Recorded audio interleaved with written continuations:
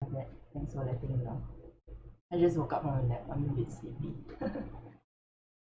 They weren't making noise and I was going like good morning to all of them and answering random questions.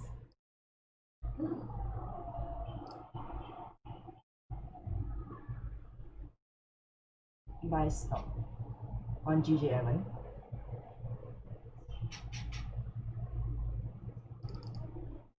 Hello, hello YouTube. Sorry, I didn't realize I forgot to go live. Let me just double check. My bad.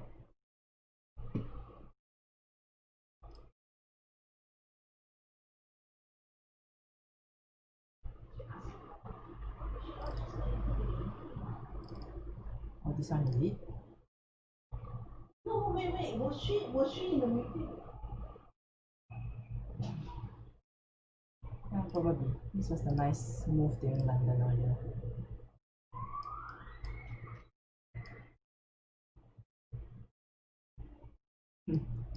More likely than not, I think yes. I don't know, I couldn't find any entries here. I was looking at it, but you didn't have anything. Not for me anyway. But some people were saying that there were, because I saw like 15 minutes support forming, but it was too early before the London Open at like 2:30. So I didn't pick.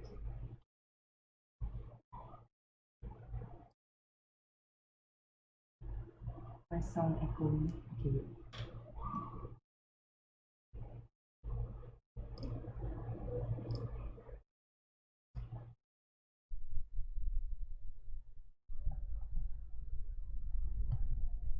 It better.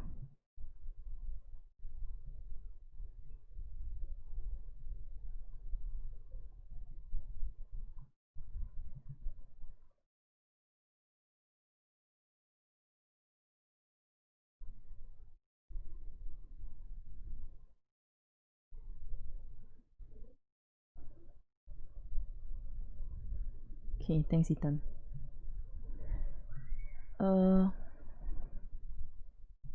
137, let's see.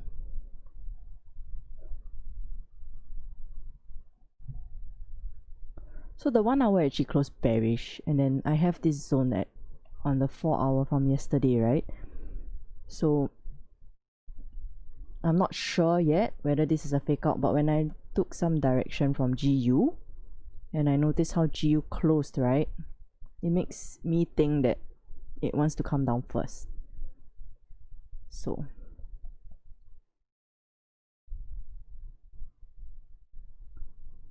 that's why clean sales will be below this 1 hour zone that breaks. If not, if we form some 30-minute support here, then yeah, we're going up. I think 137 here should be easy if it's going up, because it's clean on the 1 hour. And this resistance here is already higher than this previous 1 hour resistance, so we should go till this area if the 30-minute support forms here. If it breaks below, then it needs to close below this gray zone, then come down slowly to my bottom zones.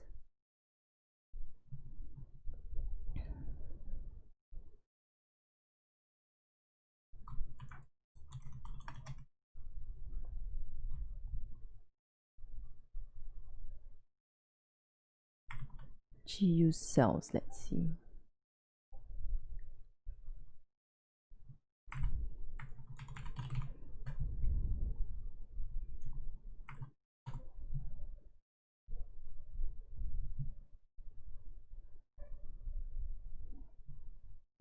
Took sales as 30-minute passing previous candle. So set 129,300. Oh, I see this. I like it.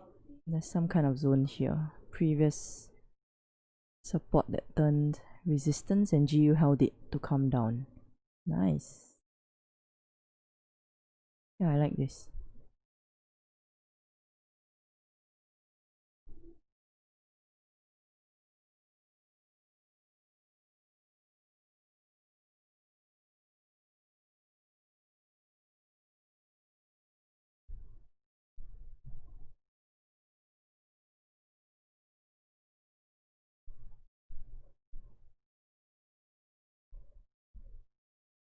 Yep, it was a nice chart, 100%.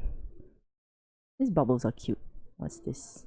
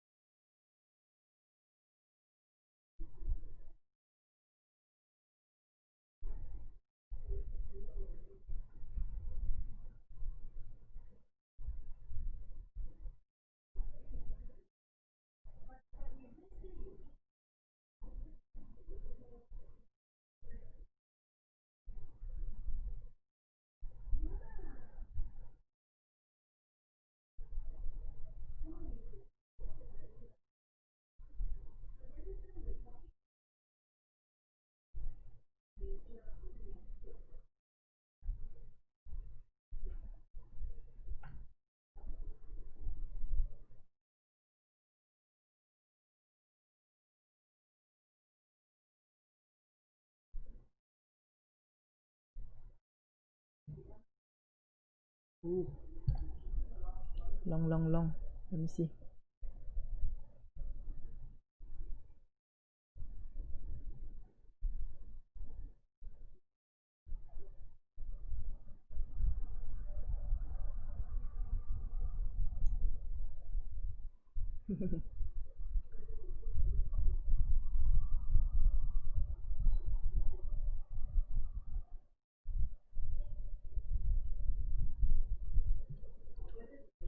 Yeah, William. Actually, when I backtest, right, I tend to do better. So I think it's really I think there's something about the simulator that just skews the results a little. But you can, if you find that the MetaTrader and software FX, right, it makes it hard to use and it doesn't really benefit you, then just don't do it. But just do, how should I put it? You can do live backtesting. It's a lot slower. Since you're already consistent live, right, then just stay on the charts and then just do your live backtesting. Because if it's a waste of time or like it doesn't really benefit you, then just I do it a lot lesser now, to be honest.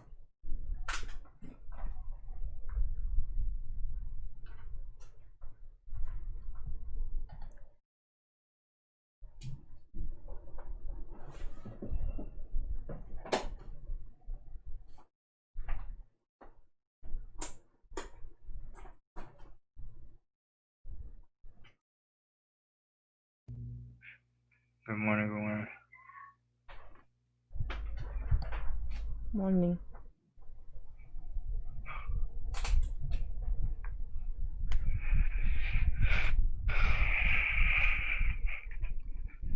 Yeah, I'm looking at it to find support now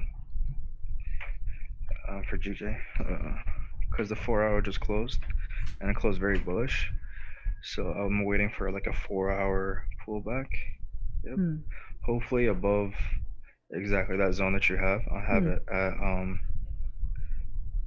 I'm looking at it at 620. So, yeah, 620. Hopefully it holds there to make support and then continue going bullish to 137. Yeah.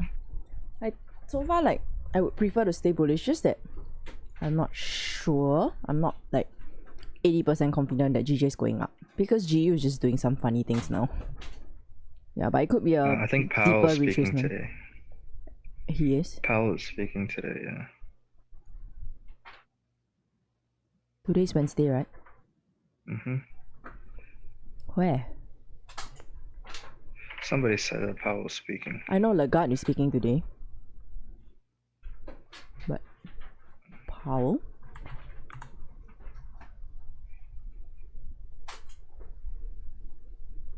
Might be wrong. 137.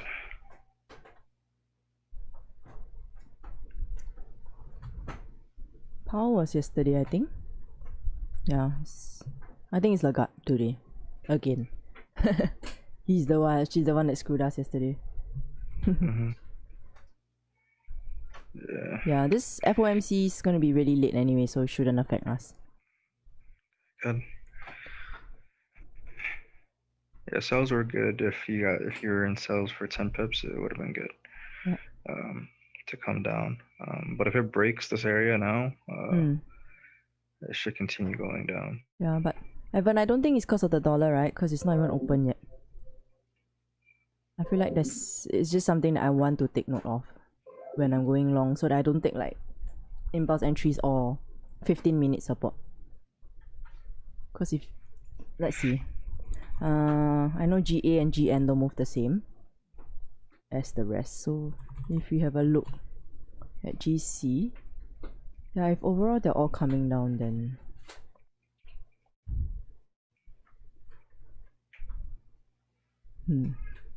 never mind. Anyway, I'm still more biased long still, but it's just I'm gonna be more careful taking it long off a 15-minute support. That's all. Yeah.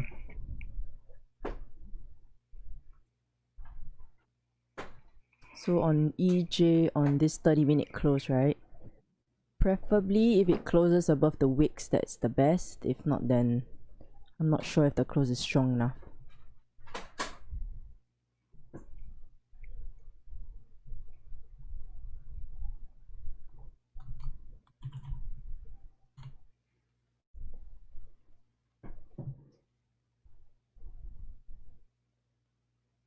You went short on the hourly close for GJ, Sandra.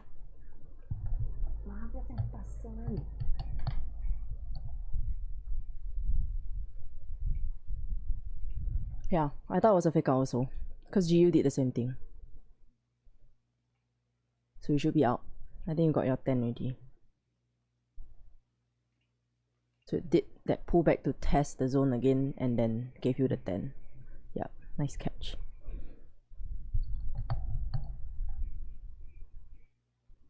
Yeah, I didn't catch it. Because you were long biased. It's hard for you Yeah. to catch an opposing trade. Yeah. But it could also be a 4-hour pullback. Yeah, that's what I'm looking at because the 4 hour just closed half an hour ago. Yep. So this is the new 4 hour. So Yeah. if this 4 hour like stays above or goes back above where it's at now with that area that you have, and then we get like a smaller time frame confirmation, like the 30-minute confirmation of like bullish momentum. Yep. Yeah, we should go up. Because you don't know, this could be like the lower weight for the 4 hour to continue going up. Yep. But if it comes below this, right, then I'll start looking for sells. Yeah, below that should be sales. A close below there. Yeah, correct. I want to close. I want to close below. Correct. There. You know, it's just gonna be a wick and then screwed. Yeah, exactly. We're screwed. Exactly. I want to close below there. Yeah.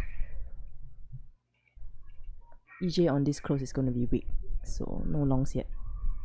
It could honestly reach. It can probably, if it does go flip bullish, it can probably reach yesterday's high and can keep going. Daily high. Yeah, yesterday's high. Yesterday's high is at 137.4. 440. Yeah. Yeah. 440 area. Yep. It's still holding. It's interesting. It pushed down, stopped at the daily support at 136. So 136 held still. Yeah, you see how now it's like wicking off that area? That's what I want. That's what I want.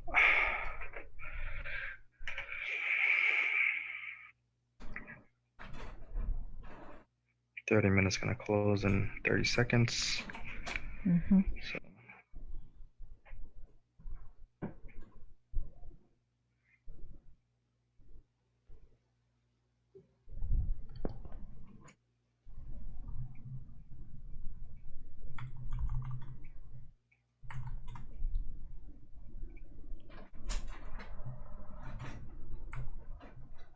Oops. This could be whoever does fibs, right? This could be like the 50% retracement. That's where it's at right now. What fib? That's the problem. What do you mean, what fib? It depends how you draw your fibs, right? Yeah, so from the latest support, so what I do is I did On it the on the 30? 15. And then on the 15, because 15 showed resistance and then broke resistance. So like this area here, because this is how I draw my fibs. Let me show you. Swing. Where's this thing? Like this? Yeah. Exactly. Yeah. So I'll do it because this made resistance, right? And then support. So this was the last formed support. And then this is obviously resistance. So you want to do your fib from here to here. And then now this is that 50% right there to continue going up. You see how it literally touched that 50 right there. Yeah. And I didn't even draw my fibs properly. Yeah, because you need to put it up here and to here. I know people do bodies. I know some people do bodies, but I like to include the wicks. That's just me. Yeah, I do wicks actually. I just randomly drew it up because it's quite obvious it's at that zone. Yeah. Rishi, I think you might need to refresh because I think it sounds okay for the rest. Try to refresh the page.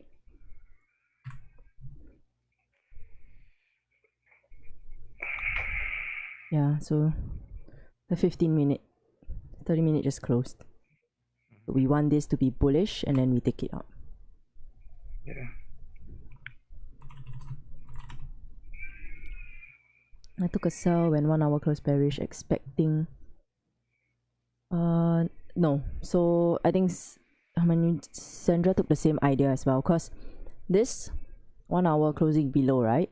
And because most of the time I know you take most of your trades off at 10. So if you are expecting price to actually come down to this area, right, then it's a viable trade option. I don't think it's lucky, because this would have to. We all know that the 4 hour does a pullback, and quite a deep pullback. So you just aim for the nearest 1 hour zone. Yeah. Yeah, see, you already expected it to wick down, so I think it was the right call. You're just trading the pullback. Nothing wrong with that.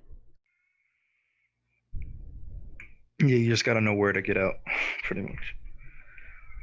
We reached that resistance area, that support area, previous support. So hopefully we can come back up. I need just a bullish close, and then I'll have a stop loss below the bullish close. Oops, how do I confirm? What's this price? 136 for 62. Morning, Aruna. Hey, morning. Yeah, I kind of went on the same page with AJ with waiting for support to be formed, and we're at the level of possible Yeah. pull back up to the yesterday's high. And if you look at that 4 hour chart I sent, now you can pull your 4 hour chart. The one on top, right? Yeah, there's a bigger Phipps level Yeah. based off the bullish trend. Yeah. So we'll continue up to this week's high, the high of this week. So we can use that as a conference, which is what's it called? That high is about 137 for 400. Yeah. I'm just gonna put a note here. Yeah, I see what you're saying on the 4 hour. Yeah.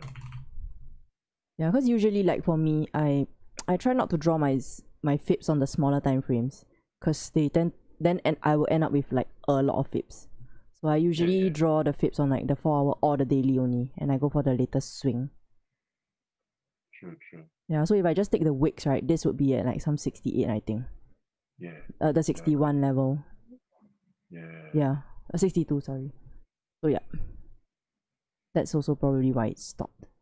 Yeah. And that level is stronger, so we're hoping for a bullish trend. Back up to 137, 400. Yeah. Yep. But we still have to wait for support to be formed on the lower time frame. Yeah. 137, 400 is like 1 hour, weekly, and daily high, I think. Yeah. So, just gonna make a note. I traded the pullback to just above 136.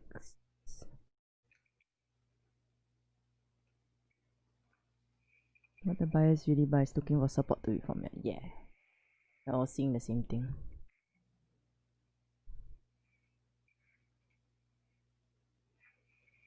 See, I'm even looking at like the 15-minute, because like if the 15-minute closes above the previous 15, it should continue going up. Yep.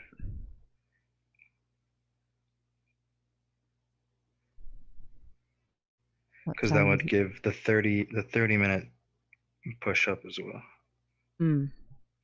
The thing is now, so if you notice the time now, right, it's 5:36. So when this 15 closes, yeah, I am more confident to take the 15 close, because I always see volume at this time. If it was earlier, yeah, I that's wouldn't. what I'm looking at. I'm looking at it like this. If the 15 closes above this bullish, yeah, stops below here to continue going up to here, because this, boom, boom, right, found support to continue going up. the 1 hour is clean also. Once we break above this, we'll aim for this.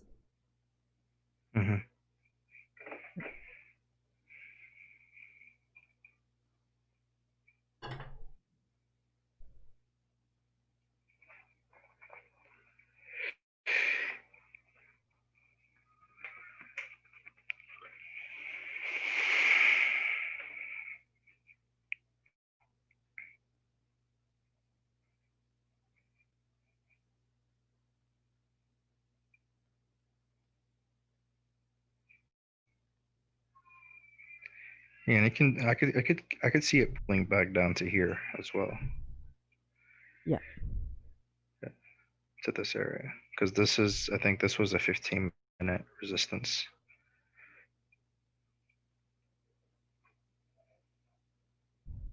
Yeah, see, it was resistance, so it could come back to test it again.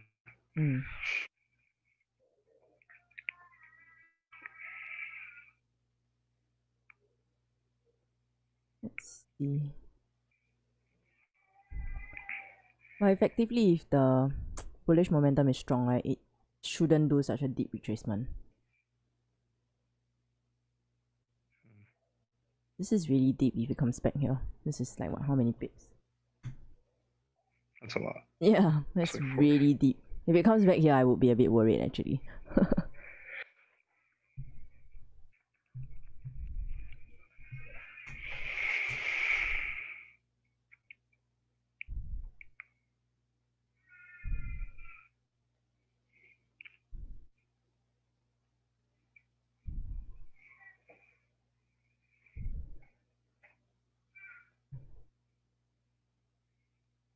Yes, come on, GJ.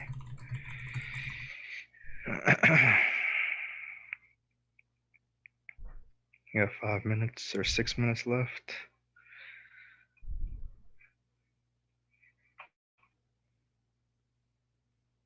Have I thought to put in some music? No, Andres, I don't. So you guys can just play what you want to play.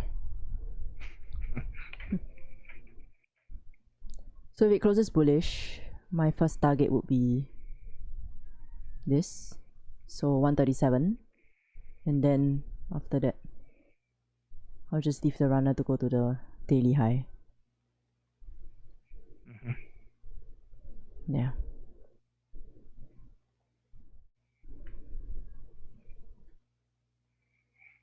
Good morning. Morning.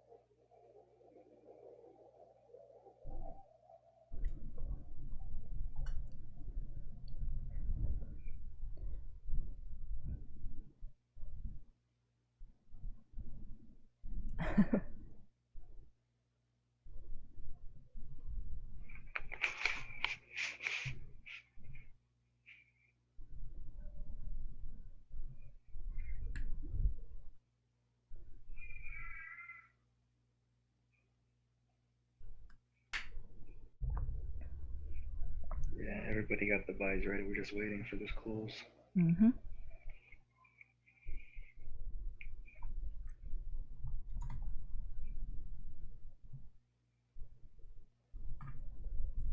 Oh, I didn't even turn on my magic keys.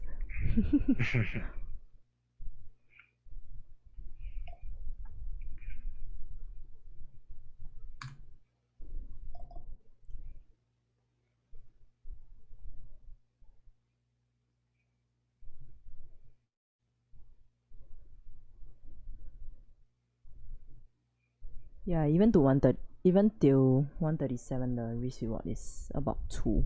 Not bad, not bad. Yes, we're looking for buys. If this 15 closes, stop loss below your support in this zone, which is a 1 hour zone for me, and then first TP at 137.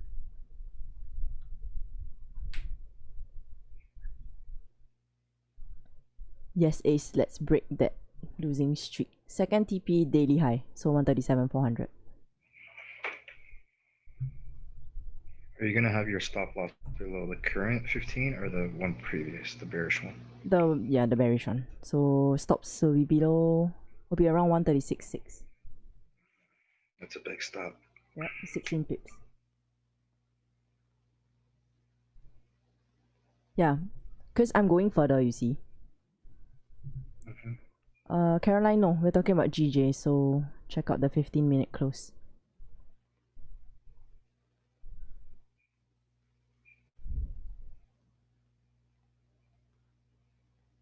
Can I explain hedging?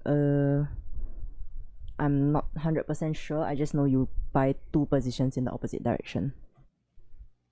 And I don't think it's a good idea. Unless you have a really, really huge account, then maybe it makes sense. But if your account is like normal retail, not Uncle Ted size, I wouldn't bother. Yeah, this is too big of a stop now. It's better if it closes above 136,800 for me. Even better. Yeah, it's gonna be 20 pip stop. Yeah. So alternatively, if this is too big, take it, wait for the retest above. Yeah.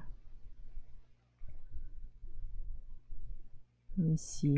Come down a little bit, close above, but come down a little bit. 2 minutes, still have time.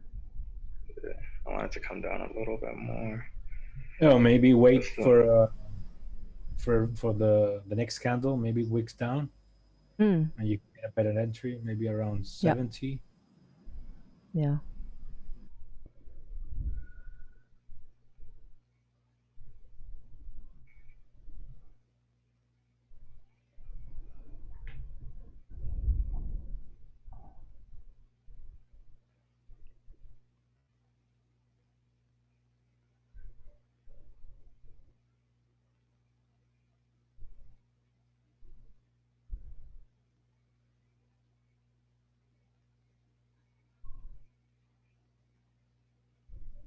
Oh.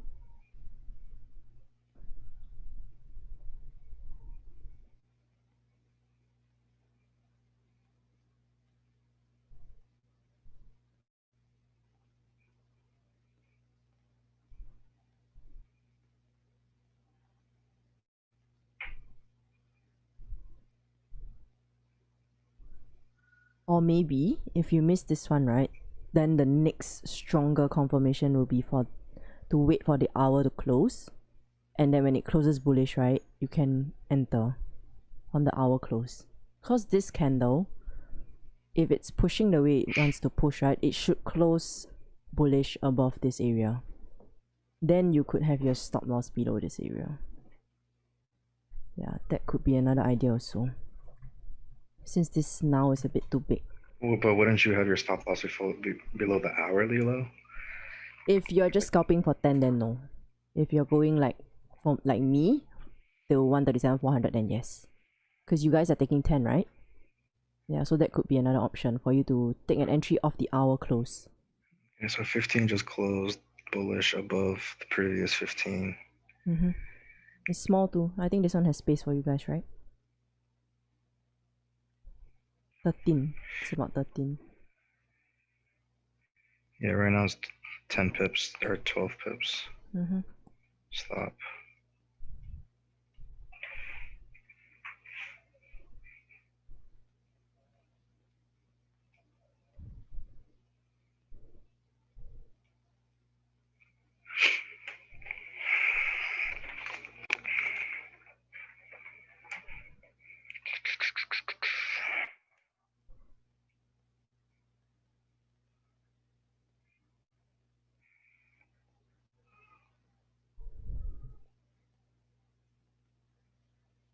Is that a bottom weight? I would wait for it to flip above the body. So don't enter yet. Let it flip. Yeah, that's what I'm waiting for.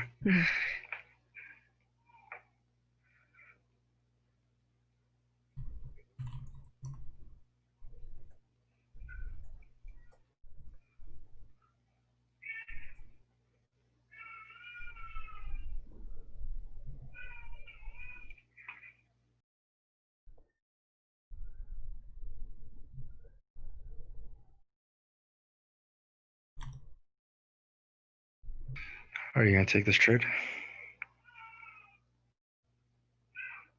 Me? Yeah, if it flips. I'm still waiting.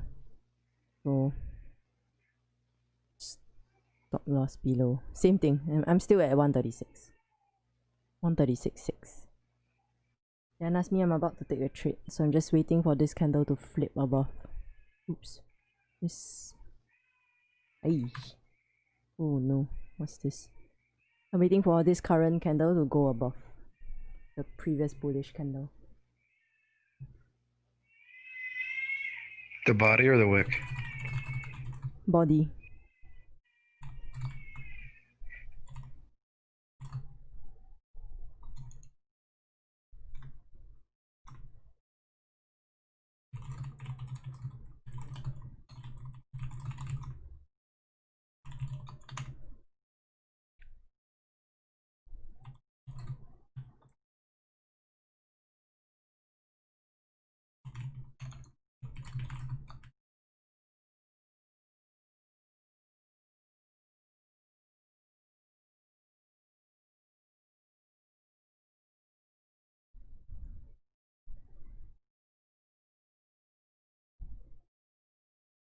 Nasmi long.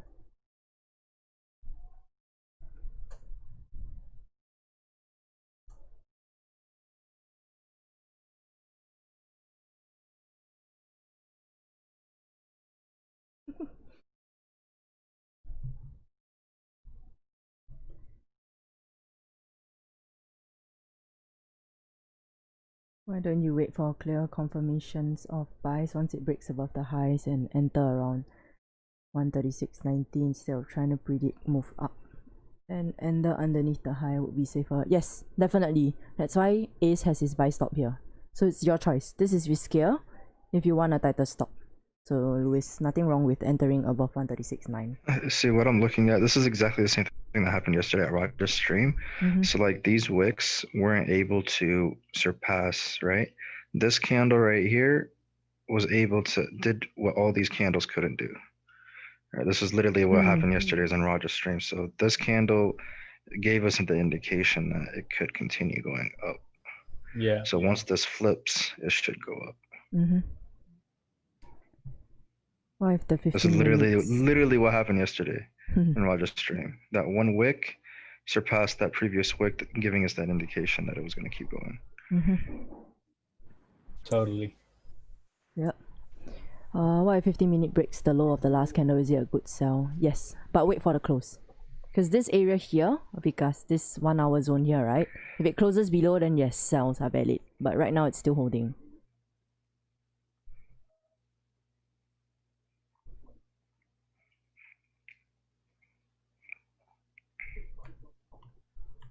There's some sound on my... Oh, it's this thing. Give me a shock.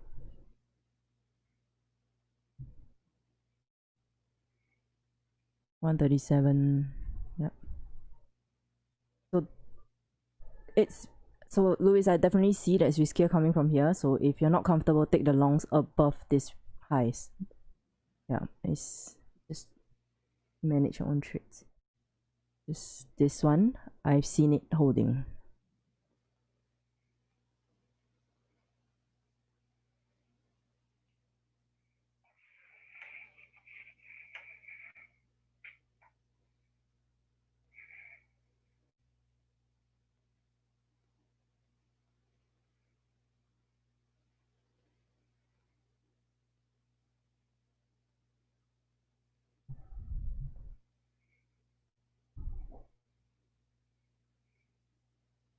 It's 9 more minutes. I'm gonna wait for the 30 to close.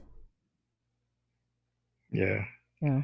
I thought it was gonna go now, but because usually before the hour close, you get a strong push. But yeah, but the last 15. The problem is 15. Now, right? Is on the 30. Is on the 30. So, it's gonna close bullish, but the 1 hour is gonna close bearish. So I'm just gonna wait. Yeah. So again, like waiting for it to flip has saved me so many times. So that's why. Yeah. So. But once that flips, it should flip the hourly as well, right? Or the 30. You mean this? No. Yeah. Unless it pushes all the way to like 136, 850. 800. Yeah. 800, yeah. It's 10 pips. Yep. So. I think the problem is the time we are right now. Everything's gonna slow down. So. Yeah. No need to rush. Yeah, otherwise the setup is good, but the time I think it's not good. Yeah. Yeah, so we'll see. Yeah, it's probably gonna consolidate now until New York. Yeah. Look, just gonna chop here. Yeah. Until 8. Yeah. Literally. Yeah. Because you can see it, right? Like even here, it did the same thing, right? So I could see it doing it here, and then break out above here or here.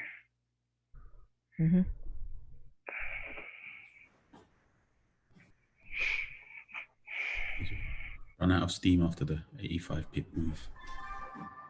Yeah, it needs to relax a little bit. Take a breather. I've been noticing though, London has been having some good moves. Yeah. Probably gonna start trading London a little bit. It's skip agent and sleep and wake up for London, I think. The thing is, I'm awake during London, but I'm just at work. I'm awake.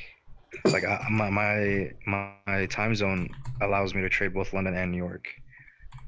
But like I work in the morning, so I miss London most of the time. So I come back for New York. But like I'll probably switch my schedule around somehow to make it work.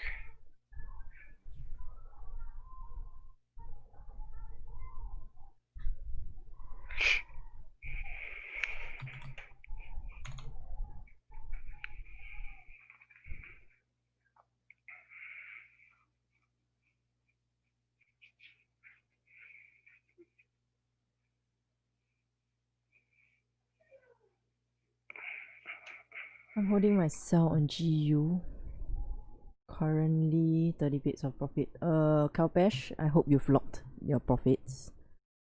Like at least you are at break even.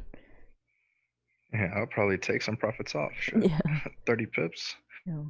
And close like 80%. Leave the rest. Yeah. I see possibility till maybe around 750, but please like secure some if you're already up 30. Yeah, because if it breaks that zone, it should go down. Yeah, but you don't know if it will break, right? If it bounces, then you just give back all your profits because this is strong. Yeah. Yeah, so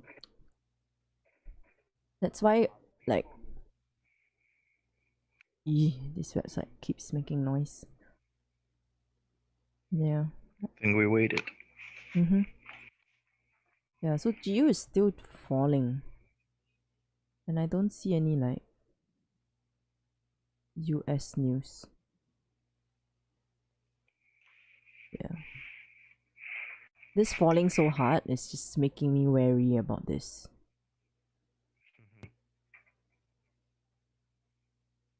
Oh, future where you bought it. There's no support yet. Unless you took this.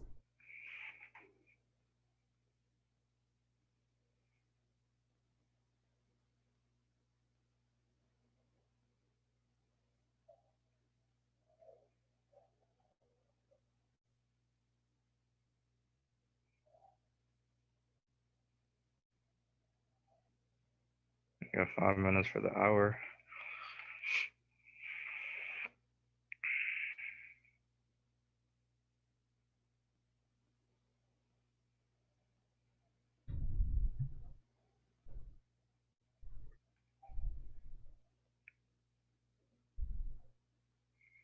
While we were staring at GJ, EJ formed support. Bye bye EJ. Whoever's looking at EJ, it might have gone.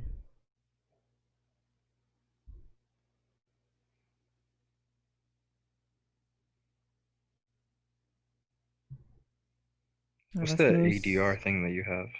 Oh, it's just the max daily range of a pair. So usually I've noticed, especially for EJ, it tends to slow down when it hits near that number. So example, yeah, like so for this day it was like 90, right? So this was weird. But once it goes to like around that area, usually it tends to have a bit of slowdown. That's what I've noticed anyway, so I just keep it on. But it doesn't work for GJ. So don't bother with it. It only works for EJ so far that I've seen. Yeah, but it's just something. Yeah, I'm liking how this candle's closing. It's still closing bearish, but it didn't close below the 15-minute bullish one.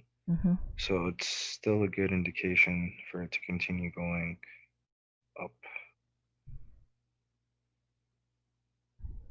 If it closes the way it's going to close in 2 minutes. There was news earlier about Trump not passing the next stimulus until elections. He's holding the stimulus hostage unless he wins.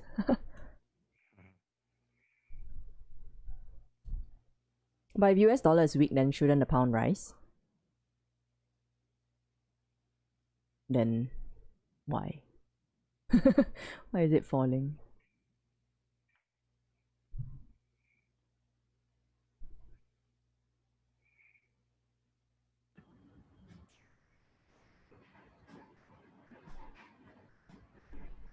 Interesting.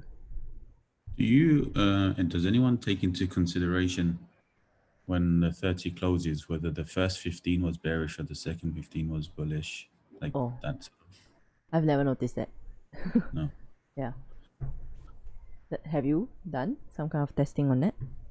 No, it's just now I'm noticing like the 15 is obviously bearish, but the 30 is overall bullish because the first half of the 15 was a strong bullish, but the second 15 is a weak bearish. So I wonder if that has any play on how the next 30, because personally I think I would prefer the first part of the 15 to be bearish and then the second part to be bullish. Yeah, because you want that continued move. That's right, the continuation. Yeah. Maybe you can. Maybe that would be something interesting to take note more. This is Not bullish. that I want to confuse anyone. I just something I noticed. No, but logically it makes sense, right? Yeah. Exactly. Because if you want to go up, you don't want this one to be weak. You want it to continue in that direction. Yeah. Yeah, I think we can take note of that. Yeah, it's a difficult one now because also now our hourly is bearish, right? Yeah. I'm definitely not taking longs.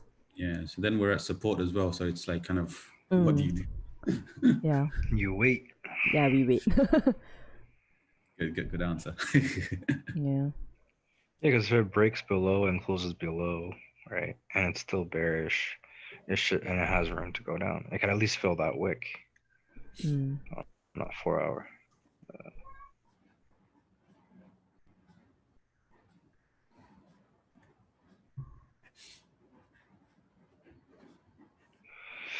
Okay, let's see. 1 hour candle just closed.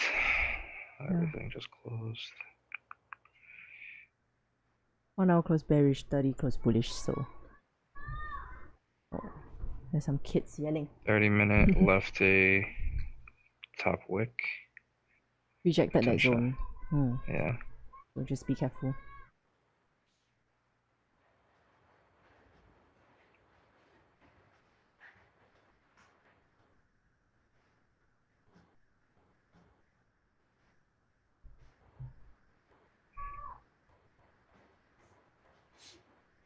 Oh my god, that kid is really annoying. Hang on.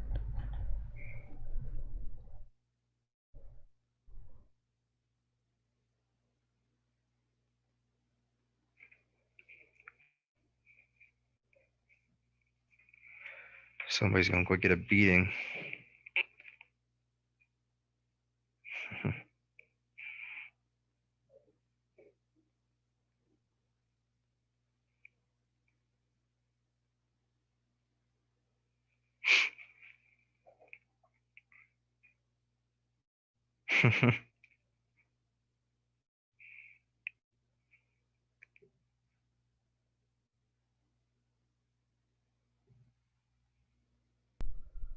No.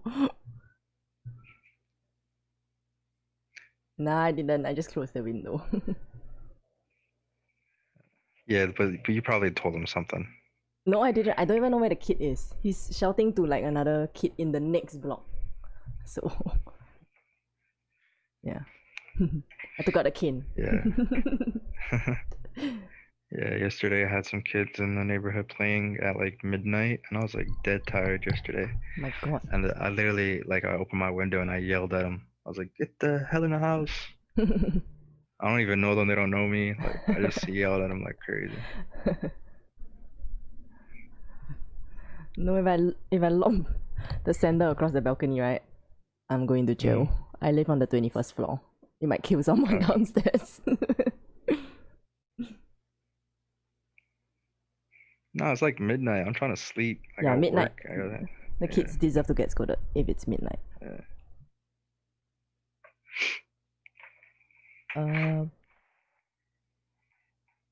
Yeah, are we looking for buys in that white zone? Yeah, I'm trying to see if this 1 hour support here holds for us to continue up.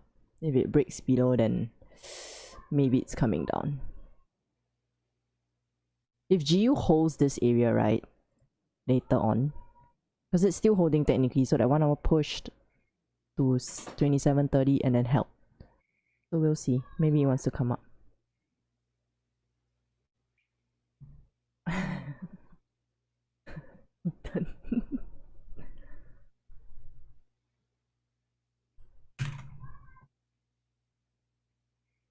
You sure you closed the window? Yes, I did. The kid is literally like okay, look. Okay, you can't see. Yeah, he's literally shouting outside the window. So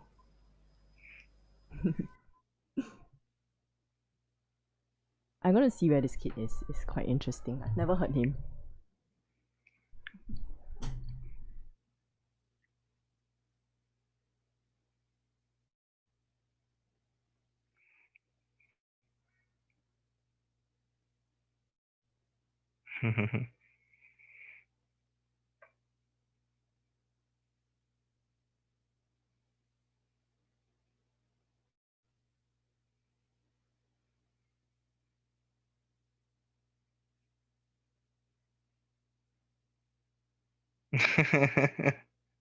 Yeah.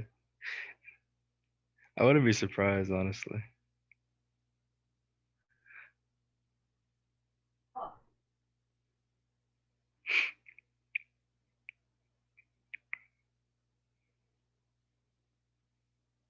Target down. No.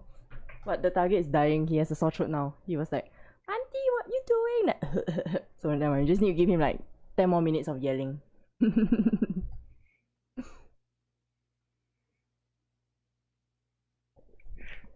And this kid reminds me of a kid that I beat up when I was in high school. Oh man, it was bad. So I was like freshman or something like that, and there's like this kid in the bus. He's like in first grade because I went to a private school, so like everybody we have like from K to 12, right? So this kid, like it's like 6 o'clock in the morning. Our bus used to come at 6 in the morning, so I wanted to sleep in the bus. And this kid, he's the most annoying kid I've ever seen on like, the face of the planet. Like he'll do like monkey bars and like he'll jump over the seats and like he'll like slap you in the face and like you can't do shit because he's a kid, right? But this day I was so tired that like I just didn't have it. And he's like in like I don't even know how old, but he was young, like he was a kid, and I was like a freshman in high school, and I like punched him in the stomach. Like I just like I literally like punched him with like all my might, like in the stomach. He went crying to his mom, to his like sister, and his sister like bitched me out type of thing. And I was like, yo, control your brother. Like it can't be like this every fucking day. Like I just can't handle it. I obviously got suspended and all this stuff because I beat up a kid. I got suspended from school for 3 days, and then I got suspended from the bus. You're a bully. Nah, he's just an annoying kid. The funny thing is, I met the kid like 10 years later. I was like 18 at the time. I met him after like 10 years. He was in high school now. He's in high He school punched you now. back or what? No, he remembers the day that I punched him. He remembers it until now. He was like, I'll never forget that day. He's your best friend now. Nah. 1 hour flip bullish. Interesting.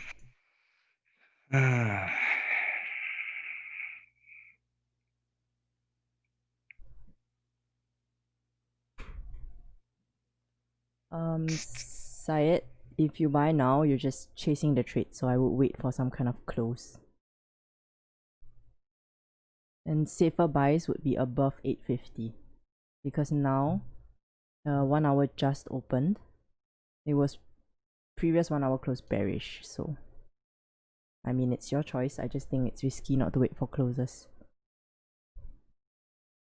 So Eleanor, when the for you when the 1 hour closes bearish, well, you won't take a 15, right? No, I won't even take a 30 buy until the next candle closes because I've been Next 1 hour candle. Yeah, unless it closes above like this 4 hour zone, then yes, I will consider it. But right now we're below it, and the 1 hour is also telling me sells, so I'm not gonna buy it until it's above. Okay. Yeah, it's dangerous.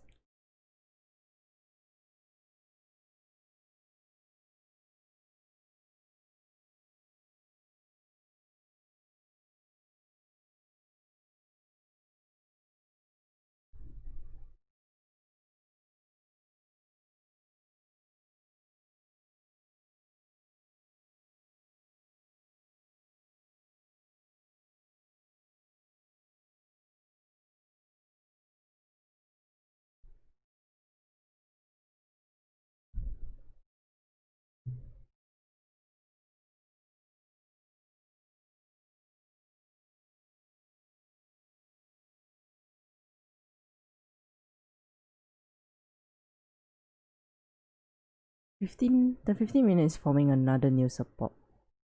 Interesting.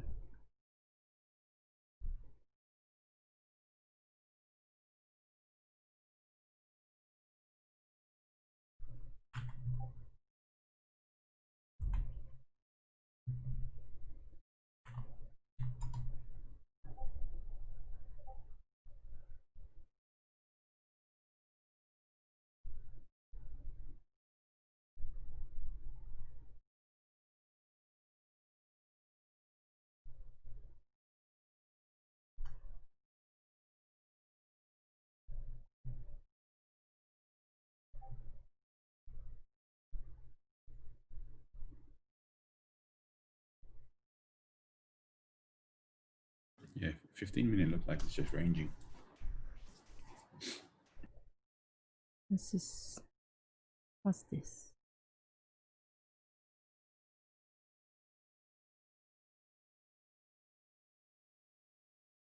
Similar kind of pattern as on DXY. This is interesting.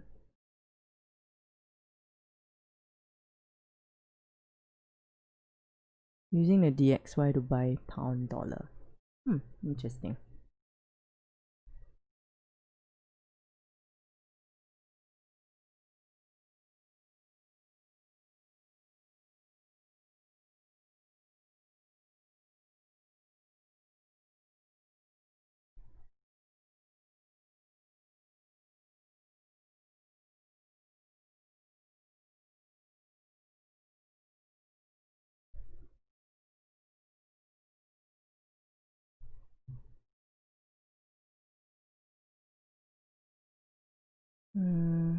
Easy, I don't think you got banned if you're still typing. Just saying.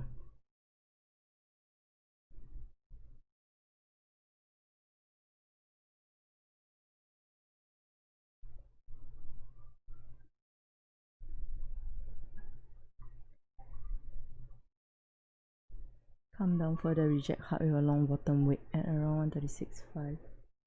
And we're heading up 136.5.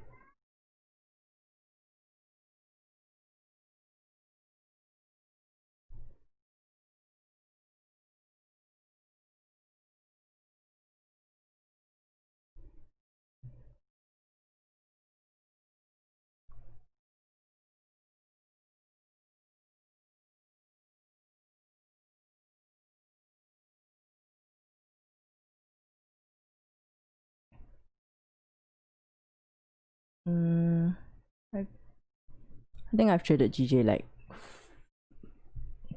4 out of the 7 years. But I don't trade it alone, so I have other pairs.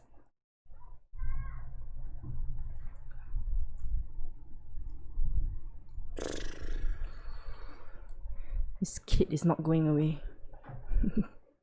He needs to go down and play, so he will stop yelling. Beat that kid.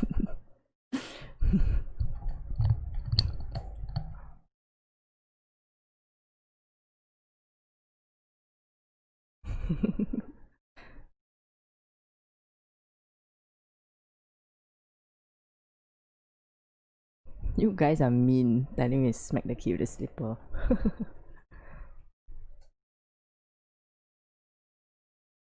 Can you explain the structure as to why GJ would continue up instead of testing the low? Ace what low? The low on which time frame?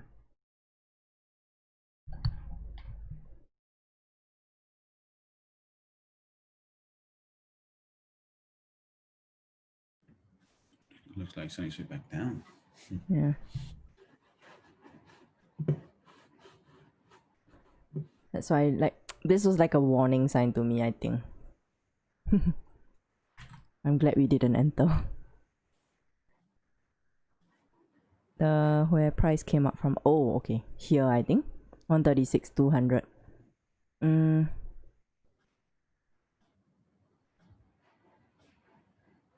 Is I think earlier, right, we were more long biased because the 4-hour and the 1-hour both closed bullish, so that was the reason for the short-term bullishness. But the second criteria was GJ would have to hold this zone.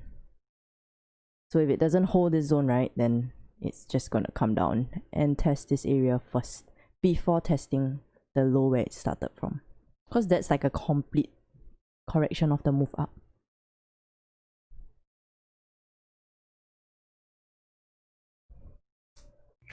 What I miss? What I missed? Did I miss anything? No, it's chop and don't get chopped. I called it. I called it.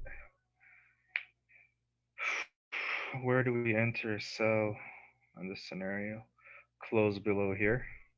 A bearish close below here. Hopefully like a wick retest, and then come down to, I would say, this area. Yeah, we also have clean space to downside, so Yeah. Yeah. could be a good option too. Yep. To this area. But I don't know. Like I don't know if it's gonna come back down because this down move was corrected, right? This was corrected. So I don't know if it's gonna do this again, right? to correct this again. I don't know. I think we're heading higher. Yeah, I'm still bullish. Eleanor, can you go to 4 hour? See, we're doing like high lows. So in my opinion, we're going to this area. I think I would say higher even. If it does Yeah, break, yeah, it could higher, but it should go higher. Yeah. But this one first. Yeah, you can probably take profits here. Yeah, so partials. This gray area that I drew up, right?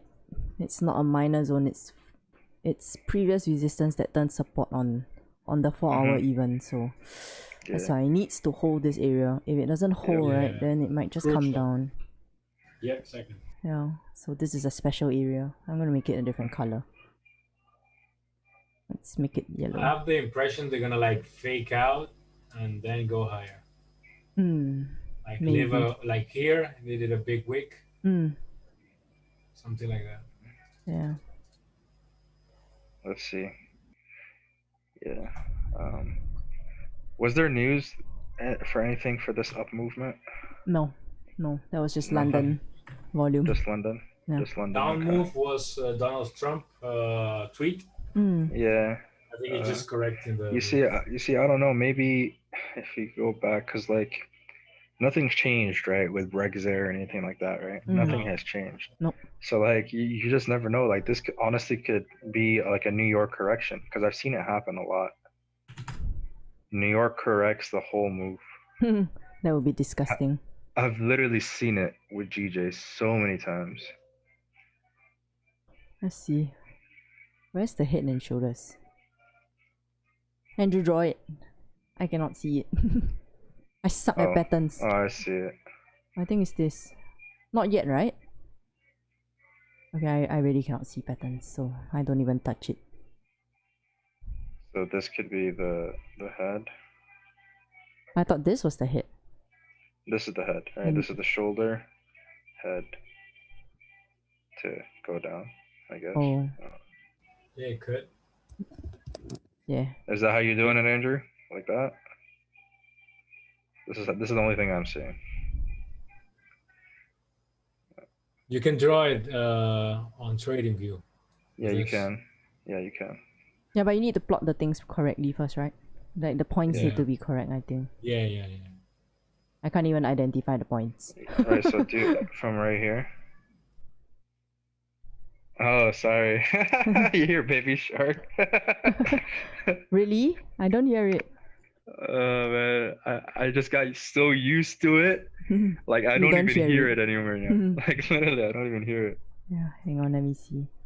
18888.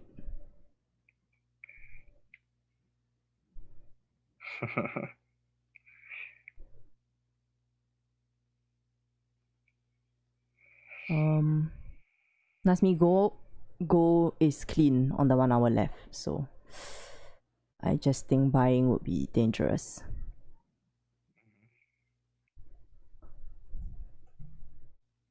Draw the circular Fibonacci. There's so many random things here.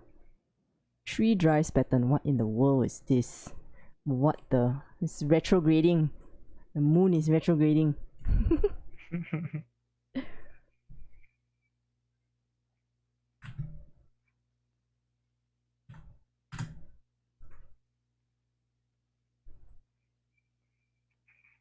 Oh, okay.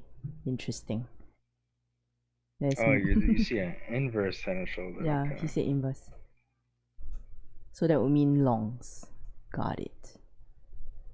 Yeah. Oh, I see it now.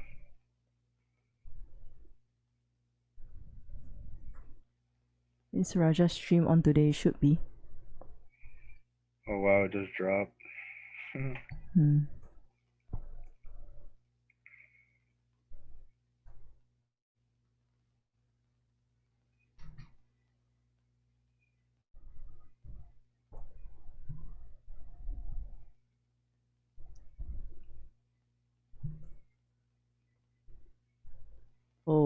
That's it. GG's gonna fall, man. Look.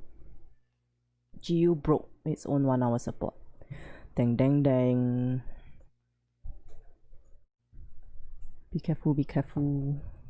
Whoever's in longs, please be careful. No, I'm not in anything. What's this? Impulse sell at the break of the 30-minute candle, stops above the current candle wick. Noise. Yeah, that's actually decent.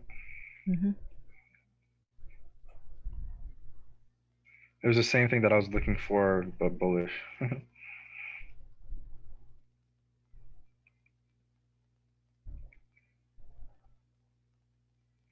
I think with this 30-minute close then, right? You might be able to take an entry shot to go to 136,200. Because I think that's too optimistic, in my opinion. This area is quite strong. Yeah. So to 40, I think it's possible. In my opinion, I might be wrong. Yeah. Yeah, 400 area. Yeah. How many pips is that? Let me see. You got like 20 pips. 400 area would be around 15 pips, 400. Yeah. Because the thing is, I'm looking on the 1 hour, right? The move started off the 4 hour zone. So technically it's just breaking all the 1 hour zones to come down. That's why I didn't really regard this. Okay, let's see. Let's wait for the close.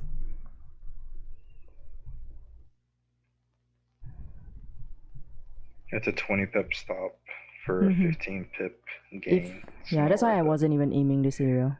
Like, to me, it's here.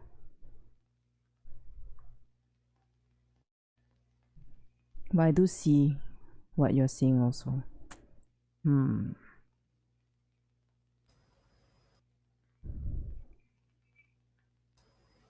I think that you could get an entry around this area, for example. I don't know, maybe 60. So that will be what, 15 pip stop? Yeah. 60, 75, yeah, 15.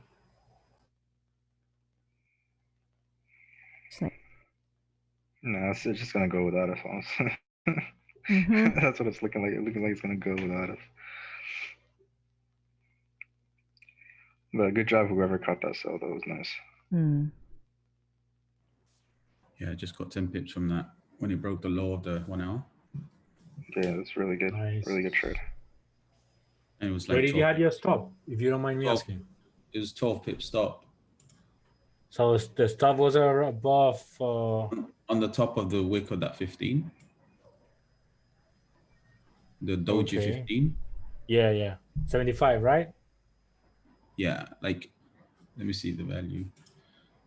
Yeah, 75, yeah. Nice. I think it was like 12, 13 pip. But I went like less risk anyway than my...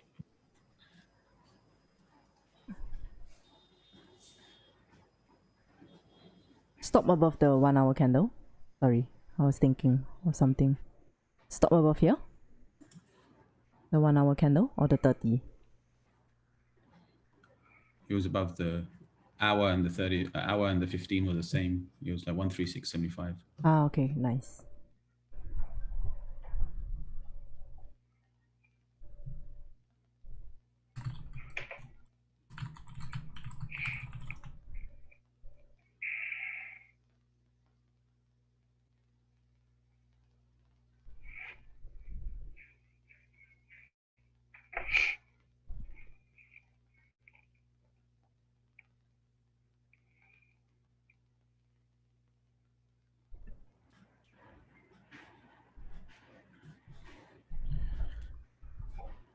I think like this bullish structure was broken from yesterday's move down, and this is like could potentially be like a retest to that where it broke to continue down.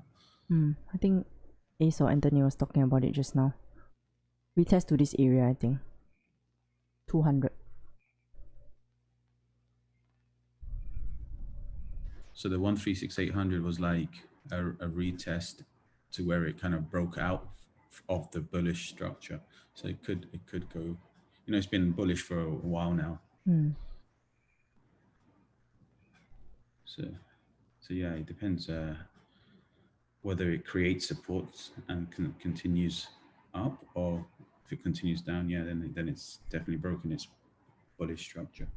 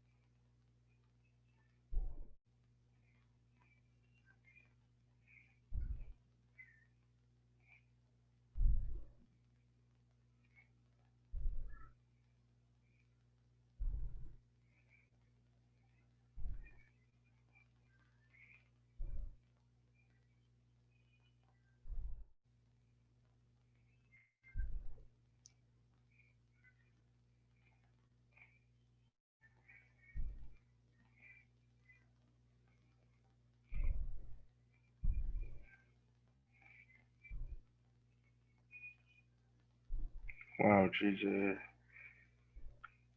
She's dropping. That's why, like, this thing is really a sign. You can't, like, ignore it. Oh, bye-bye. Look. This is really going to drop.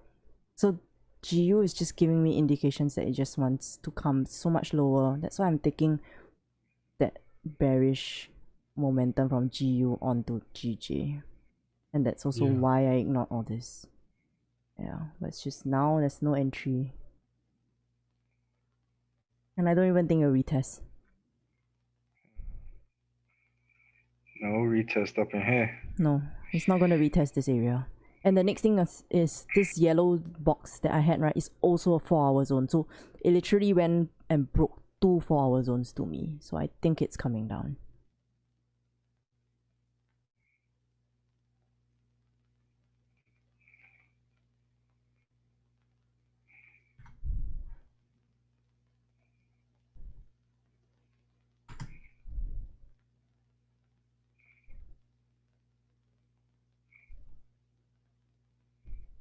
$136,400. Yeah. Guys were saying that $136,400 might bounce too. We'll see. It's approaching. Sandra, do you hold the... do you leave a runner? The shots would have been really disgusting.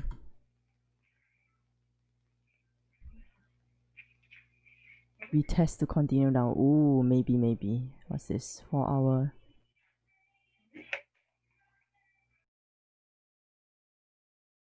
Yeah, so these 2 areas, right? I was looking at these two new highs as well. This was lower than this. That's why I kept staring at it. Have you noticed I kept going to the 4 hours, stare at the chart? Because this didn't make me comfortable. Like these two.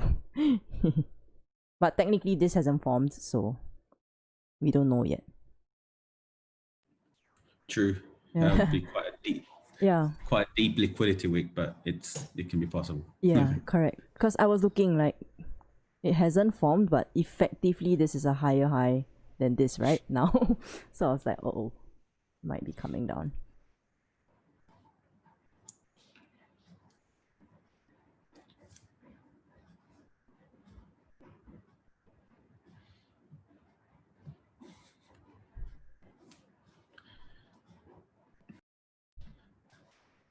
Yeah, I did the initial rejection at 10 o'clock. So I just took like much smaller position, like less than half. Yeah, but it's okay because now if it comes down, right, you're going to be paid off really well for that shot. Because it's 2 to 3 hour, I think, on your entry. Yeah, but it was good to kind of take the 10 pips earlier because it retraced up. Yeah, so the 30 just closed at 400 level with a baby wick. So let's see. It continues. Bye bye GJ is coming down.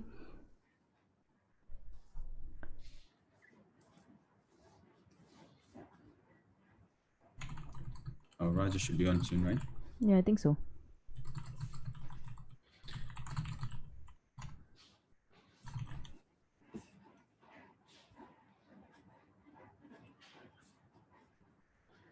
Yeah, I was very close to taking that buy. I'm glad I didn't take it now. Yeah.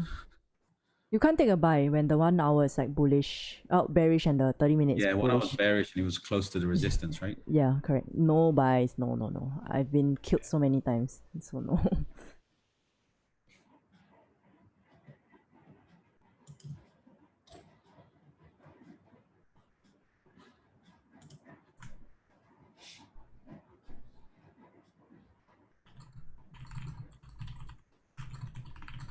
Yeah. I just closed my runner because that 30 didn't have a wick. Yeah. It doesn't have a wick for FXCM or when there has a baby wick. It has a tiny wick, like on my MT. Yeah.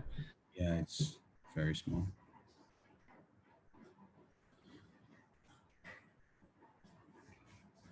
Okay, Roger's on. Alright, shift. Thanks, Elena. No worries. See you guys later.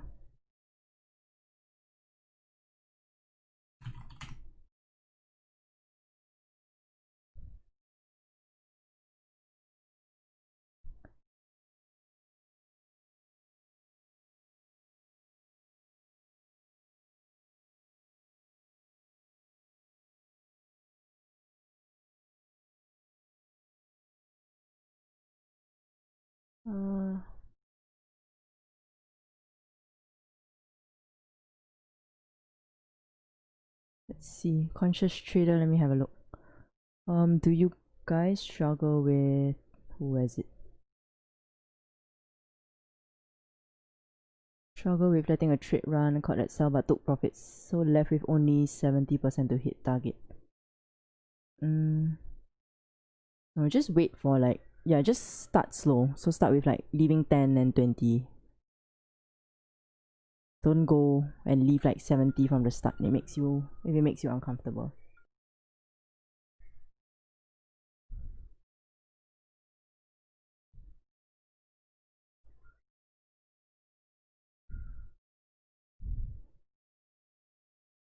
Yeah, there are no sells now.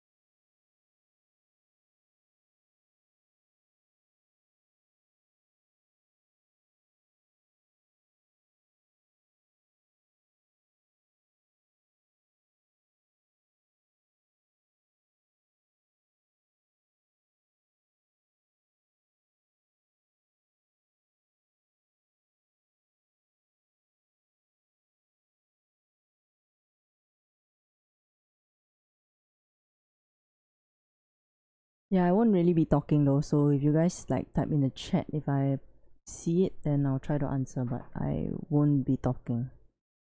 Yeah, because I don't want to be like talking and Raja's talking at the same time.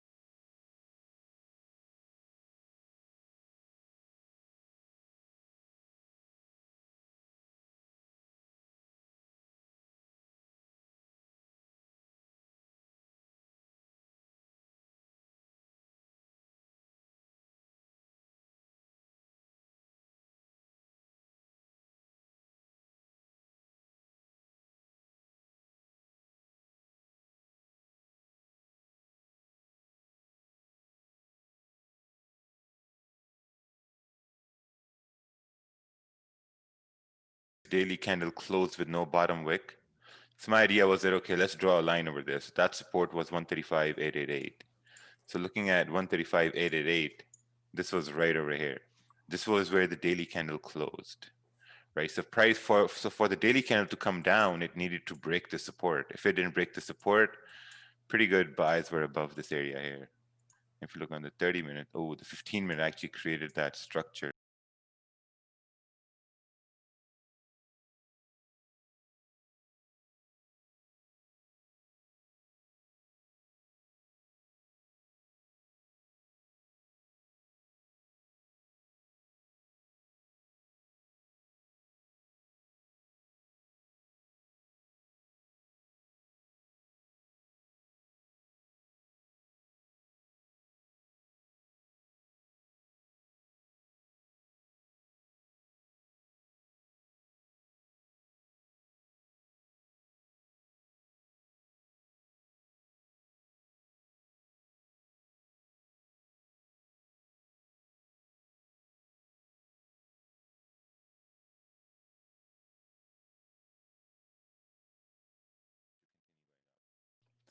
Right? So that's why when the 30 minutes started breaking the low, then it was a sell basically, because there were no buying confirmations. I mean, you had the 30-minute candle closing bullish, small body, go down to 15-minute, it didn't close bullish, right? Close bearish. So you need candles to basically close in your direction.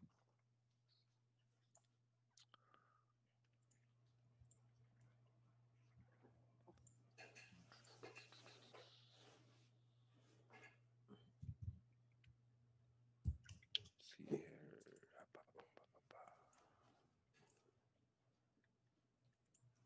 Gulag is suffering. Yes. Oops.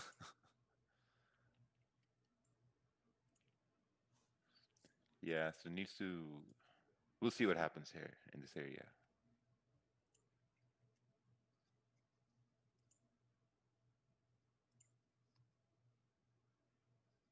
Hey Roger, quick question.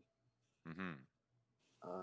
Would it be valid that if you go down to the 15-minute, there's like a small level of support, like around 136 for 136, 350? Would it be valid to see like a rejection of that level to take a buy up to somewhat around 136, 625, 24? Oh yeah, like this whole area, we can form some sort of a support in this area. Oh, okay, gotcha. Thank you. Yeah, this whole area. Is the only way to avoid just sticking to rules and backtesting to build confidence? Is the only way to avoid just sticking to rules and backtesting to build confidence? I don't understand that question. Is this right or wrong? Yeah, I think he's talking about losses. Sticking to the rules is the best way to go forward, right?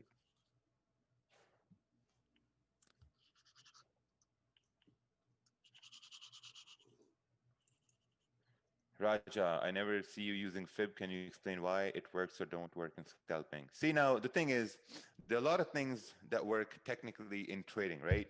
So for me, I used to use Fibonacci's when I first started trading, and then I stopped using it and I just started focusing on price action. You know, and I knew that, okay, if I just focus on just one thing, it's going to work. Like, you know, like some guys here, they use Fibonacci's, you know, but they only focus on that and it works. You know, so you just need to choose one thing and just focus on that. So I only focus on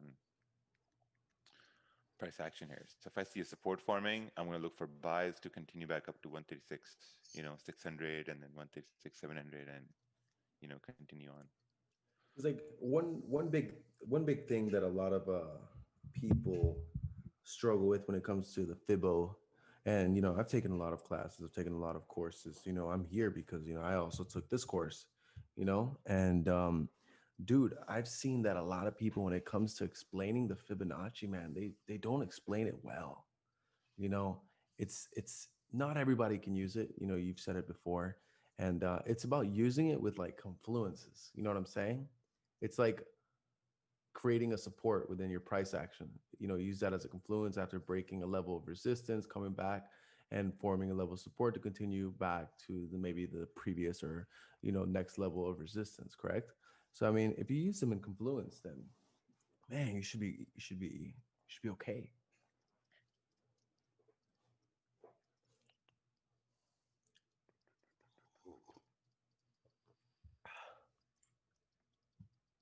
Hey, Rakil, I have a quick question, man. Hmm. So my magic keys have been working perfectly fine until this morning. It's not allowing me to open anything. You have to contact Magic Keys for that. Okay. Yes. Yeah, we have a separate department for tech support, and I can't do tech support. Man, I got a sneak peek of a new update. That's gonna be sick. I can't wait. What is it? Oh, the Shh, we can tell.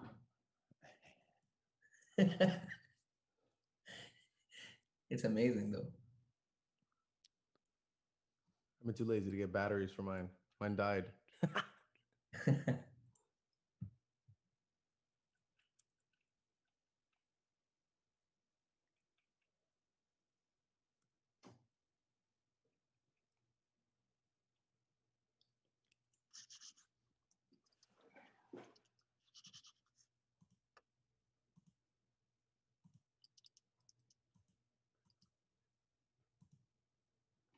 Man, the gulag must be going nuts right now.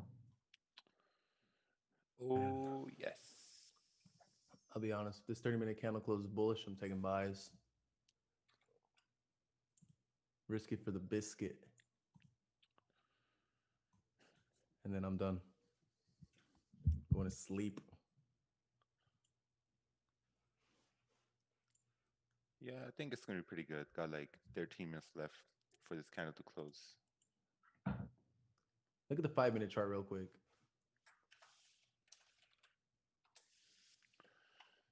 Let's look at the 5-minute.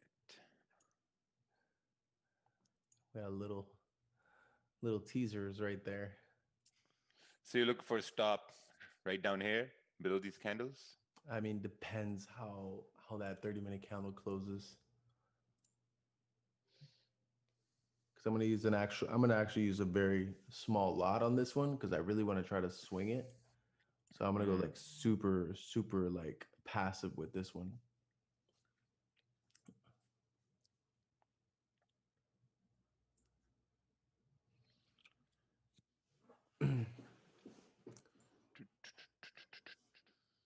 Look at Euro JPY over here.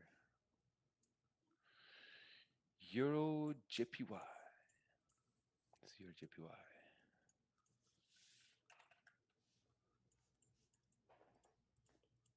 Oh.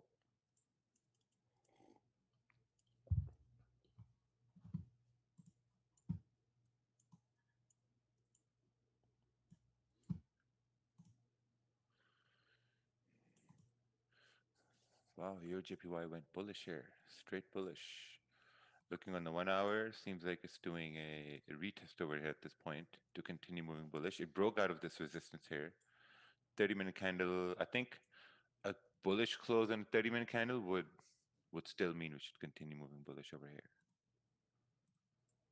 So looking at GJ here as well. Yeah, I think now we're coming down. I think price should start consolidating here. Looking left, there's also a consolidation area right over here, so it should mirror that. I think after consolidation, yeah, we should continue up. So we'll see what happens. Let's make it a little bit more thinner, make it more streamlined. There we go.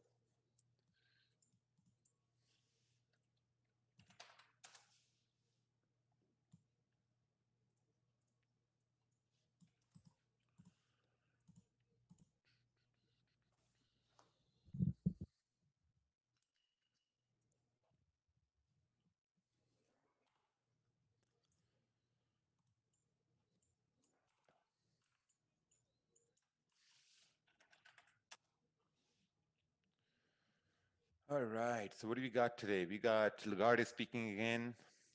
Man, Lagarde looks like she's 90 years old and she's still there. She looks older than Trump. And yeah, that's about it. UK cost of Brexit consistent sold to this much. Man, wow, all this Brexit costs. I wonder where's this coming from. This is all just the taxes from people, man. Like the UK government is spending all that tax money on pointless Brexit bills and It's pretty strange, but we do know is that if there's a confirmation of a bullish candle forming here, boom, back up. Other than the fact that the daily just starts rejecting this area to continue down, I mean, that's going to be disastrous. I mean, before this daily candle started, we're looking at this, we're like, okay, you know what? Maybe let's do some fresh analysis. Maybe this looks like a giant fake out, right? Because we had resistance here on the daily back from the 15th September. We had resistance here again. Price went up, came down, looked like a fake out. But I think for daily fake out to happen, it needed to break below the support at this point. But it did not. So let's go to the 4-hour. 4-hour created support as well. 4-hour tapped into a resistance at 136,800. Going to the 1-hour time frame, we're coming down. Looking at the 30-minute, we're coming down, but we're tapping into this support area right over here. This is going to be some sort of an interesting area to look out for. Yeah, right there. It's about to close bullish in 8 minutes. What's this? Got 9, 10, maybe like max like 12 pip stop. Look for price to come up back to 136,630. Let's see. Mr. Arsh Dhaliwal, good morning, good morning, good morning. Morning, banana time.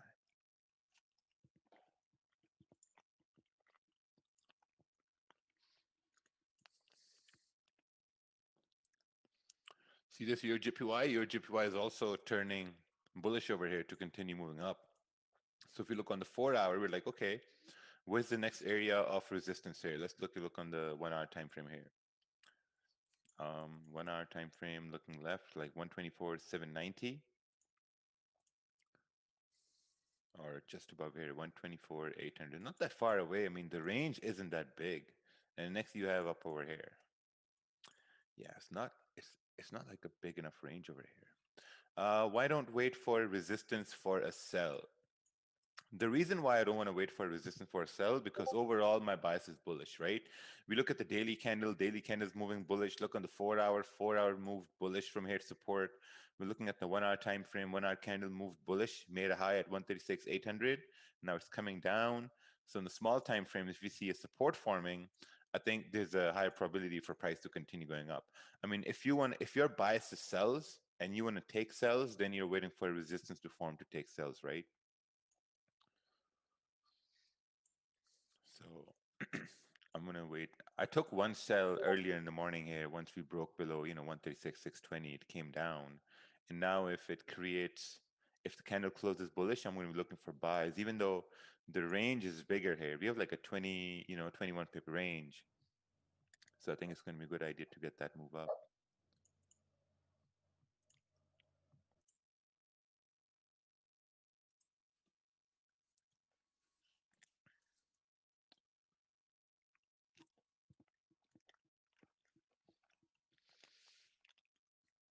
So to determine bias, I have to watch recent time frames like 1 hour. Not really. I think it's all personal preference, right? If you're looking for sells, you are specifically looking for sells. Then your sells are going to be okay. You're going to wait for price to come up, create like a minor resistance, and then continue down. Right? Then that's what you have to wait for. If I'm looking for buys, that means I'm personally looking for buys. What if I take buys and price drops? And you take the same trade as me because Raja took the trade, so you might be right, and you lose the trade, then what? And if you only had one trade to take and you just lost that trade because I took that trade, so what if that was a losing trade? So you always have to focus on what you see and how you're going to watch the markets. That's really, really important. Just follow your own analysis. If you have to wait for sells, you just have to wait for sells.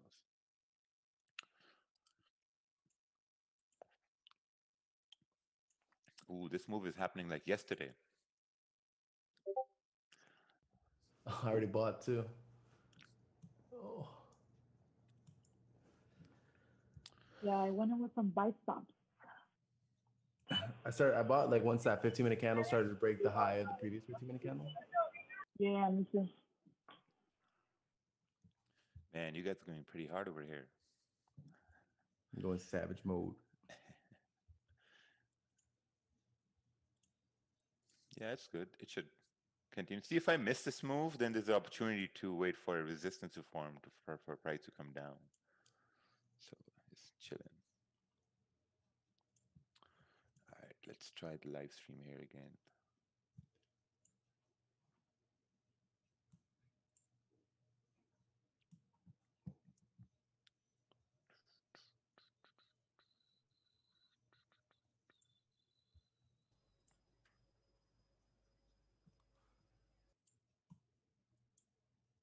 Oh, wow. Oh, man, the stop is going to be too big.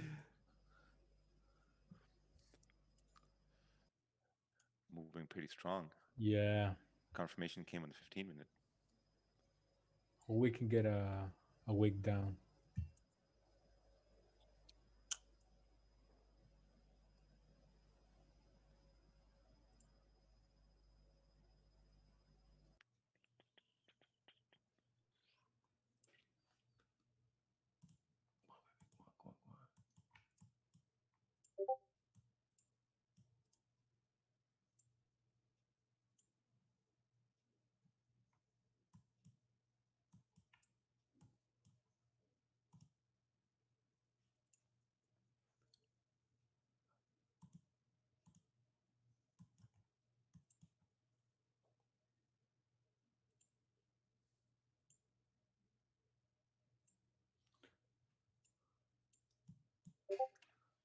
Ooh, might be a fake out.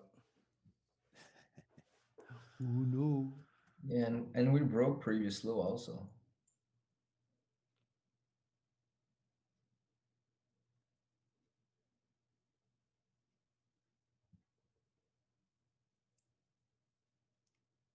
Three minutes left.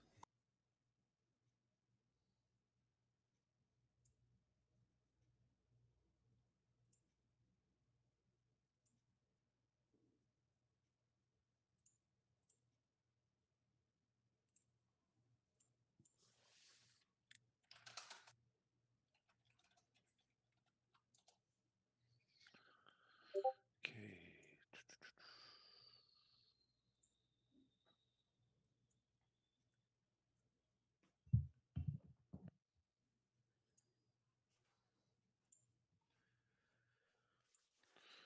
So someone is saying have to update XSplit.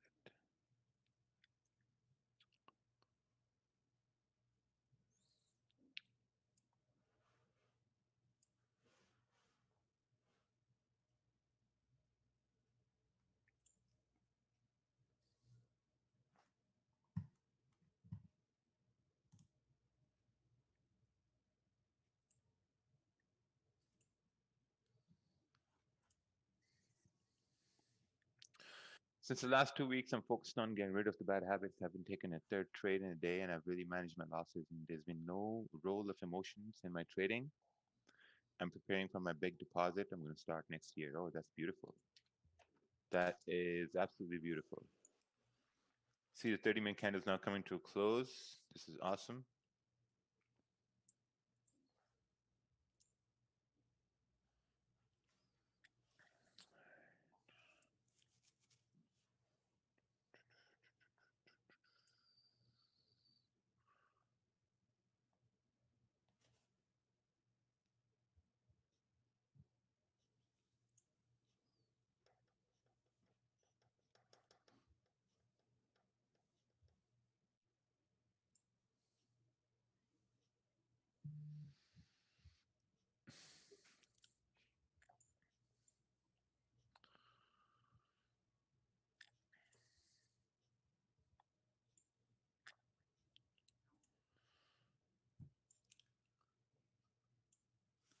Let's take a look at the 1 hour candle. 1 hour candle is bearish. 30-minute candle is bullish.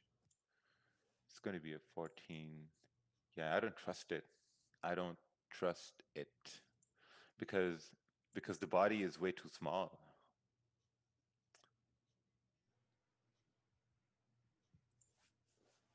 Yeah. Yeah, the body is kind of small. I don't trust it. So I'm going to...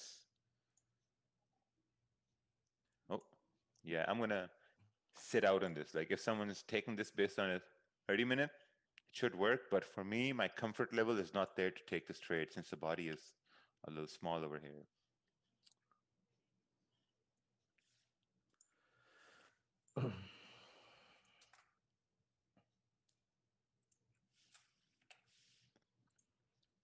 To me, it's rejecting. So if it breaks that bottom, I'll look for more sells.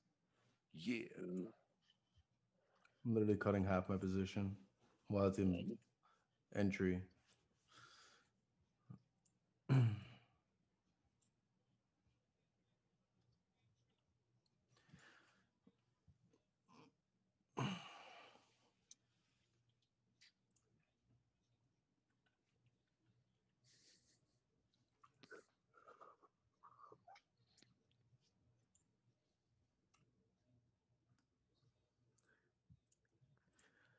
Ugh.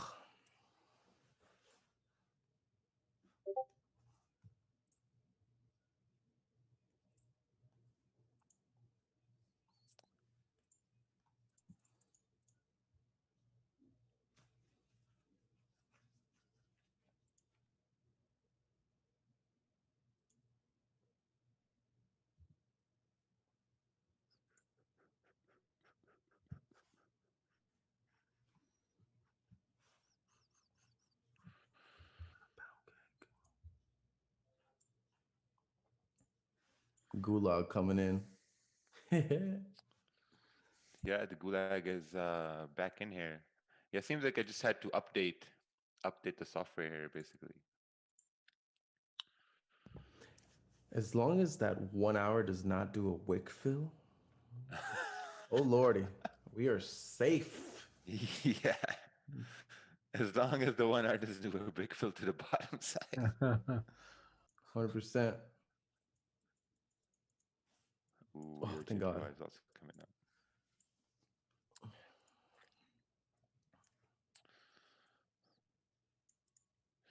Yeah, I'm on the sidelines at this point.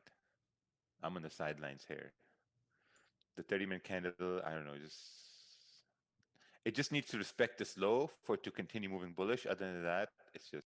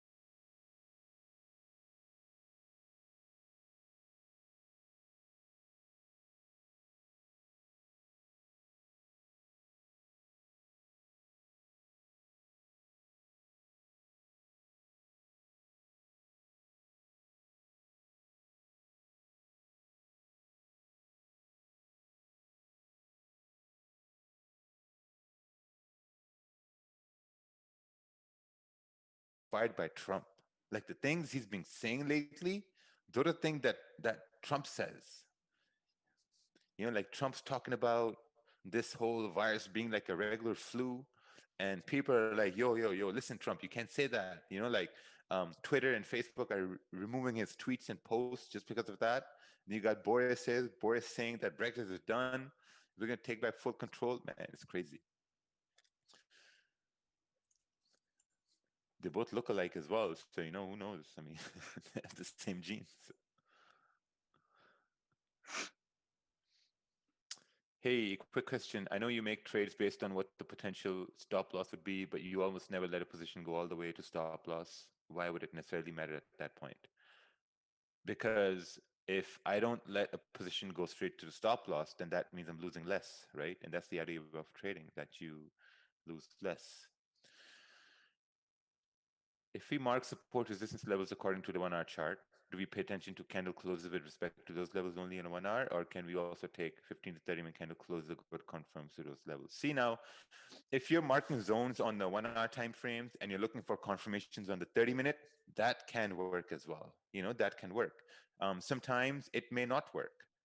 So it's all situational. I mean, see now this zone right over here, right? So in the 1 hour, I can't see this area clearly, but on the 30-minute time frame, I can see this clearly here, right? So we had a resistance over here yesterday. We had support, kind of like support formation during the London Open. Price moved up, and now we have another rejection right over here. So in the 30-minute, I can see this much more clearly. But what I also can see is that, okay, if we break the low right over here, then there's a very high probability we're coming back into this range right over here, which was created yesterday before Asian Open, right here, this whole range between 136.350 and 136.100.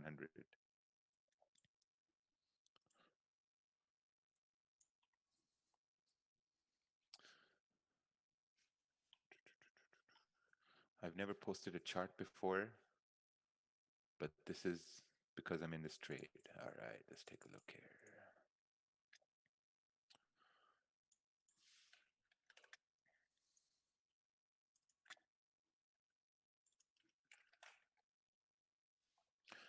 All right. Oh, you had a sell over here. Beautiful.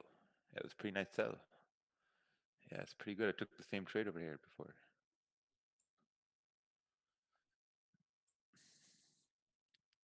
Got a sell stop below the 15-minute. Interesting. So you got a sell stop below the 15-minute, but then still you got support down over here. Beautiful. I think if you're a new trader, you shouldn't be focusing on impulse entries or sell stops or buy stops. I think you should only be focusing on letting candles close.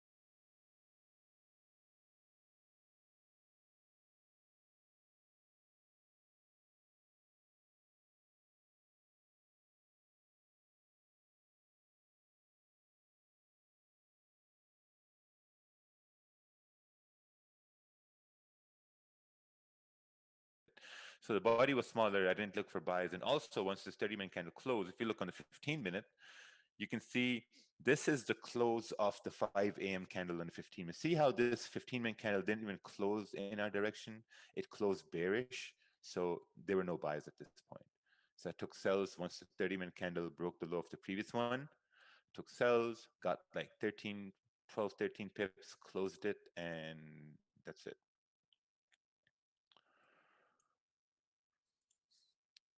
So at this point, 15-minute candle is coming back down to this area, rejection area. So we'll have to be very careful at this point here because price can start ranging at this point. So you have to be very careful. Hello, Raja. What's your biceps today? 16 inches. What's your bias today? Bias today. Bias is, it's pretty like looking at the daily. I think we should continue going up. Looking at the 4 hour, 4 hours coming down to the retest. Looking at the 1 hour, 1 hour is bearish as well. 30 minutes also bearish. I mean, if we break the low here in the 30-minute candle, I think we're going to continue moving bearish. I mean, we got one minor support over here at 229. I think, yeah. So I think we're going to continue moving in this range here if we break the low on the 30-minute here.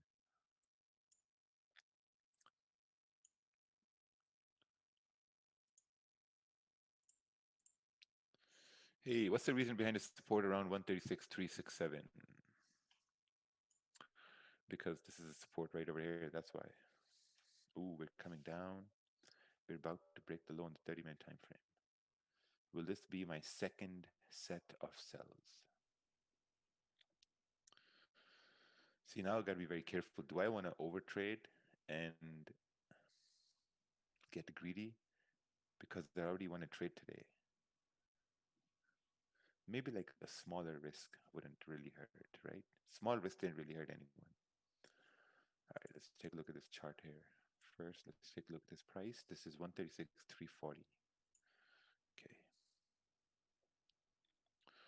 Okay. If you get a bearish close, price has high probability to going down. This is GPUSD. Yeah, it looks good.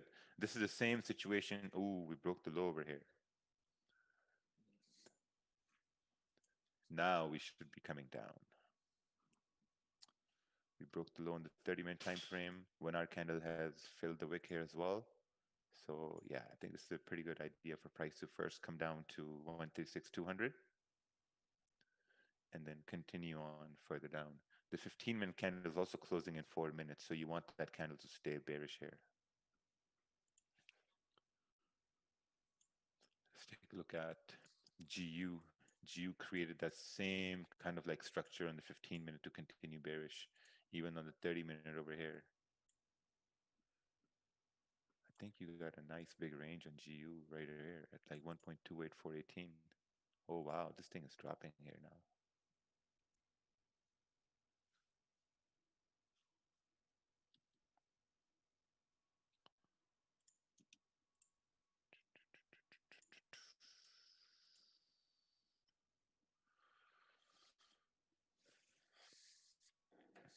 What's your stop loss? Stop loss is a little bigger.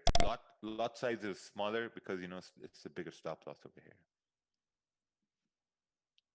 So you're really managing it now, because if it starts closing, then you can possibly like start bringing your stop loss down and kind of like make it a little bit smaller. So this is what I got right over here.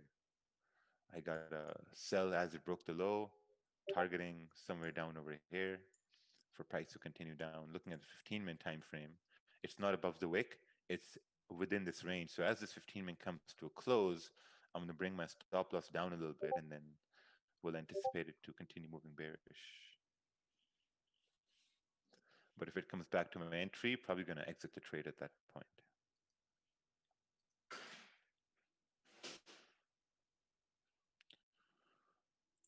Okay, let's take a look at this here. Oh, this is right here. All right, I'm done for today. All right.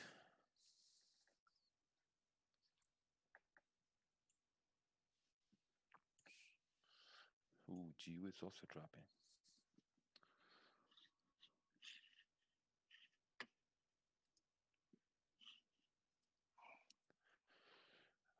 I took a buy. Can you tell me why I was wrong, please, in the close of the last 15 minutes? Well, you weren't wrong.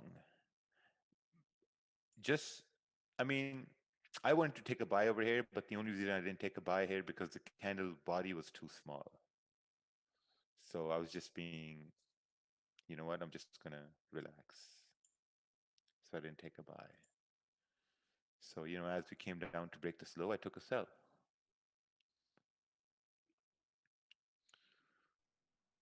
Okay, let's take a look at, this is Euro JPY.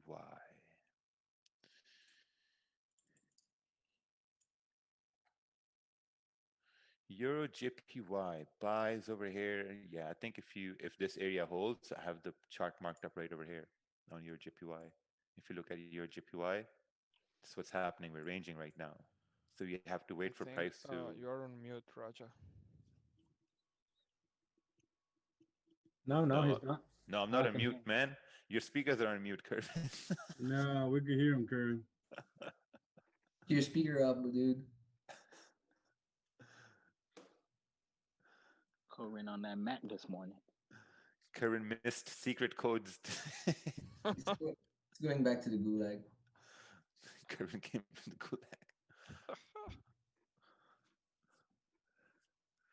Yeah, it's pretty good. The 15-minute candle is now coming to a close. I think it's pretty awesome here. It's coming to a close here at this point. So, but yeah, see that? It came to a close. It's awesome. Closing bearish, closing below all these candles here to the left-hand side. You know, have that big push from the top. Yeah, it should continue down. If it comes back to my entry, just like it's coming back to my entry right now, this is where I think it's a pretty good idea to close like a partial position. Close the partial position at this point because I was in profits, came back to my entry. So here's the thing about risk management, right? Whenever you're in a trade, now this is really, really important. Now I know everyone who wants to make money, right? Whenever you're in a trade and price goes in profits, and whenever price comes back to your entry, like let's say price goes in profits for about 6 pips, 7 pips, and then when price comes back at your entry point, I think that's the point where you should be looking to see that, okay, whether you can kind of like manage the risk or close partial positions or not. Because the worst thing is that you're in the money, price comes back to your entry point, now you're at break even. Now when price goes beyond your entry point, now you're going in drawdown. So whenever price goes in drawdown, that means you're about to lose the money you have. Not the money you were making, but the money you have. That's why it's really, really important to close partials. Someone is saying, why not put stops at auto BE? The reason is because once you're in profits for about 6, 7 pips and price comes back to your entry point and you're not, and you're closing your entire position, what if price goes back in profits again, right? Then what? Because I get a lot of questions that, hey man, I took an entry, price went in profits, I put stops at break even, price came back and stopped me out, and then it came back to, and it went to my take profit or whatever it was going to go. So that's why I just close partials, because what if candle still goes where I want it to go? So this is the point where I closed partial positions here.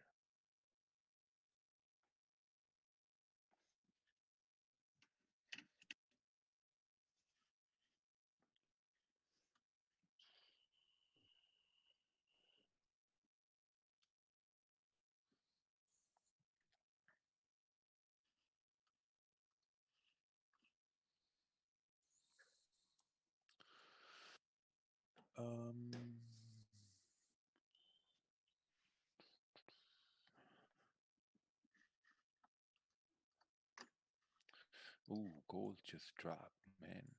Gold dropped hard after we broke that support.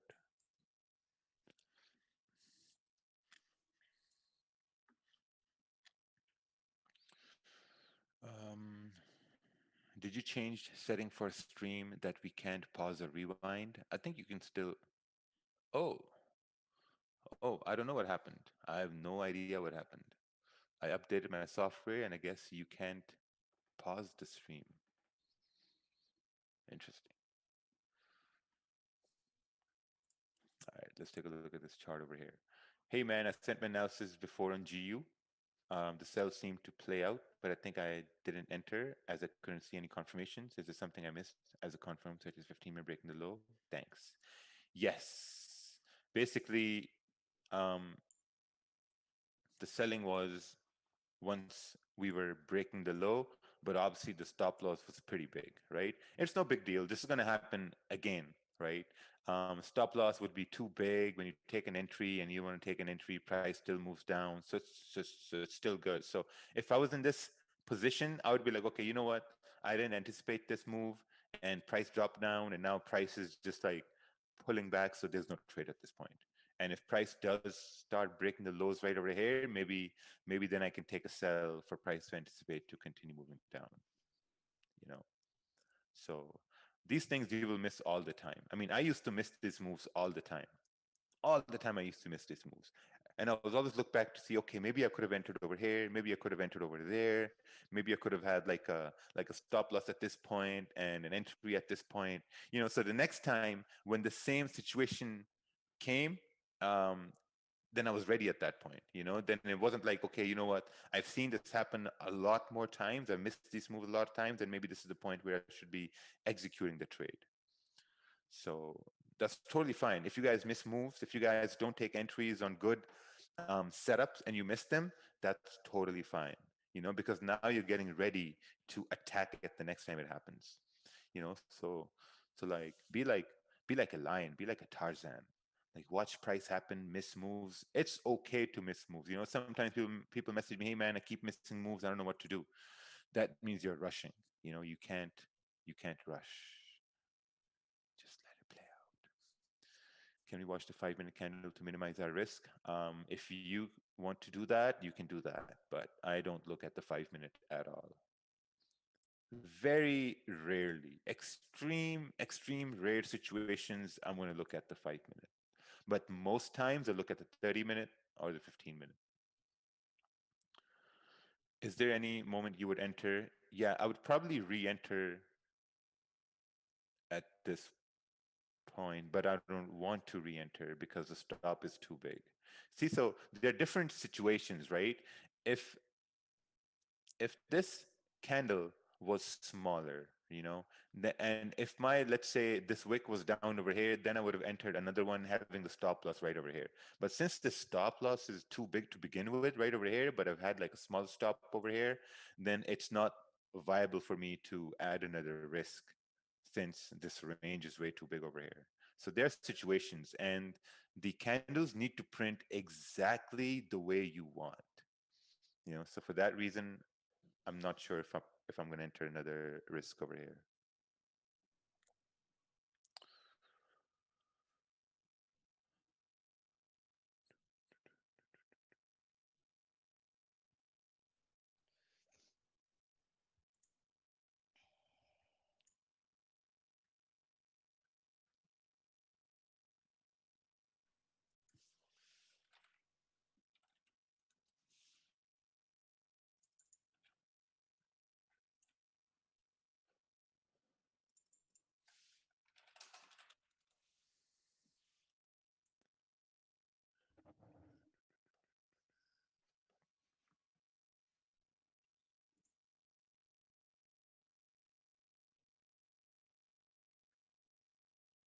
Morning, sir. Hey, good morning, good morning. So, just arrived with our daily gold report, brought to you by Magic Keys. Looks like if we take a look at the daily, I saw that you were talking about that. We had a major rejection off of like 1890s. 1890s? Oh, is that on gold? Yeah, on the daily. If people are watching gold, ideally, so you've got two options here. This area here is going to be your key opportunity. So this idea here, because remember, when we watch the smaller time frames, what do we normally see happen here? This is a rejection, and then that starts to look like this, and then it actually then starts to drive down. The reason why I'm very, very, I guess I'm starting to watch it in terms of the rejection down, because when you watch the weekly candle, we've already had a rejection at that higher level there, and we also have a level down over to here. So there's a good opportunity that this candle could reject and then start to push down and come into this zone here. So if you are trading gold, what I would watch for is I'd watch for the daily candle to flip. And what I mean by flipping is obviously coming in now to a bearish formation, because this is still bullish, right? We still have a blue or a green candle, so it's still bullish. So what I would watch for is I'd watch for that flip.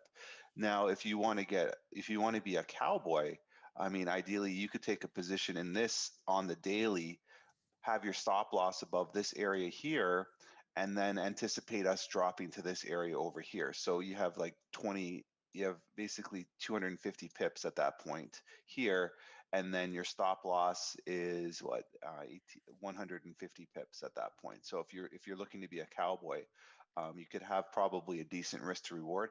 The other option or the other idea too is, I mean, chances are we may not tap this area. So even though you have your stop loss there, you're never going to come to that point. So it's something to be mindful of. Like I said, if you are very conservative, I would wait for this candle to flip bearish and then anticipate a drop to potentially over to here, just because you'll have a bit of clean traffic with this candle as the move. So it's really what your comfort level is going to be. So if you are watching gold, that's ideally what you'd want to be looking for. At this point, you can see the hourly candle. I mean, it did pull back a bit on gold, and it's starting to come back up.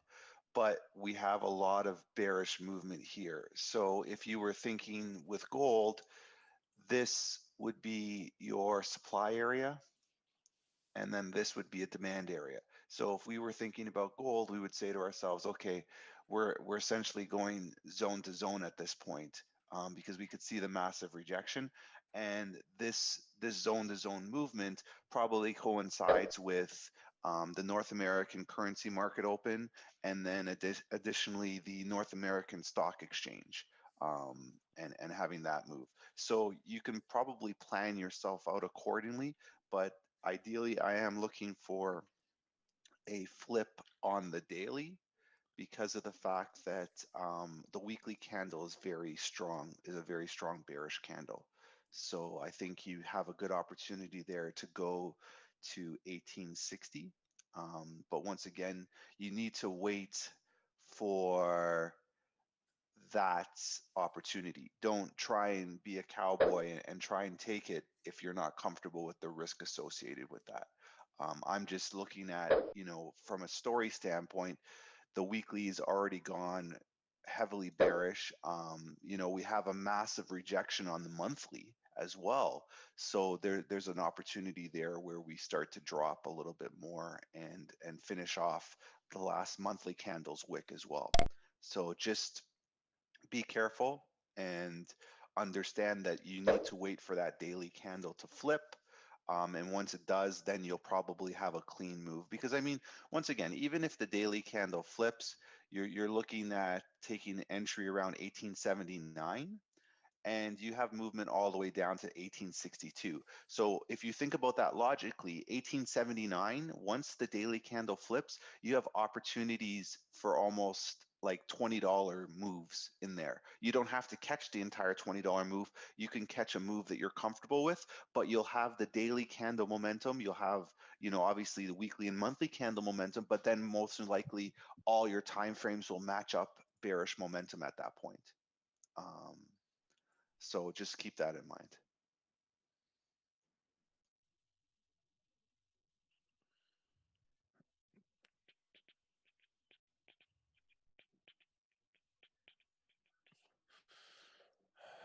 Does Trump talking stimulus reverse the move down from yesterday, or we have already retraced from the move? His tweet, the market is recovering in the futures.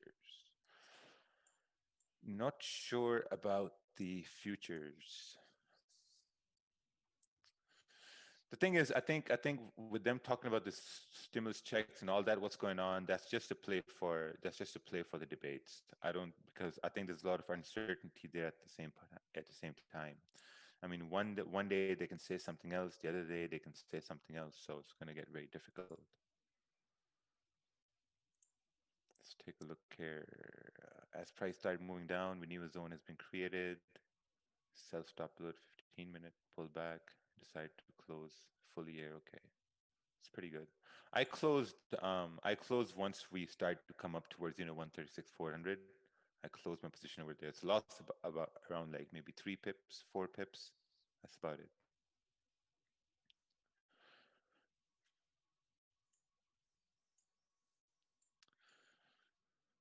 When's the next debate? Oh, it's tomorrow. Tomorrow's the next debate. Is it tomorrow or next week, Thursday? I'm pretty sure it's tomorrow. The 15th.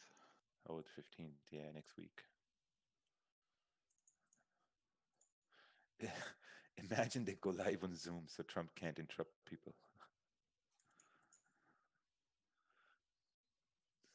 Could you take a look at this trade? I took this trade according to your high time frame, low time frame webinar. Was wondering.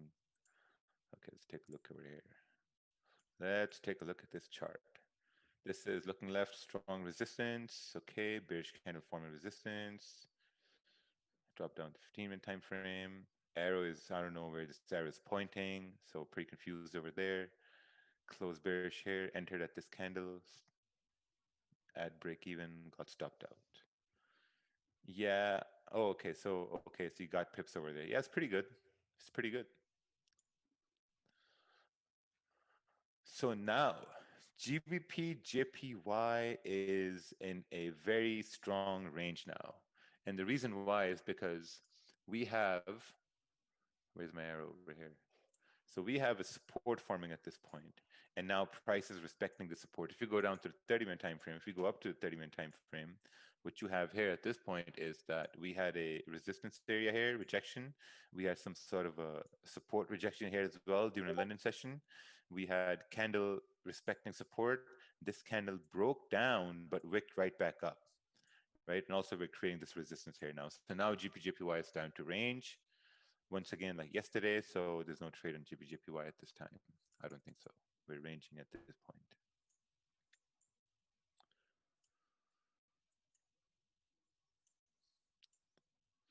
Looks like Mr. Boris is talking about the lockdown here. Let's take a look here.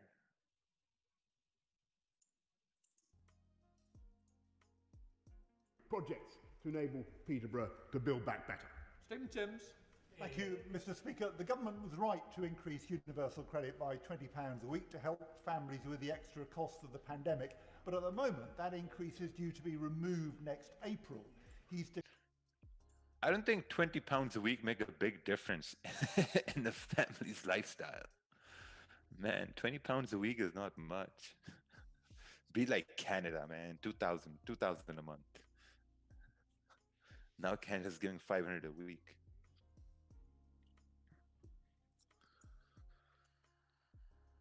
But obviously they take a look at GJ on the 1 hour candles.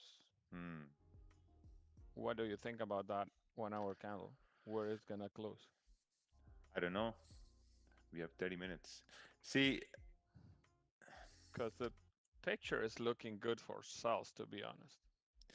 Yeah, but the only thing is this rejection right over here, which we can't see on the 1 hour. We can see on the 30-minute. See, now this candle it rejected. So even though if this 30-minute candle comes down, there's a chance it may it's gonna reject again. Reject again. Yeah, exactly. Okay. But also we created so like 136.360 is an important area because we created support here in London session to continue going up. So now the question is, will we respect this area in the New York session as well to continue going up? But if we get a break below this area where London session created support, then there's a very high probability we're coming back down. You know, so far we're just breaking below, but we're not closing below. So I think break and close would be better. Hopefully they announce some crazy stuff going on UK today. So the pound is gonna be taking really deep you know, a deep drive toward 136. Deep drive. Yeah, I still. You know, to be honest, I think what can happen is that while they're talking about this stimulus and the lockdown and all that stuff, I think someone's going to say something about Brexit, and that will make pound fly. Yeah. Because every time they talk about Brexit, pound flies.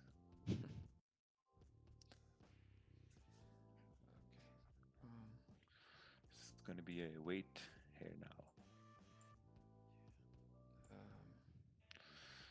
Please take a look. Thanks. All right, let's take a look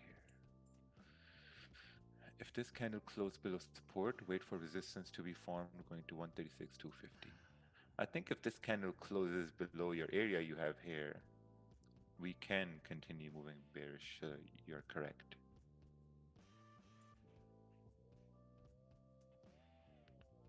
I just think this whole area is like a rejection area here. This big fat zone.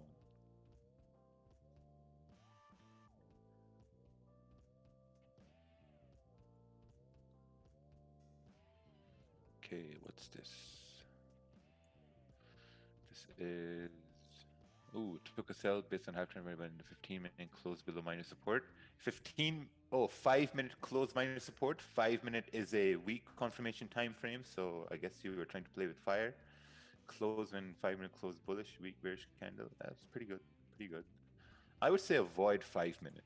I mean, if you have just one trade to take in a day and you're wasting that trade on a 5-minute candle, I don't think you should even continue to trade more at that point.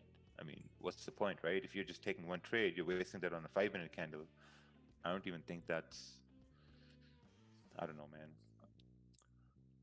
No, I took it based on my 30-minute time frame analysis. Just I didn't get a entrance on a higher time frame, so we used the 5-minute for it. Oh no, I'm just generally speaking.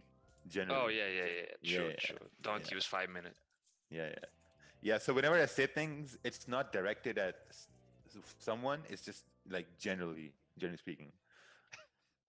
Like Mantas, your experience, man. I know, like your experience, you know how to trade, but it's just for like the gulag, you know, most of the gulag. Oh. I'm just happy that I manage my risk. Yeah, I saw that. All right, let's take a look at this chart here. Took shorts as this candle closed bearish, creating a resistance. Very good, very good. Close more than 50%. Oh, very nice, man. It's pretty good. Look over here now. GJ is rejecting that area here. Slightly different zones on the 30-minute. Yeah, it's pretty good. I'm just looking at, see now, this area you have to remove because I think this is from the past. You know, so when you have things in the past, I don't think they work. So you need to have things from right over here. Because if I bring this zone down over here saying that, oh yeah, you know, this zone was yesterday, was from yesterday, it makes no sense, you know, because that was from yesterday. So got to focus on what's here today. This is what we have today. We have candles forming support in London session to continue moving up. If we start respecting this area in pre-New York and New York open as we start moving into it, then there's a very high probability we're going to continue moving up. As we can see right now, the 15-minute candles, they're kind of like, you know, breaking above the highs over here. They're about to come to a close. 30-minute is also going to close bullish here. So yeah, I think it could be an opportunity for price to continue moving back to retest the high at 136.850. Yeah, I think it could be a pretty good idea here.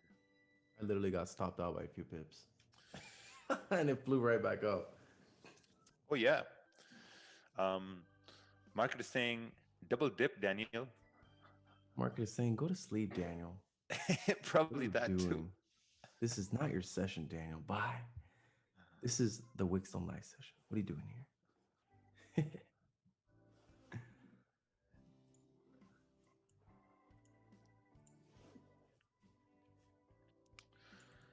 Hey, good morning. Can you check out my analysis on GJ here? Waiting for a long here. What are your thoughts about this? I think my thoughts are pretty solid about buys on GPJPY. So I'm going to explain it again, right? This is the area where we rejected yesterday. This is the area where London session created support to move up. So London session is a very strong session, right? If a London session is creating support in an area, you better believe that's a strong area. So at the same time, we're coming here to create another support here, kind of like rejection in New York. So I think there's going to be very high probability for price to continue moving up. Oh. Let's take a look at this chart over here. I'm basically going to wait for the 15-minute to close, which is going to close in 5 minutes. And then I think we can continue moving bullish.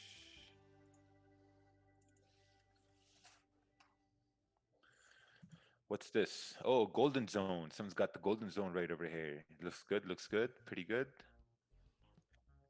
I like it, I like it.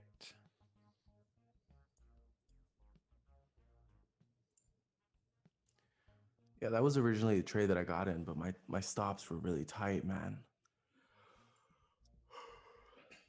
Yeah, that was originally the trade that I got in, but my... Would you consider a close on the 5 minute above small resistance to the left on the 5 minute? I mean, we created support on the 15 minute.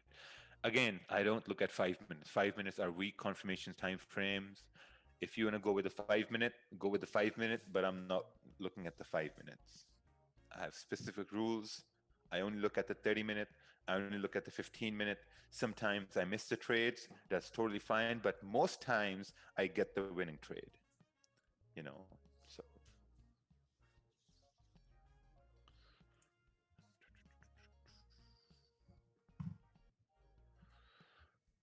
Ooh, first target secure 45 pips on GJ. Now running with stop loss at break even. Oh, beautiful. Nice sell over there. See this? 15-minute candles coming to a close in 4 minutes. I think I'd want to see a 30-minute candle closing here. Yeah, because if this 30-minute candle closes bullish, this just cannot get better than this. Honestly, if this closes bullish here, man, it will be amazing to go up. So it's important to wait for this 30-minute candle to close. Yeah, boy. We'll also flip that 1 hour bullish to great support in the H1, right? Yes. So Roger, what I see in the 30 minutes, if you look at the wicks, it's making lower lows. So unless the next 30 minutes break that wick, then I wouldn't take buys on that bullish close, to be honest, because all the wicks are making lower lows. Yeah, see now, waiting for this candle is important because either it's going to close above here or it's going to close down here. So also it's the first candle that did a higher low.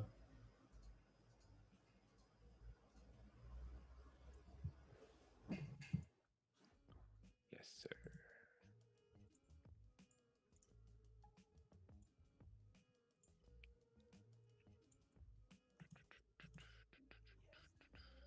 The support on 136, 625 can't be a problem on buys. 625, oh, somewhere right over here. Yeah, that's why, you know, like target could be right over here, like 15 pip target here. But then you're expecting the volume coming in the New York Open for price to keep pushing, right? So far it's just ranging. We have 17 minutes left for the candle to close. So that means what? That means you got 17 minutes to do whatever you want because you gotta wait for the candle to close. 17 minutes is all it takes. Gold is coming up to 1888.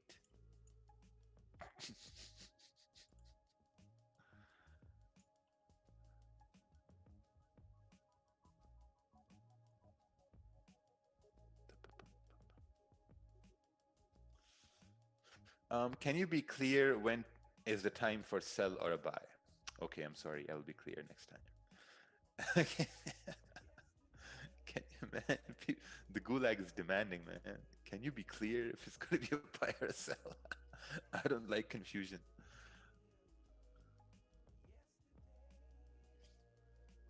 All right, let's take a look at this chart here.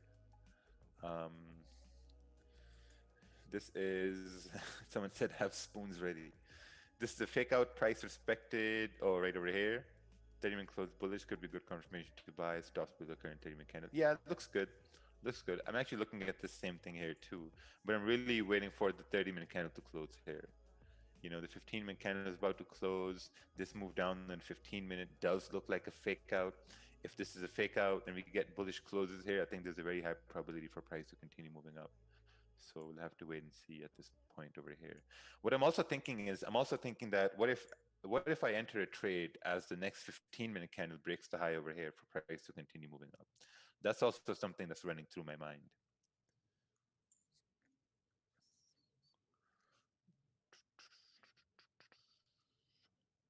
So a lot of patience required.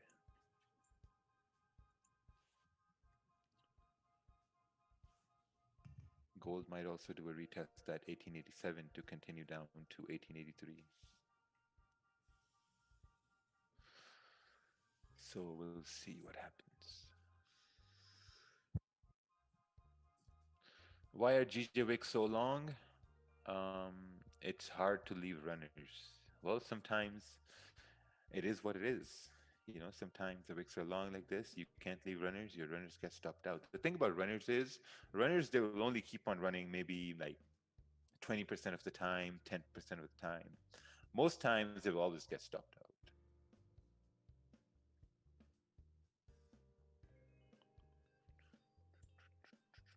All right, there we go. 15-minute candle is about to start. This is the start of the 15-minute candle. Also, this is the last 15-minute candle of this 30-minute and the last 15-minute candle of this 1 hour. So this is a very, very important situation at this point. Very important situation at this point.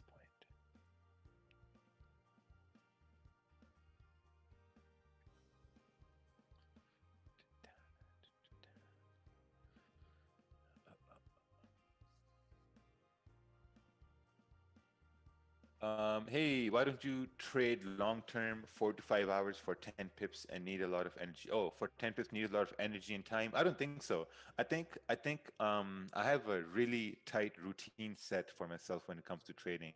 From like 6:30 till like 9 a.m. I'm gonna stay here. I'm gonna look for like, you know, like a 10 pip trade or a 15 pip trade. If I get it, awesome, perfect. You know, my day is done. So that way I'm only spending 3 hours on the charts, you know, or maybe like, you know, 2.5 hours on the charts. So while you're talking about to trade for 4 to 5 hours, I think that's taking a lot of time, you know, and um, I don't know. In life, you should aim to like, you know, I don't know. I just don't want to spend too much time on the charts. I spend like 2.5 hours. I think that's more than enough. I have a lot of other things to do in life, rather than to, you know, spend time in the charts here for 4 or 5 hours. But, you know, sometimes some people, they swing trade, they do trade like, you know, 4, 5, 6 hours, but that's the way they trade. You know, me, my trading strategy is spending 2.5 hours, maximum 3 hours, and that's it. You know, if I can make my money in the first 3 hours of the morning, I think that's blessed, man. What more can you ask? I think that's awesome.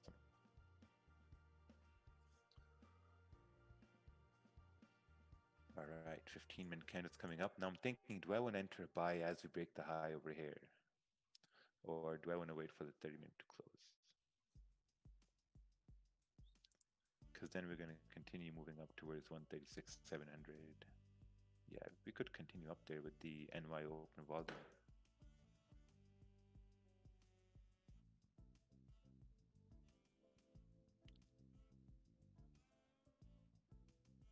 Check out Fib on GJ. If you can send a chart, we're going to take a look at it.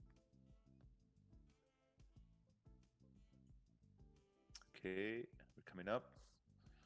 We're coming up next to 136.535.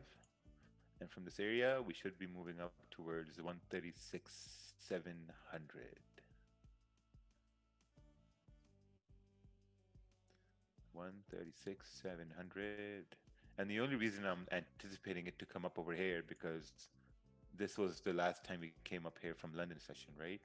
So if we're rejecting the same area in New York, we should be coming up. Ooh, look at that. We're breaking the high at that point here.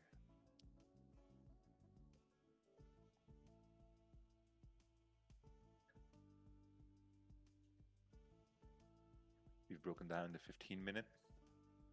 We have confluences coming in from the London session as well, where we rejected. We're rejecting the same area in New York, so there's a very high probability for price to continue on towards 136,700 at this point. Where do we send charts? I think you need to watch the, there's a video in the description. You need to watch that video. And then you will know how to send charts here. All right, let's take a look at this chart. You know what else that's going to help us for price to continue moving up is going to be someone runs into the parliament with some Brexit papers. Oh, damn, what's this? Took a trade here in the morning. Expect move bearish. GPAUD. Oh, price is coming down. Things pretty good. Pretty good. You got some Ichimoku magic happening here. You got 1, 2, 3, 4, 5. I don't know how many moving averages that is. I think it's just one moving average. You got over there. That's pretty good. Looking good. In Pakistan, it was night, so I missed it. Oh, okay.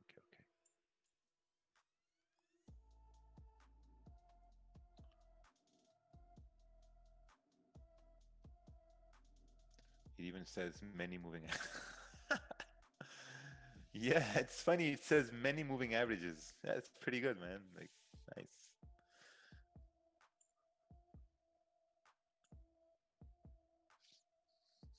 All right. Gold should reject this area as well to continue bearish.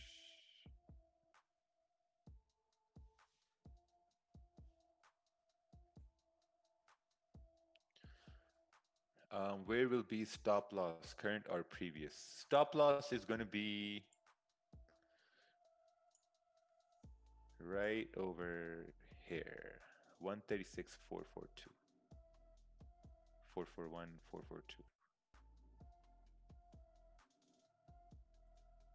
Because you broke the high, stop is around like, 9, 10 pips, and you're anticipating price to continue up towards 136,700.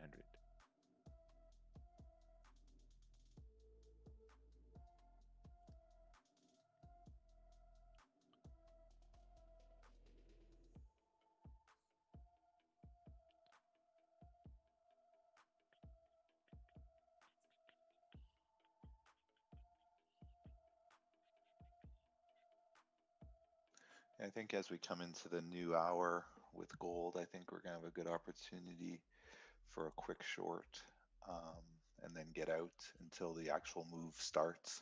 So just be aware.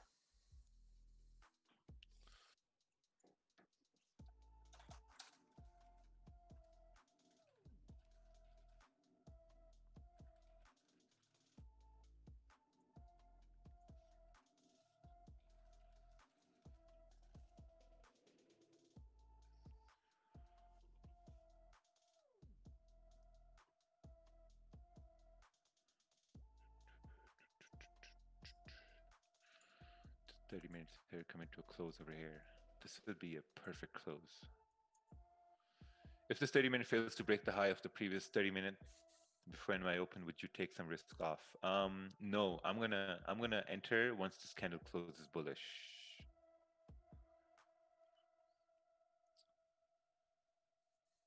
Ribeiro.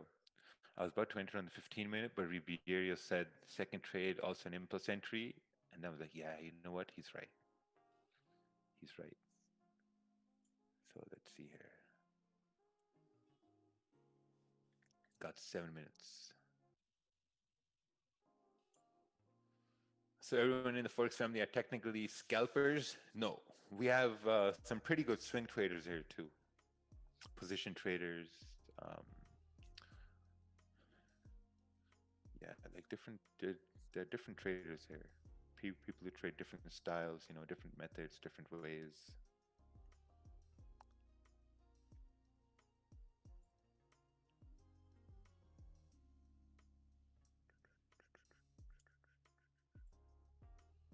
$13, 14 pips.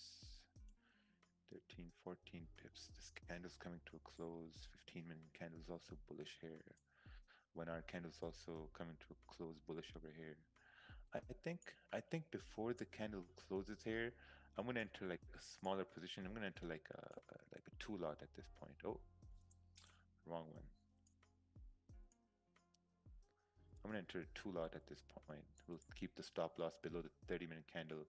Anticipate price to come up towards 136,700.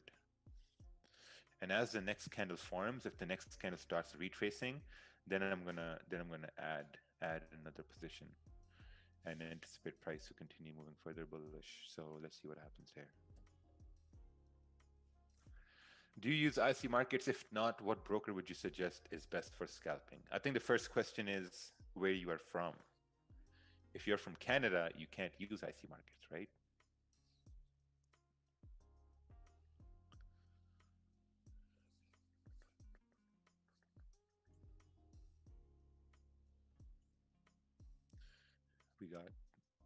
we got 5 minutes left. 5 minutes left. See, the beautiful thing about the 15-minute candles is that if the next candle starts breaking the low of this candle right over here, this is the point where you can close 50%. You know, you can close some risk off, you can take off some risk, reduce some sort of a stress, anxiety you might have, you know, so that way you can really, really reduce your losses at that point. That's the beautiful thing about this 15-minute candle. But also now when the next one forms, next one you're expecting it to respect the low and then continue moving bullish. So basically we're anticipating the volume in NY Open to push price up, same way how London Open pushed price up.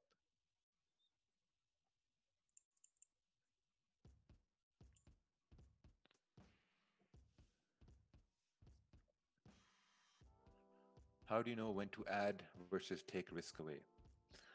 How to add risk when price starts moving your way and you know the position you're going to add, you can have a valid stop loss for that.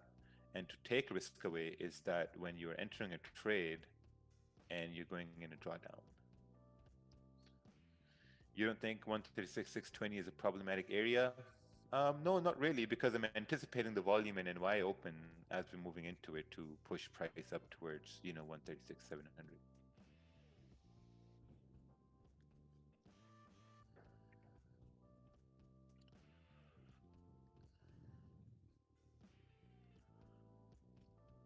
Yeah, the hourly candle looks good now. Yep, that's pretty good. Just broke previous 30-minute high. That looks amazing.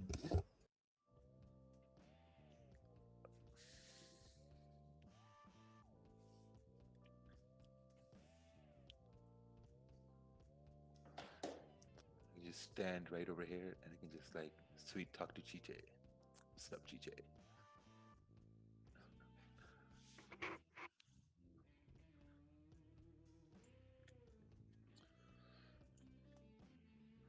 Ooh, gold is breaking up over here. No confirmation to reject this. GU is also coming up. Anyone in AUD USD sell? Oh, interesting. Let's take a look here. AUD USD sell. Oh man, I don't know about that. I think AUD USD is doing the same thing as GG over here to continue moving up. This candle is coming to a close. It's closing bullish at New York Open, and this actually looks pretty nice to go up.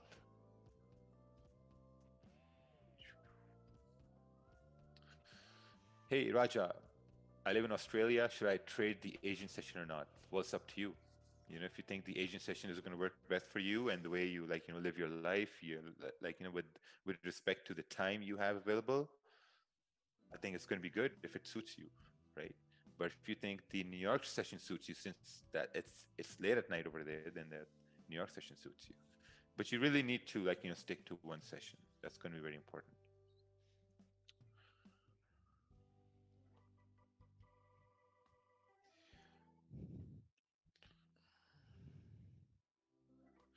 When you say sell on gold, what time frame are you looking at? It's basically the 15-minute, right? If you look on the 15-minute,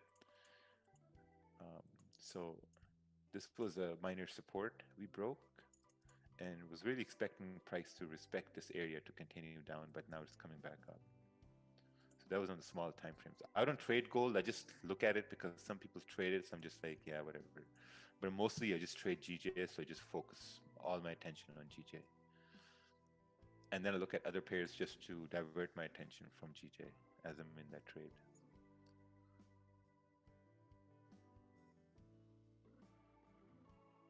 But gold is really coming up to this area over here. It rejected before.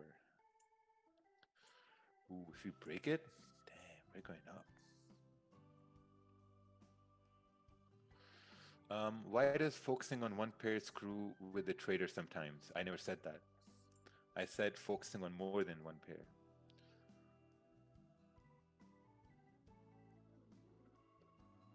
Do you trade Asia and the same as pre-New York, meaning same hours each day? If yes, which?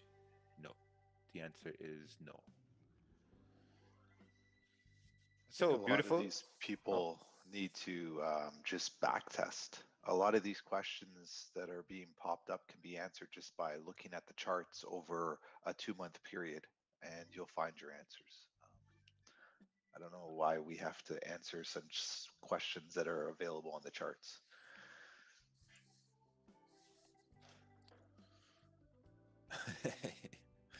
Yeah, some are pretty logical questions too.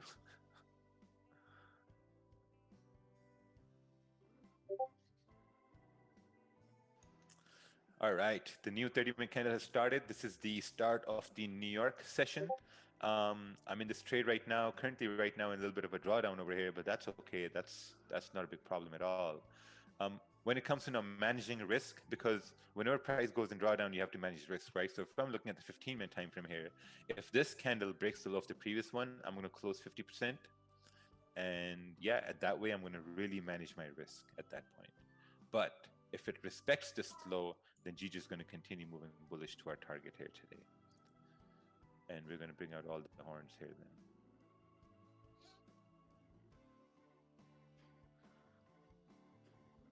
I've been trading for 3 months in NY, then I lost track and I lost my last 3-week trade. Oh, that's not good.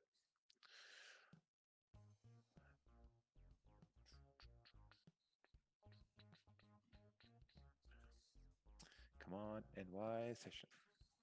NY open. Oh, gold is rejecting again. Man, gold is super, super hard.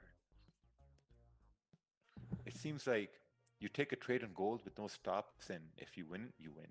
If you lose, you're going to find out. I wouldn't touch gold yet, to be honest. The way that the structure is being formed there, we had a massive rejection on the hourly there. It didn't finish the way that I would have anticipated. I was hoping that it would finish a little bit more in terms of this. But since we finished with that and your tail like this, there's a good possibility that we're going to drive up a bit more before we start to descend. So I wouldn't be looking for sells at this point, to be honest, just based on candle structure. And gold is scary. Yesterday was insane. Oh, this dropped yesterday. 6th. Oh yeah, 3 p.m. Drop top. I can't believe we almost came down to 1860 on gold. Yesterday we were joking like someone was in a sell from 1860 and price was at 1917, was tapping 1920, and we're like, man, 1860, god damn, man, that's way too far away. I'm not sure how price is going to get there. And man, a few hours, price almost got there.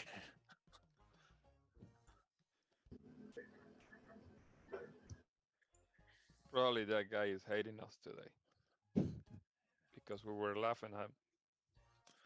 Yeah. Well, he's still in drawdown, so it's irrelevant. Can you imagine? We were like, can you imagine? We were just like, bro, just close your cells. He closes cells and it goes back to his like entry, bro. That was bad. These guys don't know anything. These guys are demo. These guys.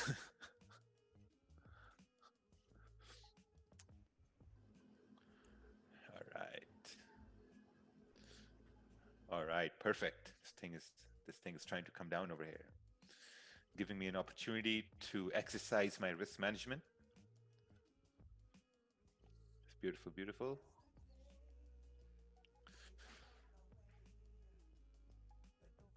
It's not a good habit to keep drawdown. That is absolutely true.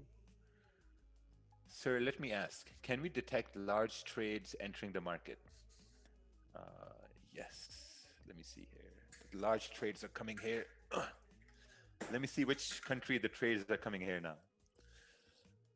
Large trades are right now in Ukraine, right over here. You can see right here.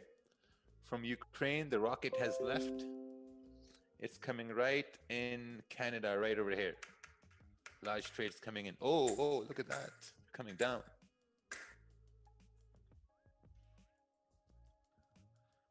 Hey, I admire your positivity even when you're in position in drawdown. Oh yeah, yeah, because it's very important, right? I mean, if this candle breaks the low over here, I have an opportunity to lose less. You know, if now think about this, right? If you're gonna have a losing day, right? If you're gonna have a losing day, if like you get your confirmations, the confirmations are really strong, good confirmations, and you have a losing day, you need to aim to lose less. That's what you need to do. You need to aim to lose less, not to lose the whole thing. Aim to lose less, because look, if you look on the 1 hour time frame here, right? 1 hour time frame, huge rejection here, huge rejection to continue moving up. We had made a high over here, price came down, created support, very high probability for price to continue moving up. If you look on the 30-minute here, 30-minute as well, like this candle, it was like choppy small body candle. This candle was filled with volatility, broke down, came up. This candle closed bullish again. Very high probability for this candle to continue moving up. Even now, when we look at the time, we're moving into NY open when there's a lot of volume, right? So there's a lot of confirmations price will continue moving up. But for instance, let's say that this trade does not work out, right? Usually what happens is that when you have a lot of confirmations, you're like, okay, there's a very high probability the trade will work out. But in some cases, sometimes, the probability is not there. Sometimes there's that 10% probability that maybe that trade will not work out. So if that trade will not work out, you need to be ready to really manage your risk. And that's why I'm really excited. If this candle does break the low, I'm cutting off my risk. I'm managing my risk. I'm keeping my losses small, because if I can keep my losses small, I can show off to somebody tomorrow. I can be like, hey, look, I took a 15 lot trade and look at my loss, so small. Or I took a 2 lot trade, look at my loss, it's too small. So it's all about that. And even though, if I do cut my losses down over here, I'm still going to be in the trade, because I would still have a position open at this time. Because what if price breaks the 15-minute low and respects the 30-minute low, right? So one mistake people make is that they will close their entire position. Man, the idea about letting some positions run is to actually win the trade. So, I get pretty excited because of that, because I know there's going to be Thursday tomorrow, there's going to be volume on Thursday, there's Friday, and then there's next week and next month and next year. And, as long as you're alive, as long as you're not dying, man, you have all the time. Don't you think you're over trading? No, I don't think I'm over trading. I'm up $700 for the day, so I'm risking $200 from that to make more.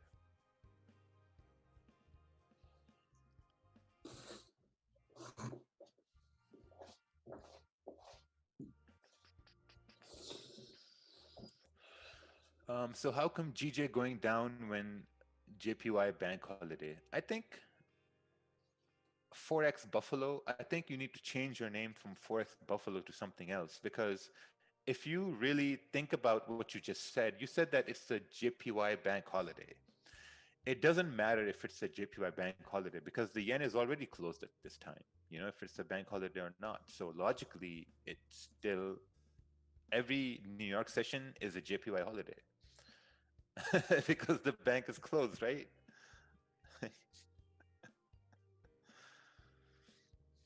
If the 1 hour flips bullish, would you add risk? Probably not. I think a good way to add risk is going to be once the 30-minute breaks the high of the previous one, you could probably have a stop below the 30-minute and anticipate it going up. But then, we have this consolidation here, so I don't know if that's going to be a good idea.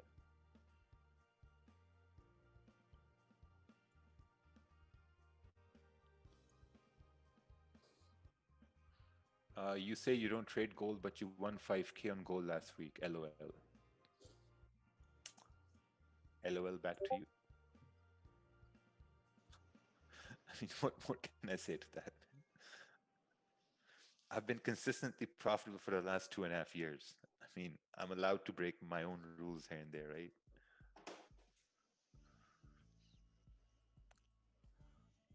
Yeah, I mean, sometimes gold will give you I guess, a no-brainer setup. It's not that difficult, especially if you have other people watching it that trade it all the time. Yeah, I mean, man, we got a lot of armchair traders in the gulag and everywhere else. They sit there twiddling their fingers. What should I critique? What should I comment on? I think they're probably the same people that watch sports and yell at the players when they're not doing well. Yeah. Oh, you should have done that. It was so easy. Oh man, why didn't you make that shot? Like anyone could have made that.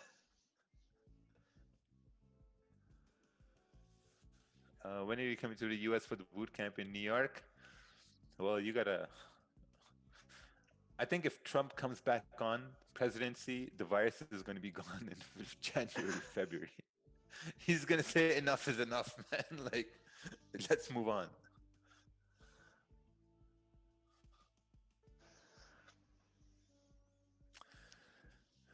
Oh, what's this? Hey, I made a PowerPoint presentation about the Wix Don't Lie strategy for me personally.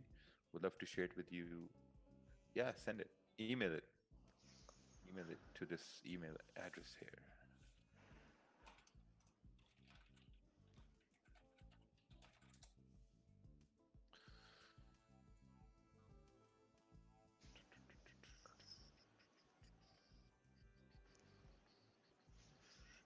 Anyone know partial stop loss button on Magic Keys? Yeah, it's close custom. Hey, what do you think about the first 10 minutes of 30-minute time frame if it went up first? No, I don't think anything of it. I don't think anything of it. I think people need to stop looking at the 5 minutes. I mean, if you're looking at the 30-minute, 15, we just focus on that. I think people have this bad habit of looking at the every 5-minute candle, looking at every 1-minute candle. I mean, that's just adding to your anxiety and stress.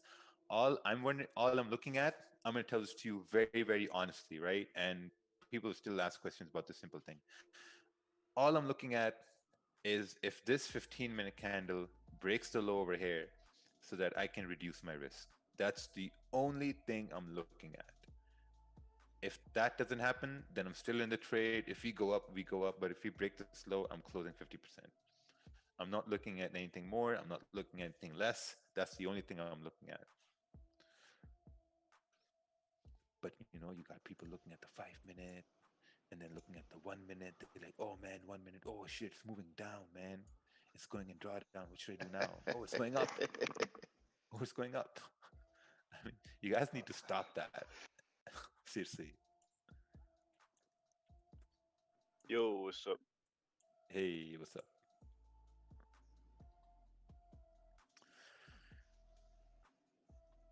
I think a lot of that flipping comes from the fact that they haven't properly planned out their risk or the actual trade. I think once people actually plan trades out a little bit better, they don't have those anxieties to flip through different candles. I mean, perfect example, we talked earlier about gold being potentially bearish. It's reversed, so don't have to worry about anything. There's no trade for me. I mean, if people took buys, I mean, they're making good money on the buy. I was looking for sells. I didn't get what I was looking for, so I just sort of sit back and just let the market move. So my idea was to sell down to 1860. We're going back up, so it goes against my original thought process. So now what I do is I take a step back and I'll come back maybe tomorrow or later on in the morning where I've reset my thought process to align with what's going on in the current market. Yep. That's it. I mean, that's the simplest thing you can do. I mean, people they stress over they stress over things that really don't matter. It doesn't matter that you missed a trade. It doesn't matter that you closed your profits early. That doesn't really matter in the grand scheme of things. What matters is, you know, are you comfortable with the actual approach that you're taking when it comes to trading? If you're all over the place, or you're constantly chasing a trade, or you know you're saying you missed an entry or you missed an exit or whatever it is, then there's a gap in your planning, and there's a gap that there's something that you're missing that is not allowing you to be comfortable in your trading, and that's what you have to dissect and analyze. It's not all about just marking up a chart. It's also understanding your own process, and you know, are you consistent with your process?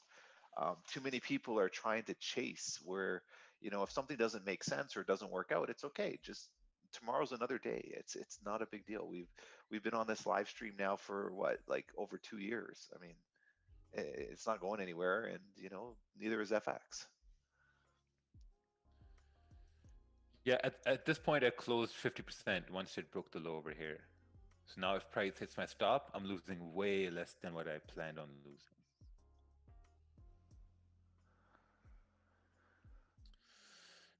Don't you think we have a retest and continuation move on the 1 hour time frame? I think you need to send a chart on what you think so that we can take a look at your analysis there, Hamid. This is a stressful time job. No, it's not a stressful job. It's stressful for people who are not educated or done proper planning in their trading. That's where it's stressful, because what you're doing is you're constantly psyching yourself out. You know, people are stressed about trading because they think that they're missing information. And then when they think they're missing information, their mind starts playing tricks on them. If you're not good at fundamentals, then don't trade. Go read fundamentals until you're good at it, until you're comfortable with dealing with fundamentals. Don't trade while you're still trying to learn fundamentals, and now you're worried about what's going to happen with Brexit, what's going to happen with the Eurozone president, what's going to happen with Trump. Don't trade then. There's no stress at that point. You add stress to your life by creating all these other ideas of stuff that you're missing, and then you're still trying to execute. It's like if you were driving a car and it had no brakes, and then you were stressed every time you were going to have to stop because you had no brakes. The easy solution is don't drive, wait till your brakes are repaired, and then go driving. Like, why put yourself under that stress when you know exactly what the issue is? If you're deficient at something, if you do not have strong analysis fundamentally, if you don't have strong analysis technically, if you're worried about something that you're lacking in terms of your trading skill, don't trade until you've built that skill up. It's very, very straightforward. Um, and I think a lot of people have to take a step back and just take their time. I mean, it's trading. There's no rush in trading. Take your time.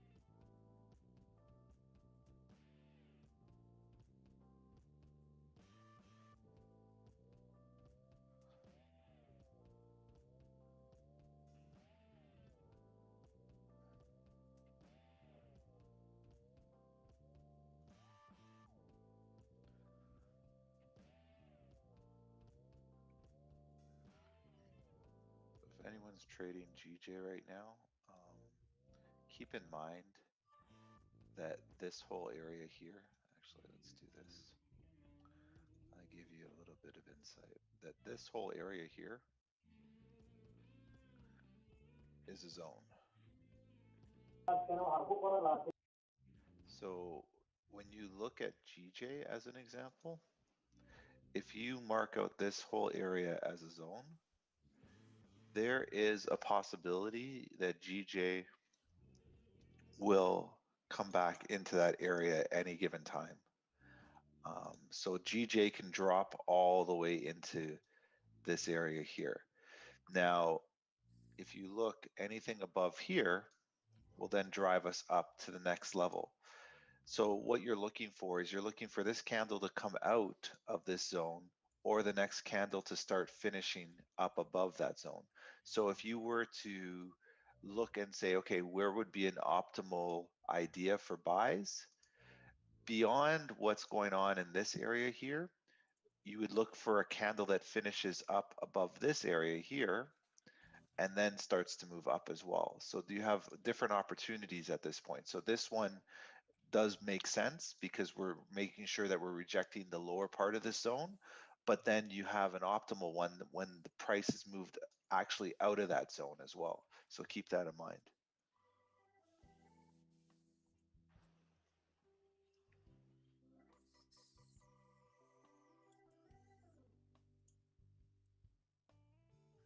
Why is that entire area zone? Because you can see here you have a rejection point. So this area was rejected. It still continues all the way to this side. And it just means the area rejected to go down. Now over on this area here, this area specifically is rejecting now to go up because we have momentum in that direction.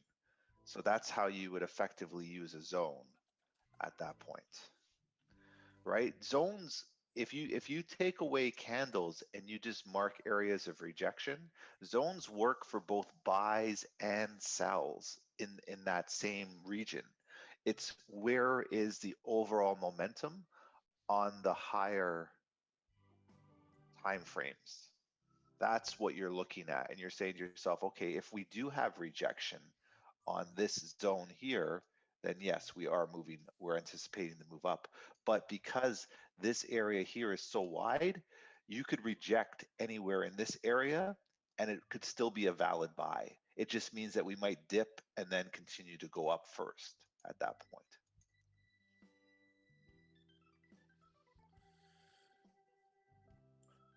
So just be aware of that.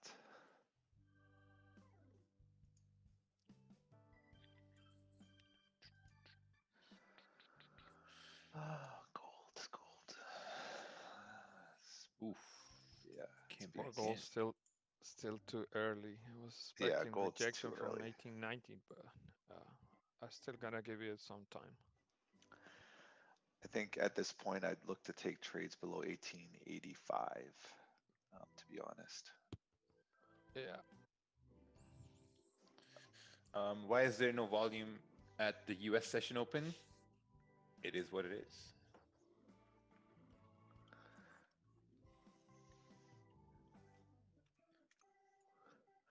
Is it wrong if I always move my stop to the last 15-minute rejection candle at a run? I do it with a 0.01 lot size, and it's impossible for me to take partial profit. Well, then it's not wrong. It's what you're comfortable with. I think a lot of instances people are trying to trade with a formula, and it's your comfort level. I mean, there's going to be instances where you move your stop, and it has to make sense, right? And if the stop makes sense, but your risk management doesn't make sense, then there's no trade. That's the other thing as well. So you might find that you see these opportunities, but if the risk management isn't there, it's not going to, you're not able to take that trade. You have to get used to that. Trading as a retail trader is not for you to be in the market every single day, every single minute. That's the institution's job. Your job is to catch the best opportunities related to you. I think if you start working on that and you start treating trading like a sales job, and we've said this previously, is anytime that you go out on a sales call or someone comes in to buy something, doesn't mean that you're automatically going to make a sale. So you have to get used to the idea that this guy can come in and say he wants to buy the car and sits down with you for 2 hours, and at the end of 2 hours you never hear from him again. That's just part of making the sales process. You have to do that every single time. It's the same reason why we show up every morning here to the live stream. You have to show up because there could be an opportunity, but if there's no opportunity, then you come back the next day tomorrow. It's quite very straightforward, but you have to treat trading like a sales job.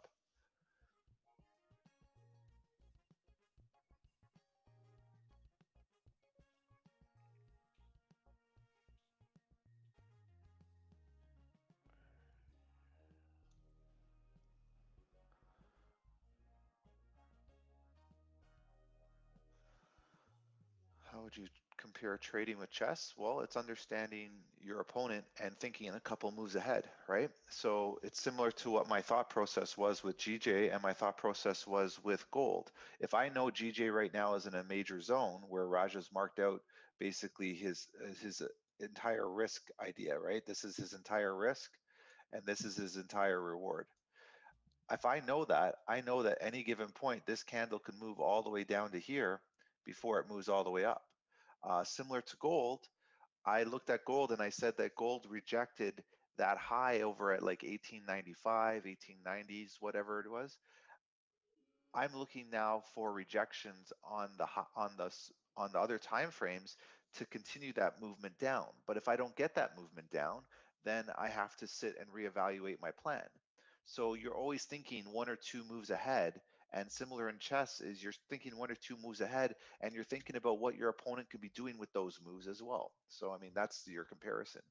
The more you think ahead and the more you're able to project your idea and say, this is what I expect to happen, the better you're going to get at trading. But more importantly, the idea behind trading will get stronger, because even if you make a mistake by projecting an idea, you did it in advance, so you're able then to look at that idea and you're able to say to yourself, okay, perfect.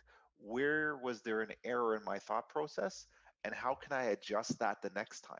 And as you get more proficient with projecting your ideas and discussing them in advance, you become more calm and you start to make the more right decisions. But more importantly, you become more confident in your ability, because you say to yourself, hey, the last 10 times I was right in describing what was going to happen in the next, say, 2 or 3 hours. So now I just have to sit back and wait for that idea to appear again, and I will be able to execute with confidence.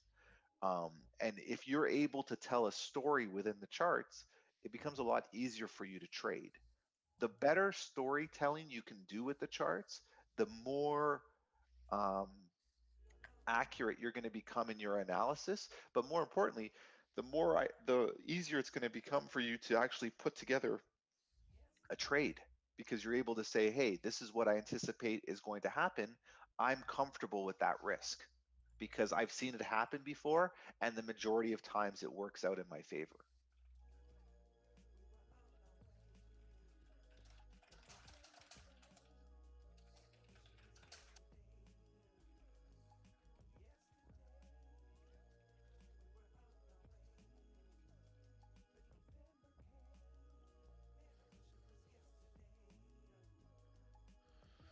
All right, beautiful. Look at this candle, amazing.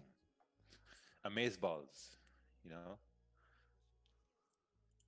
15 minutes also rejecting, coming up over here, coming back into profits. Beautiful, beautiful.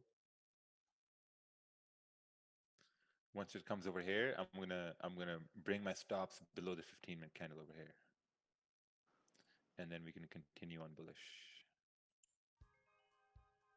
Sach has got the cowboy hat on.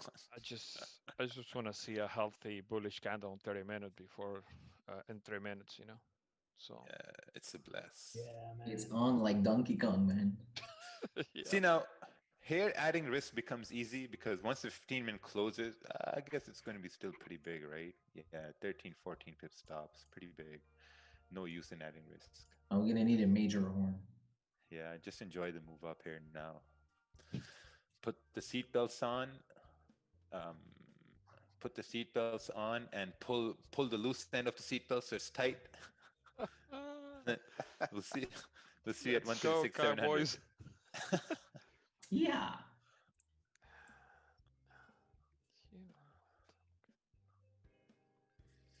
Come on, give me this last push.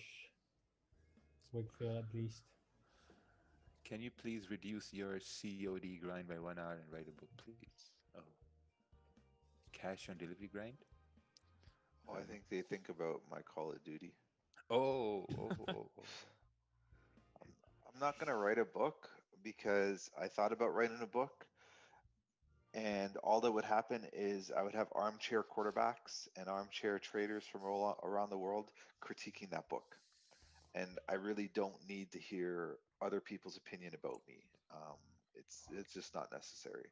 So the less information that I have that is, I guess, I want to say tangible in the sense that people can hold it and people can dissect it, the easier my life is, because then I don't have people messaging me going, well, you know, I heard that you said here on this day about this, and I don't understand what you're talking about. And it's like, well, you show because up over here you did this, you know? Yeah, because you showed up for 15 minutes on the live stream and you listened to one part of what I talked about, and now that's the Bible of what I've said for the rest of my entire life.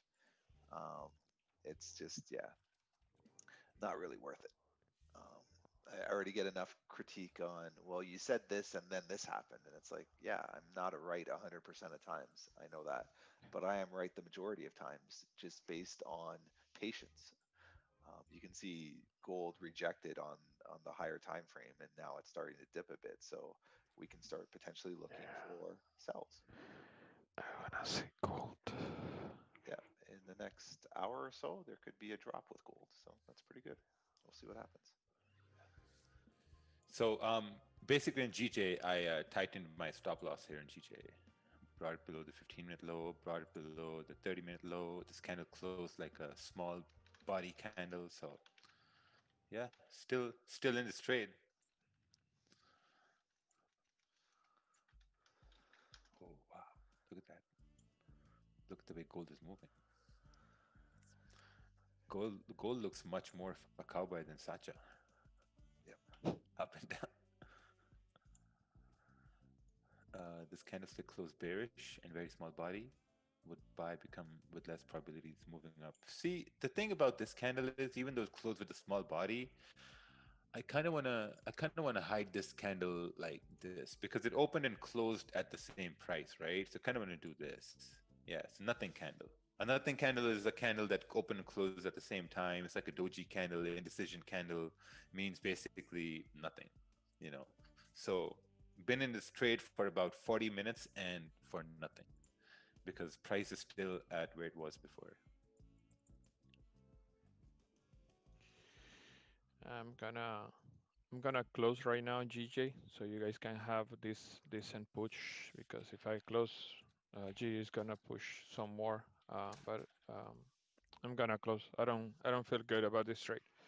About GJ? Yeah, not anymore. I mean, come I'm not gonna wait for this 30-minute candle to do another deep pullback toward those lows, you know.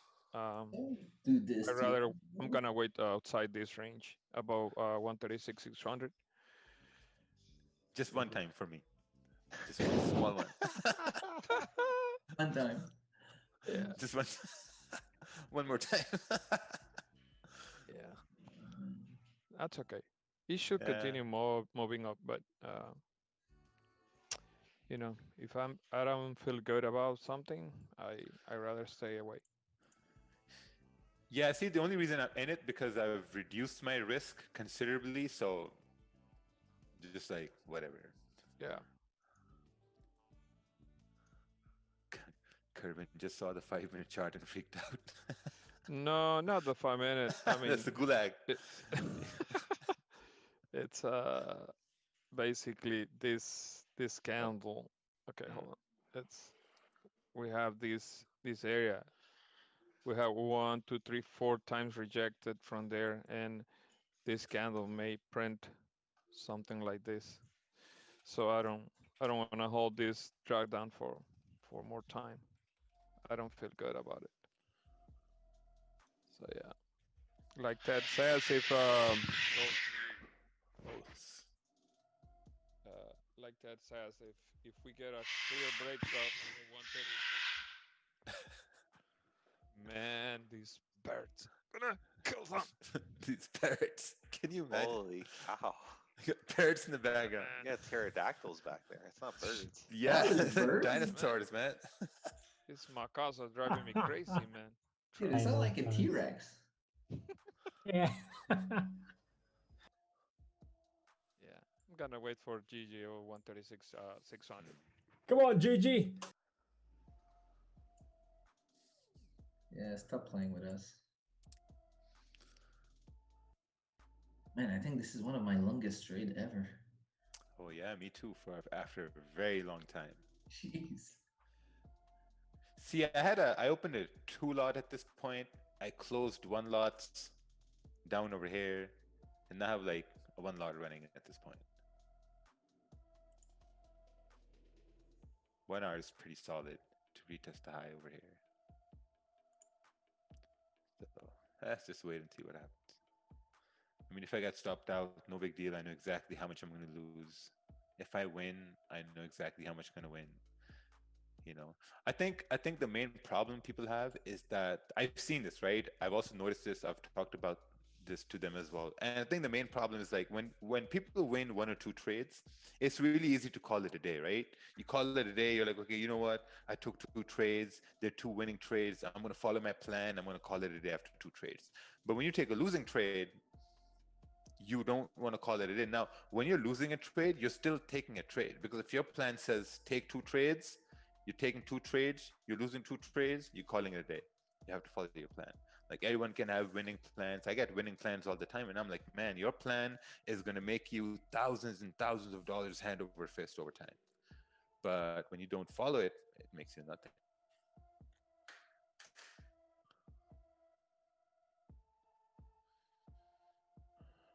I'm comfortable with it because being respected the highs, broken lows, still actively managing risk. Yeah, that's good. Um, Look at this. Now we're coming into a drawdown again, 15 minute. Now this is a minor resistance here, right? Taking a buy at this point is, I don't know, man. Taking a buy up over here is not good at all. If someone's taking any It's dangerous, man. impulse entries here, yeah.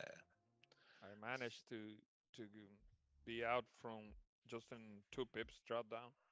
Mm. I'm not gonna stress about this trade. Yep. I think you're okay. I think it's okay. I think just right now you're going to bounce around that zone for a bit and then it'll break up. If you look at the hour candle, I mean, it just needs a little bit of push. Yeah, the hour candle is good. The previous Yeah. one. It's just it's because the zone is so wide. That's why it looks like it's not going according to plan, but it should be okay. All right, let's take a look at this chart over here. This is target trend was bearish. Hourly candle retest the zone. We may fill this wick and then continue down to next support. Okay, that's a good idea. I think for that to happen, you would need price to break below 136,400 for price to go bearish. You would need price to break below 136,400. But we're respecting this area, right? We're creating a support over here. This candle we're anticipating to continue moving bullish, even though a minor resistance has been formed. So yeah, I mean, if this 30-minute candle closes bearish, then we have a minor resistance formed at this point. But since it's still open, still got 22 minutes left, looking at the 5-minute, no, 15-minute, sorry. Still open over here, got stops down over here, managed. Not a thing to worry about. And at this time, Ted should do 1 or 2 phone calls for us. Cold calls. Yeah, I think it's like, truthfully, for me, GJ is a little early for me to take a trade. But I do believe in the sentiment that it should go up. For me, the confirmation, it's early for me. That's an early trade. And if it does work out, you'll see that it'll just break through that zone and it'll break to 136,700. It's just I think I could take a position at 136,600 and be a little bit more comfortable, and then ride that up to 136,850. And have that. But if you're in the trade now, you just have to be aware that you're in a massive zone. That's literally the only thing you have to worry about with GJ is you're in a massive zone and you just let it play out the way it's supposed to play out. The issue is people are freaking out because it's not in profit right away, but you have to understand the rationale behind why it's not in profit right away. We're breaking out of a zone to go bullish, so there's going to be a lot of entries being put in there to then drive price further up. And I think people just have to get used to that idea, and that comes with understanding how the market works. Like, how does FX work? FX works in a way that, you know, orders are being entered. That's the way that the market moves. It's not because someone pushes a button. It's orders that are going into the market are making that happen. So when there's a lot of pressure in terms of the market being pushed down, the rationale is because, once again, there's orders for people to take a better entry for it to go back up. So, you know, just something to keep in mind as we start to push a little bit with GJ is, you know, once we leave that zone, you should be very comfortable with that trade. Yeah.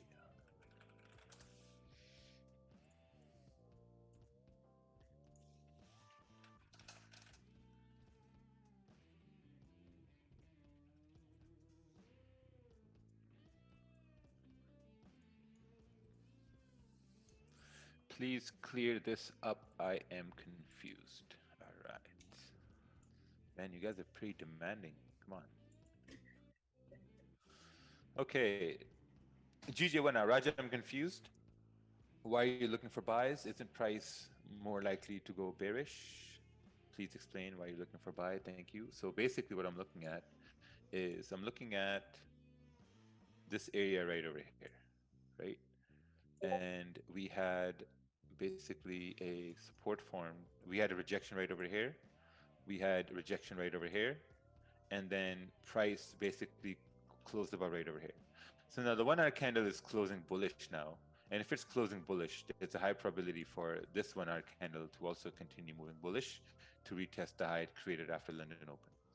Now, if you're looking for sells, you're looking for sells on a smaller time frame. So let's say let's open GPGPY over here, and let's take a look at the 30-minute here, right? Let's clear all this up. So if you're looking for sells, you're looking for sells below this support created on the 30-minute.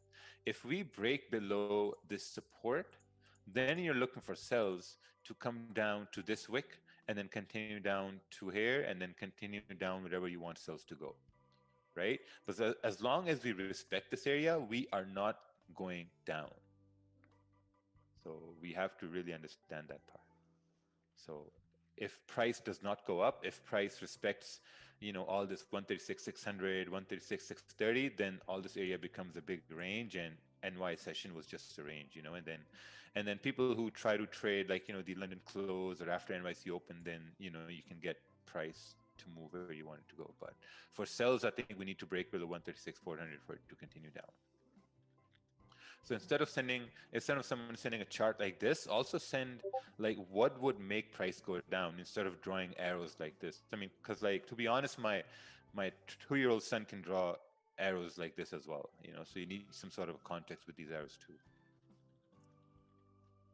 I mean, drawing arrows is the worst. What if he came through a live stream and we just drew an arrow on gold? Okay, there you go, guys. That's my analysis for today. I mean, how would you guys feel, you know?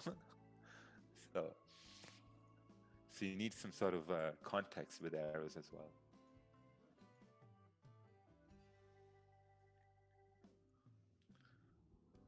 Yeah, arrow like that. All right. Yeah, so if you're watching GJ right now, this is where we get the term wicks don't lie.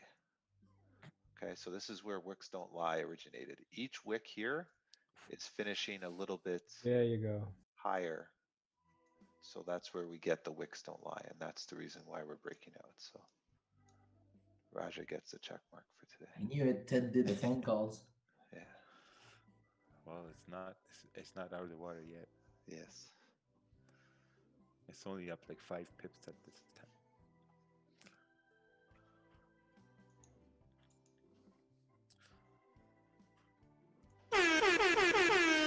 Oh, no. That was the wrong one.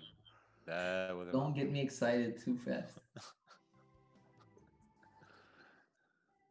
It could be the fail one as well. It could go the opposite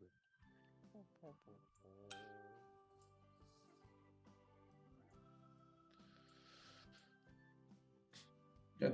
Just broke previous H1 high. Yeah, we are approaching for the closing of this hourly candle. So you're good now.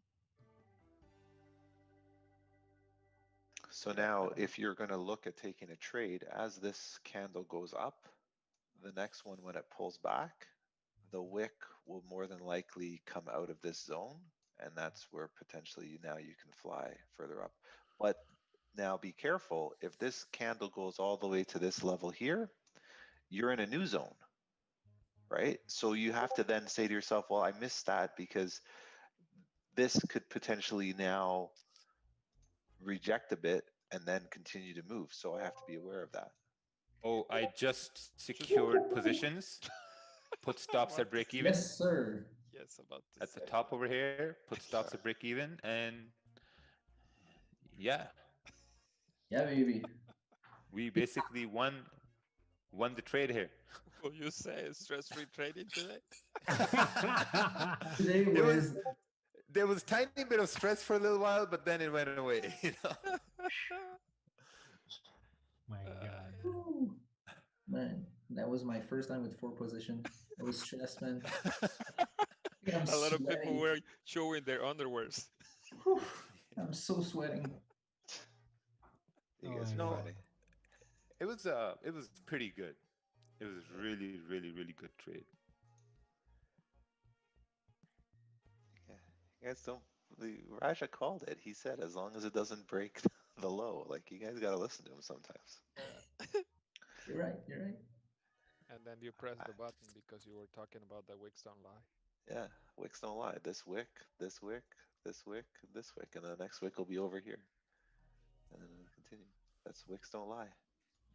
That's where the original idea came from, because we always looked at this kind of scenario and we're like, each wick is finishing a little bit higher than the previous.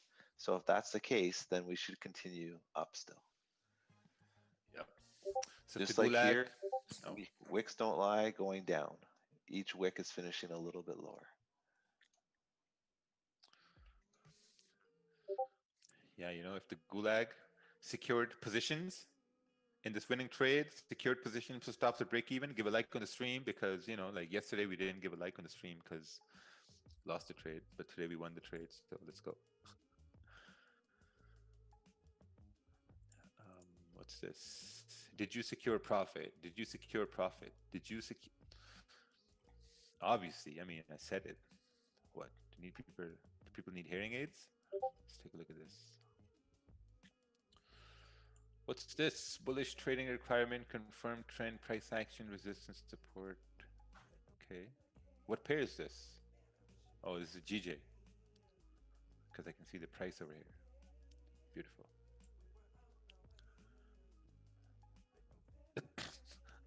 I went to secure 10 pips but closed full position. That's still pretty good. Pretty nice. See, GU worked the same way.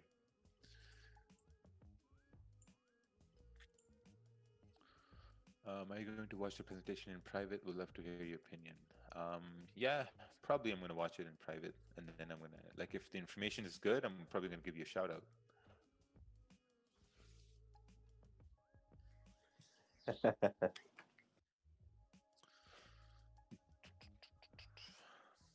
Yeah, I think that was a pretty good trade. Within this trade, we learned a lot of things. You know, the first thing we learned in this trade was how to manage drawdown by reducing risk. The second thing we learned was how to secure profits and put stops at break even. I think these are some very important concepts we all need to exercise every day and not try to overtrade, right? Yeah, 3 things. The third thing was patience. Yeah, no, I think it was a very thought out, it was very methodical. I don't think anyone should have been worried, to be honest. It was very well analyzed. I mean, we called it, and I think, Raja, when you were away from your desk, I basically said that this was the zone, and as soon as we leave that zone, we're okay. And it's now leaving fully, and we've broken above this area here, right? So if you're securing profit based on this target right over here. It's very, very straightforward, going from a zone to zone, and then eventually the long-term target is 850, which could break up even further as we push through those other wicks. Yep. Yes, sir. And we have reached target today. Target has been reached right here, and we get the horns coming in. Pew, pew, pew, pew. Yeah, that's pretty good.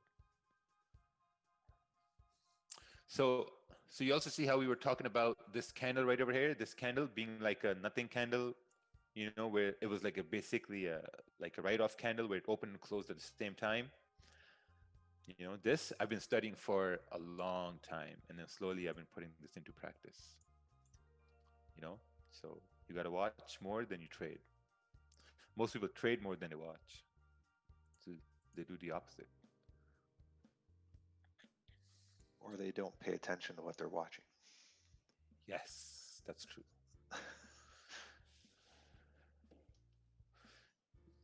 Yeah, that's like a little lion, you know, going to the watering hole, trying to attack a zebra, and he's not paying attention to what the zebra is doing, and the lion goes up to him, the zebra just hits him in the face. Boom, get out of here. And then the baby lion goes back. Yeah, I mean, these are those little things that if you're actually trading on a daily basis or reviewing charts on a daily basis, these little nuances you pick up where you know to secure profit because of this candle here, right? Whereas other people hold and then they lose the trade and then they're like, well, what happened? Why did I lose the trade? And then, you know, you have people saying, well, you should just focus on trading, you know, and not worry about what pair you're trading. Of course you worry about what pair you're trading because you can see GJ has massive wicks. There's massive wicks on GJ. So if we know that and we know that GJ will drive to a certain point, you can exit at the best part of that point and take profit where others are now stuck in this trade going, well, should I hold? Should I let go? Like, what should I do? Um, but if you have a well thought out plan and you know the tendencies of this pair, you know that, hey, once we hit here, it could reject hard because I see previous wicks where we've rejected hard. And that is not good. So it's like take your profit and then leave. And then you know what? Hey, the next candle pops and starts to move in this way. Maybe you can catch a double dip and you can catch the trade again if it does look like that and it's within your trading plan. But to say that you don't need to know the pair or you don't need to know the nuances of the pair is a very, very, I would say, obtuse or very scary way of thinking. The more information you have about a particular pair, the better off you're going to be in terms of the way that you're going to trade it.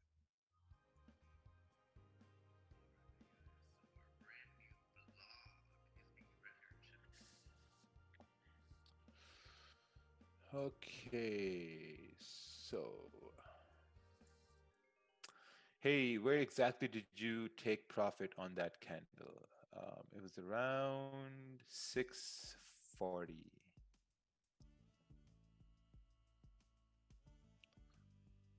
What will be pullback be for re-entry? There is no re-entry.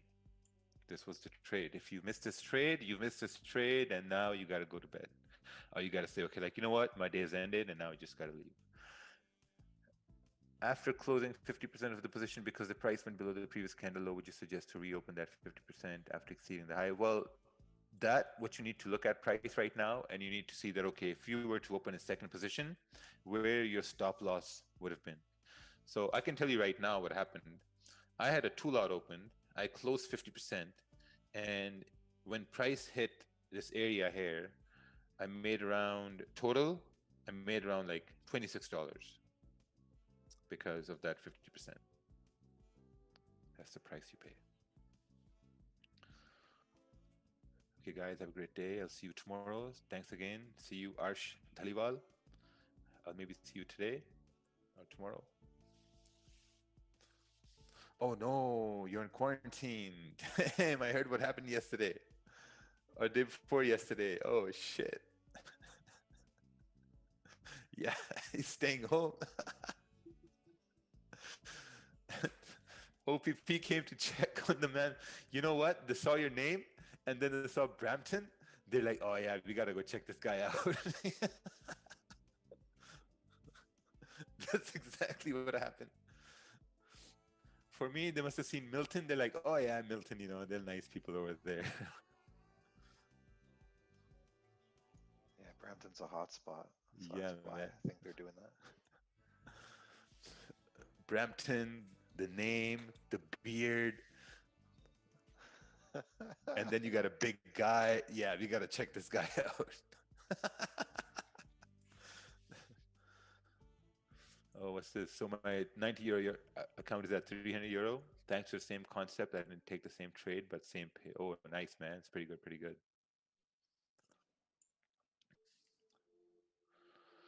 Oh, wow. They check your ID and everything. Yeah, it's crazy. Yeah, they're not messing around, man. Man, I think they're taking this thing way too seriously at this point.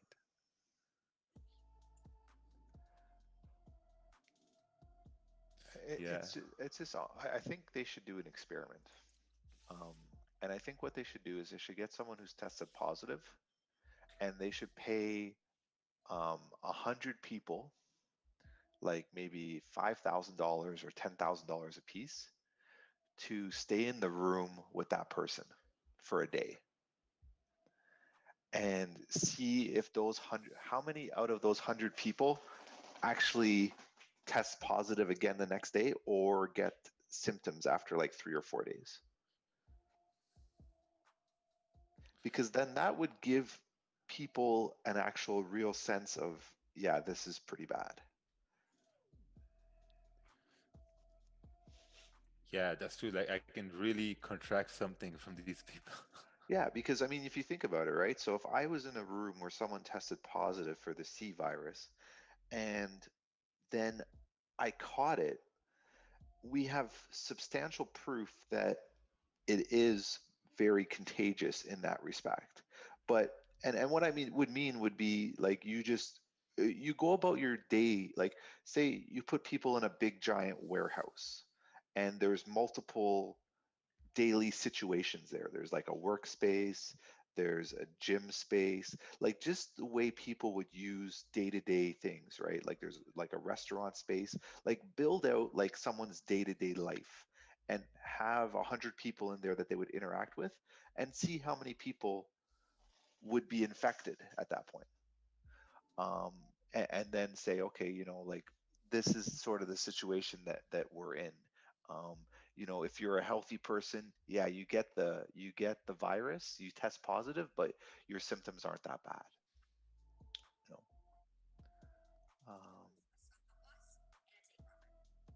As you can see here, they gave me the exact numbers that I need to plug in for that trade. So stop loss 1870. I'm gonna go ahead and plug this in.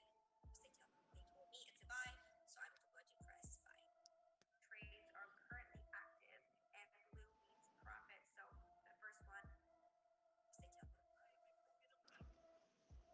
Wow, this is crazy. Girls are taking MLM to the next level over here. Oh yeah, I've seen some of those. Yeah, shit. On TikTok now and everything. Oh man, it's so nuts. I just saw a video with this girl. Like she looks good, good looking girl. Yeah, and I think I it's saw like, the same one too. Yeah. So see, guys, these numbers I put in, and look, I'm in profits. This is money I'm making. And to a new person, that's like, oh my god, this is something next level I need to get on.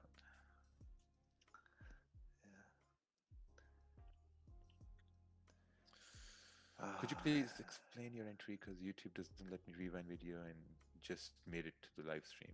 Well, if you just made it to the live stream, I think you can watch the recap, because we're about to leave here in a little bit. I love how people get so offended when you disagree with their opinion. But so many people died. Yeah, people die every day. Like, just like. Where's that Trump expression? That's a Trump expression where he's just like amusingly shocked by someone's answer, and he's just like. I think I understand that people die, and I don't turn around and discount the fact that people die, but we also have to look at the bigger picture. Do you throw here's a perfect analogy. If you see a single piece of bread in your full total loaf of bread that has a bit of mold on it, do you throw out the entire loaf of bread, or do you just throw out the piece of bread that's moldy? that is the equivalent of what we're doing right now. We're throwing out the entire loaf of bread because we saw one piece of bread moldy. And that's what we're doing with the current situation that we're in.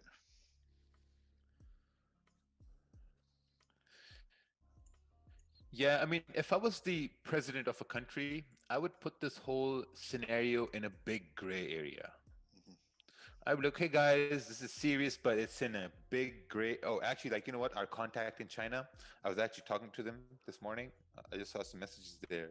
And the question we asked him was, how are things? How is the sea situation there now? And his response was, in China, everything almost back to normal. And today we go back to office. How are things at your side? Business going well?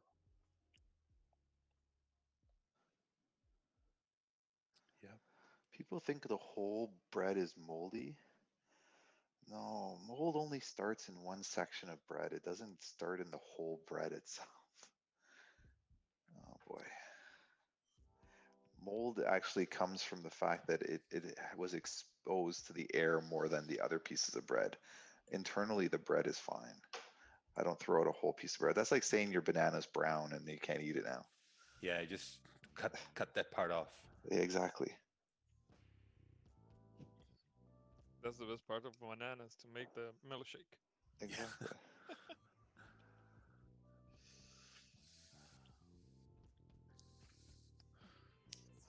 You know, guys, Ted, it depends on the university days. I might have ate the whole loaf. Things are desperate.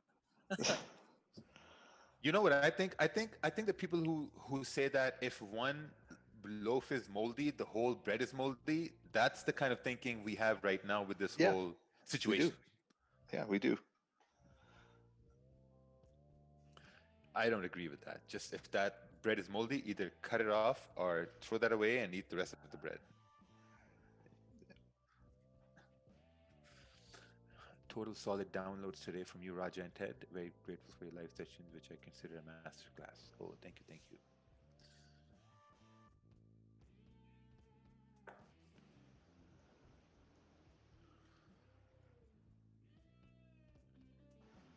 So basically, we had one trade for today. There was a GPGPY buys over here. Took a little time, but made it work. A bunch of people caught those buys. 11 people got in drawdown, and if 1 or 2 slices has mold, I can bear with it. But if I see 6 to 8 slices, I'm off that. Well, yeah, it's the same thing like people have milk and the expiry date or bread or something expires. People understand what an expiry date is, right? It just means that you've passed the optimal date for use. It doesn't mean that it's bad. Like people that have like milk or yogurt and it says the expiry date, say like tomorrow, which is October 8th, it doesn't mean that the milk is bad. You know that, right? Like I hope many people understand that. It just means the optimal date to use that product has passed now. And you're starting the deteriorated dates at that point. I hope people realize that that's true. To be honest, we produce a high-end dog and cat food, and when stores that expired product, I take it back, and my dogs eat it. Just like it doesn't matter. It's just like you said, it's just not optimal, but it's still good.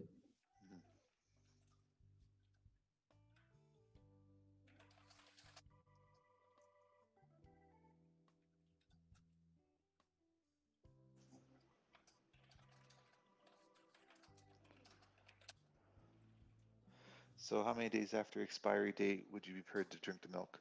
Well, I mean, it's based on smell. If the milk smells fine, I still drink it. Doesn't bother me. Like, I mean, I don't know. You guys are like so paranoid of everything. You know, I let the things go till the end. Yeah.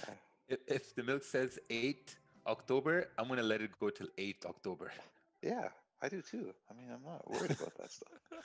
Yeah, until it starts smelling a little bit or start seeing like solid milk. Yeah. Then I'm like, all right, yeah.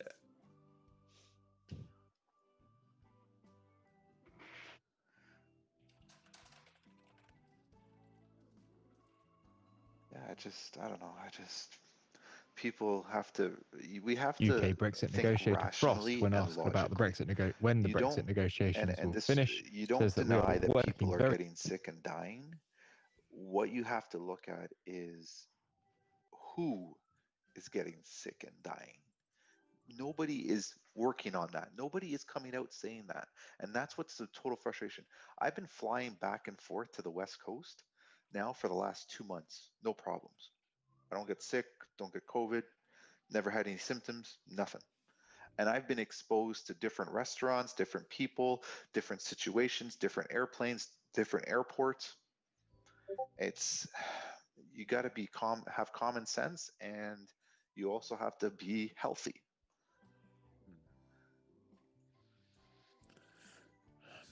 Yeah. Yeah, that's it. Like some of my neighbors, they shake my hand. Some don't shake my hand. They just do the fist bump thing. Yeah. And the ones who do shake my hand, they say the same thing, man. They're like, hey, listen, we see you. We know you. You're clean. You wash your hands. As long as everyone just washes their hands, you know, like stay clean, nothing's going to happen.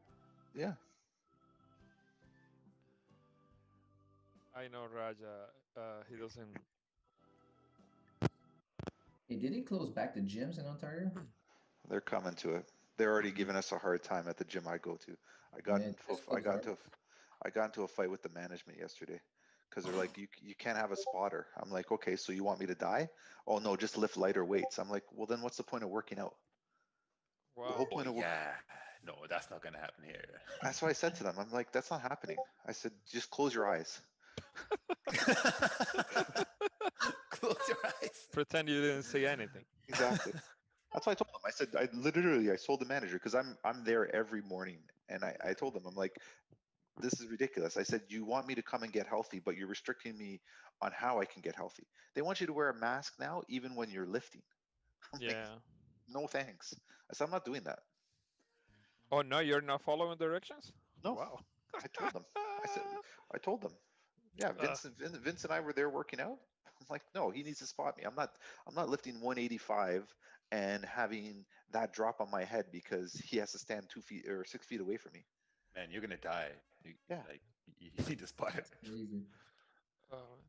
Yeah. Yeah, they just closed ours. Yeah, in my gym, they have a notice, and that notice says that if wearing a mask affects your emotional and mental health, everyone else needs to respect that. Oh wow. Yeah. That's good. Yeah, some people really abuse that. You know, they're like these old people come in, they don't wear masks, man. They're just walking around. Crazy.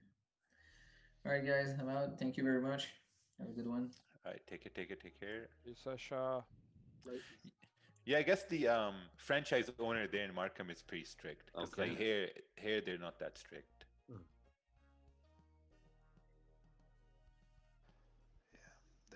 Yeah, they bothered me. I was upset. That's correct. Okay. Okay. What's going on here in the background? I work from home, so I'm okay to receive it. Oh, someone just got a job. Yes. This is the number. Yeah. Okay. Thank you. Thanks, sir. Thank you. Take Cheers. care. Bye. See you tomorrow. Bye. No, hold on. Let's listen to this. Getting better.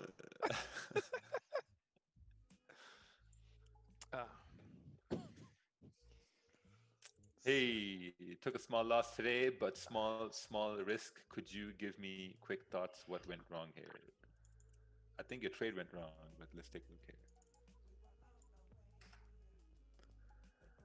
Oh yeah, there wasn't enough range. There wasn't a range for price to go up. There was no range at all. It was pretty small range over there.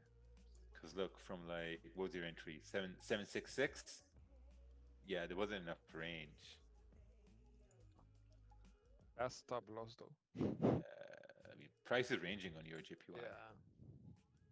Where's it? Right here. Yeah, see, it was ranging. Because price did broke out, and then you needed a support forming here to continue up, but there was no support forming. So this should continue bearish. When did you close the GJ buy? I closed it. We announced it, right? We announced it when I closed it. Yeah. Somewhere here, 6:30, 6:20. Yeah, I closed 50 there, and then the rest I got stopped out. I just had close. I'm gonna close.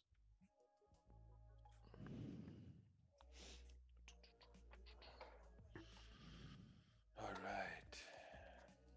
Looks like these trucks are not going to come in anymore. I mean, how many things is Elon making, man? He's making the trucks. He's making the Roadster. Now they're making Tesla Plaid. I don't know. I don't know what's going on anymore. Yeah, Mr. Musk is busy doing things.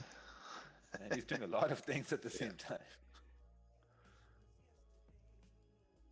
Tesla stocks is still falling or is recovering now? Because last week I It's think holding steady. Okay. I mean, it's a long-term play now. I think you got that big push further up. You got that big push earlier, and now it's a little bit longer-term play. Mm-hmm.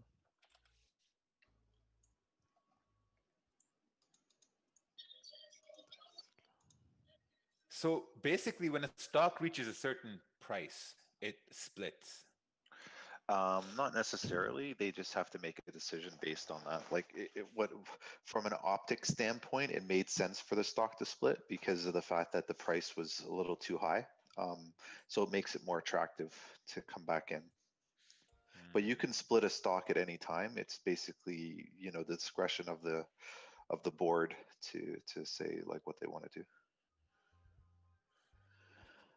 So what good does it do for the company if the price is basically lower now? Nothing. It's still the market cap, right? Like you just have more. You have more shares available.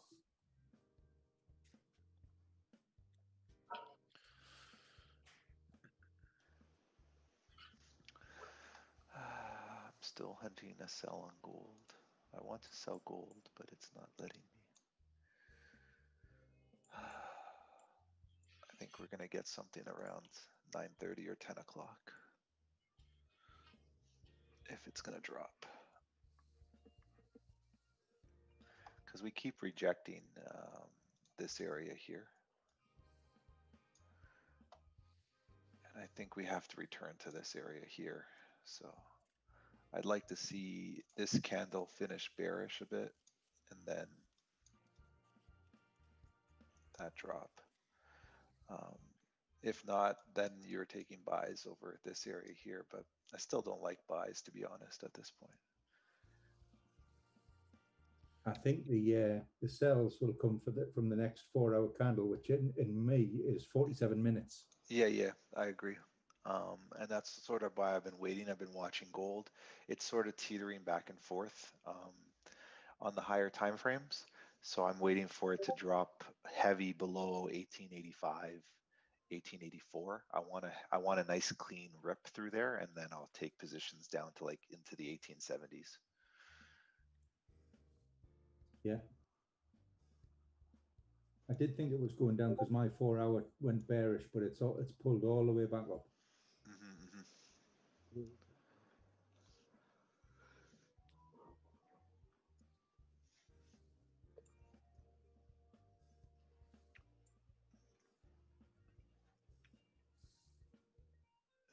It's just not in a good spot. Like, to be honest, I want candles that look like this over in this area here.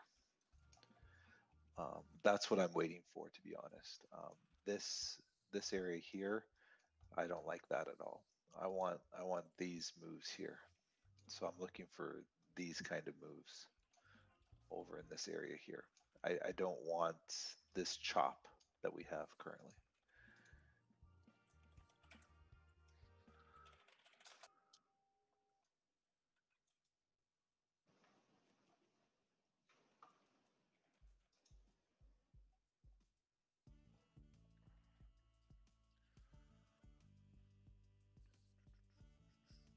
Also, GJ wick filling the 4 hour.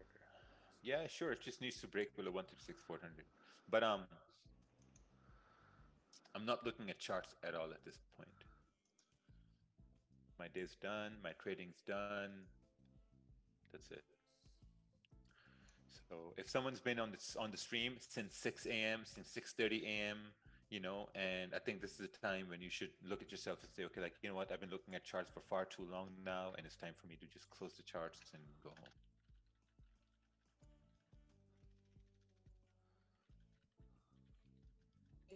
All right, guys. Bye, team. Appreciate you, brother. Oh, thank you, thank you. Yeah, I'm gonna head off here as well. Hey, man. Take care. So, yeah, take care, take care. Peace out. Peace out.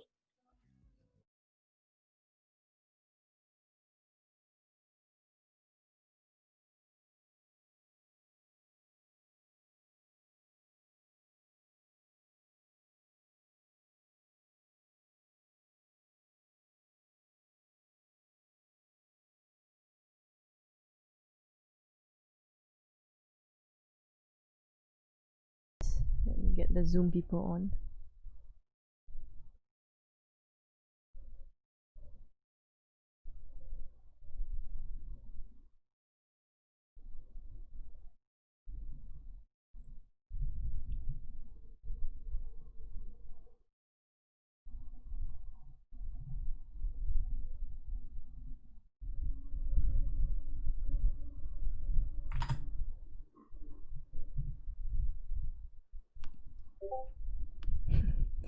Yeah, holy prophet, you gave me a shock.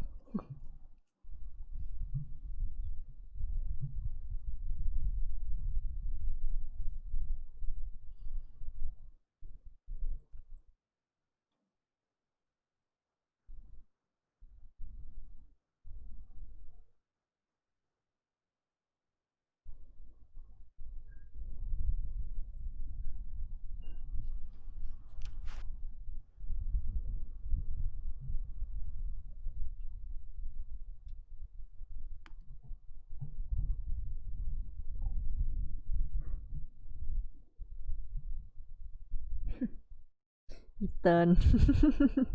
Last warning.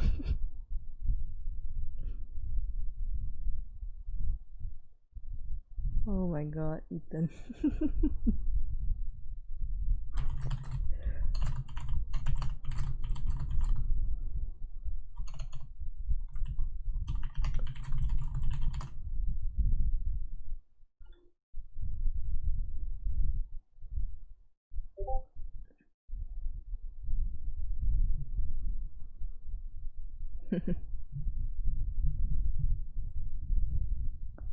I don't think anyone could have caught it. It was news.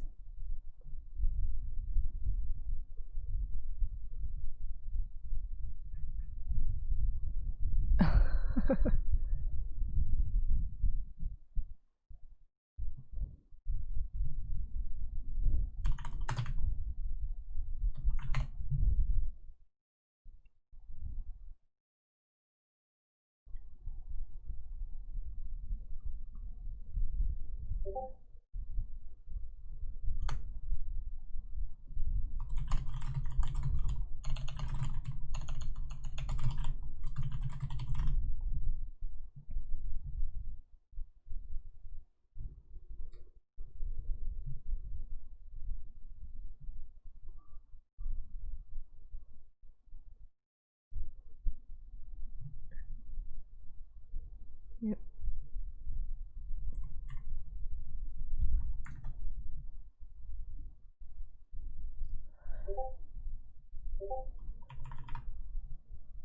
Yes, switch away, you're right. So I didn't even take the longs when this was pushing and when the 30-minute formed support, because the 1 hour, yes, it was bullish, but the 4 hour was still bearish, so I couldn't take the longs.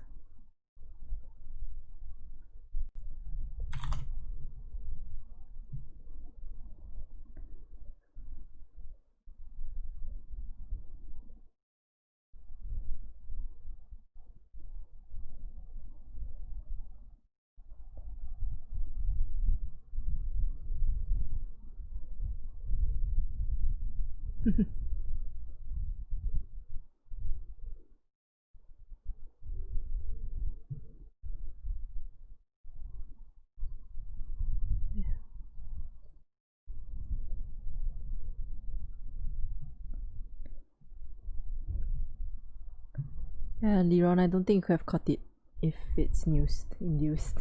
So I'm more short biased than long since it broke below 136.6. I've been short biased since earlier. So just wait for some kind of retest to this area. As long as you didn't lose, it's fine.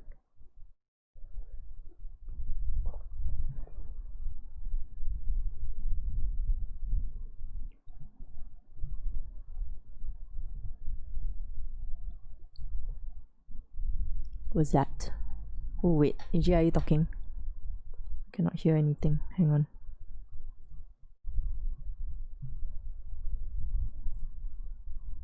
Did you speak? Oh shit. Wait, hang on. I cannot hear anything. Oh, okay. I got it. It was me. Yeah. Okay, I can hear now.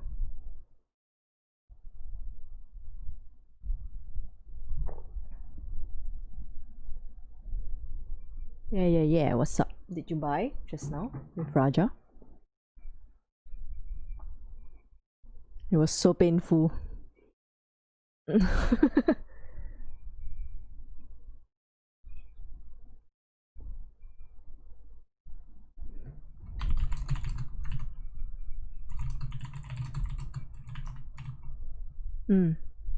Ah.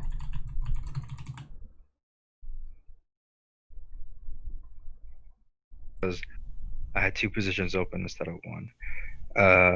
But I was overall looking at it like this because from what I know from order blocks and whatnot, this candle right here is an order block. So what it tells you is that your ideal entry should be somewhere in this area, this body candle with stop loss above here for the sell. All right, and then it dropped all the way down here. This was what, like a 60 pip move. Yeah. But yeah, when I saw this not being respected, I wanted to take the sell, but I was like, I was No already one done for the signals day. that. Yeah. This was Yeah, I a was fake out looking to for me. subs, but Yep, same. I was I waiting for didn't want subs to also. place an impulse entry. Me neither. I wanted to do a sell stop, but it was just too fast. Yeah. I would have only sold below though. I don't like this area here. So earlier, like I was chatting with the rest of the guys, I had like, even if price broke above 136,600, right, I would only buy with new support forming. But if price broke below 136,400, I was more confident in the sells. Yeah, I agree. Well, now we wait. Price is coming back up now. Yeah, it looks like we're starting to make lower highs on the 4 hour and 1 hour now. The structure. Correct. That's exactly what I saw. That's why I just held my short bias. Because earlier I was saying as long as price stays below 136.6, right, I'm short bias. So it just stepped saying that way on during Raja's session. So I think there's no. Whoa.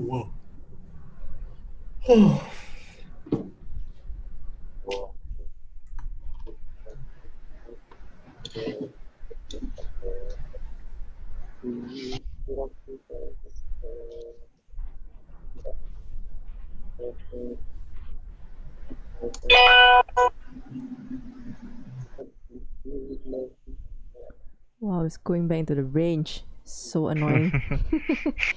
So annoying. Yeah.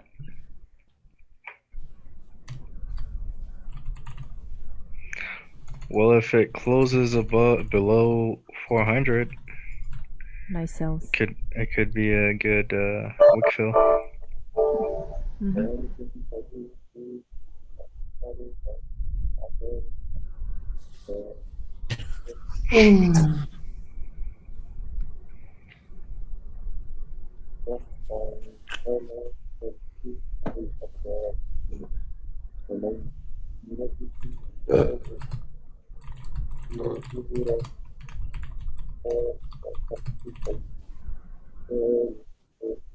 Hey Sean, what's up?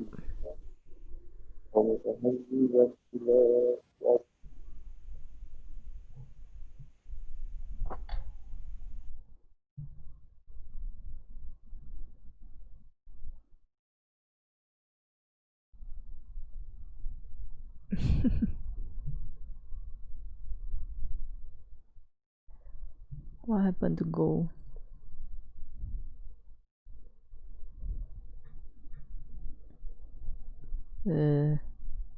Sean, I don't trade gold. What do you mean what happened to it? Like, why did it go up? I think this move up was because of Trump, right? This spike, and then he said something this morning, I remember.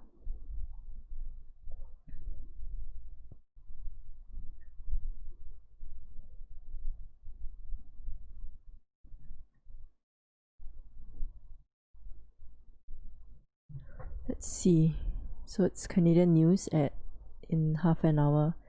Yeah, of course, Sean. Just send the chart like how you send it on Rajas. Same thing.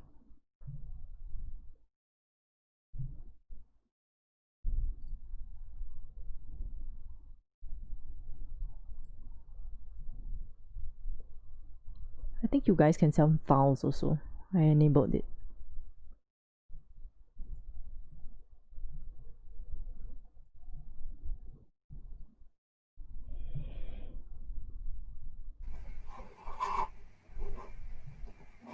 So what are you thinking now?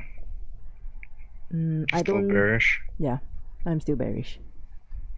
I'm just waiting for a new resistance here. So the 1 hour close, previous one was like bullish, right? So I'm just gonna wait for 30 minutes resistance to come down. Yeah, I want to see how this closes first. If it closes below 136,400, then I'm more inclined to take the trade short with the stop loss above the next current 30 candle. minute? No, the next candle. So I'll let it test, and then I'll probably have like my stop loss above this 1 hour zone here, somewhere here. Yeah, because the wick, ideally I don't want it to go back in. So this candle needs to stop outside, and the next one does not. It cannot come in. If it comes in, then we are going to be inside here again.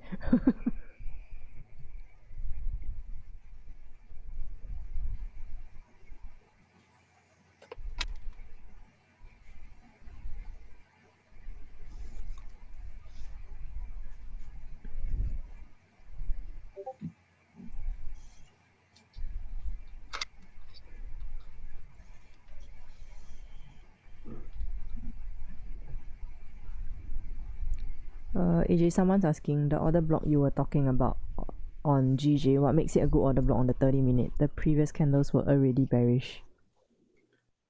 This one, right? You can even see it on the 1 hour. So if you go to the 1 hour, This wouldn't the order block be here? The top? no, I'm looking at this whole move down, right? So anytime you have an up move, this was like a fake out from the markets, or their market makers, they call it, right? So you can even say that where was the last bullish candle before this big down move, which is this one right here, right? That's the last one before a big move down, right? So if you're thinking about this as an order block, right? This is even on the 1 hour, right? And then you can even say that this whole thing, this is an OTE area, optimal trade entry, which is a fib, 70%, right? Yeah, it's the same thing as a sponsor candle, exactly. So yeah, you can actually say that this is that you could enter here because you have one, an order block, and then two, this could be, you know, the 70% retracement.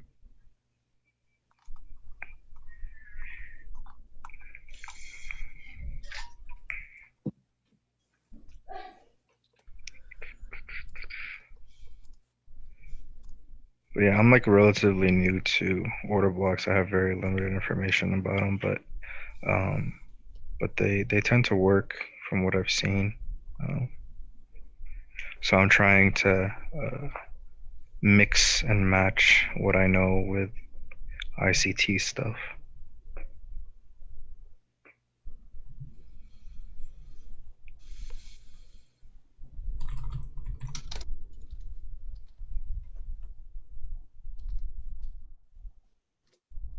Ibrahim, I think most of us have less than 2 pips spread on GJ. Yeah, mine is 9, so it's like less than 1. 0.9, yeah. I think if you're going more than 2, your broker is expensive.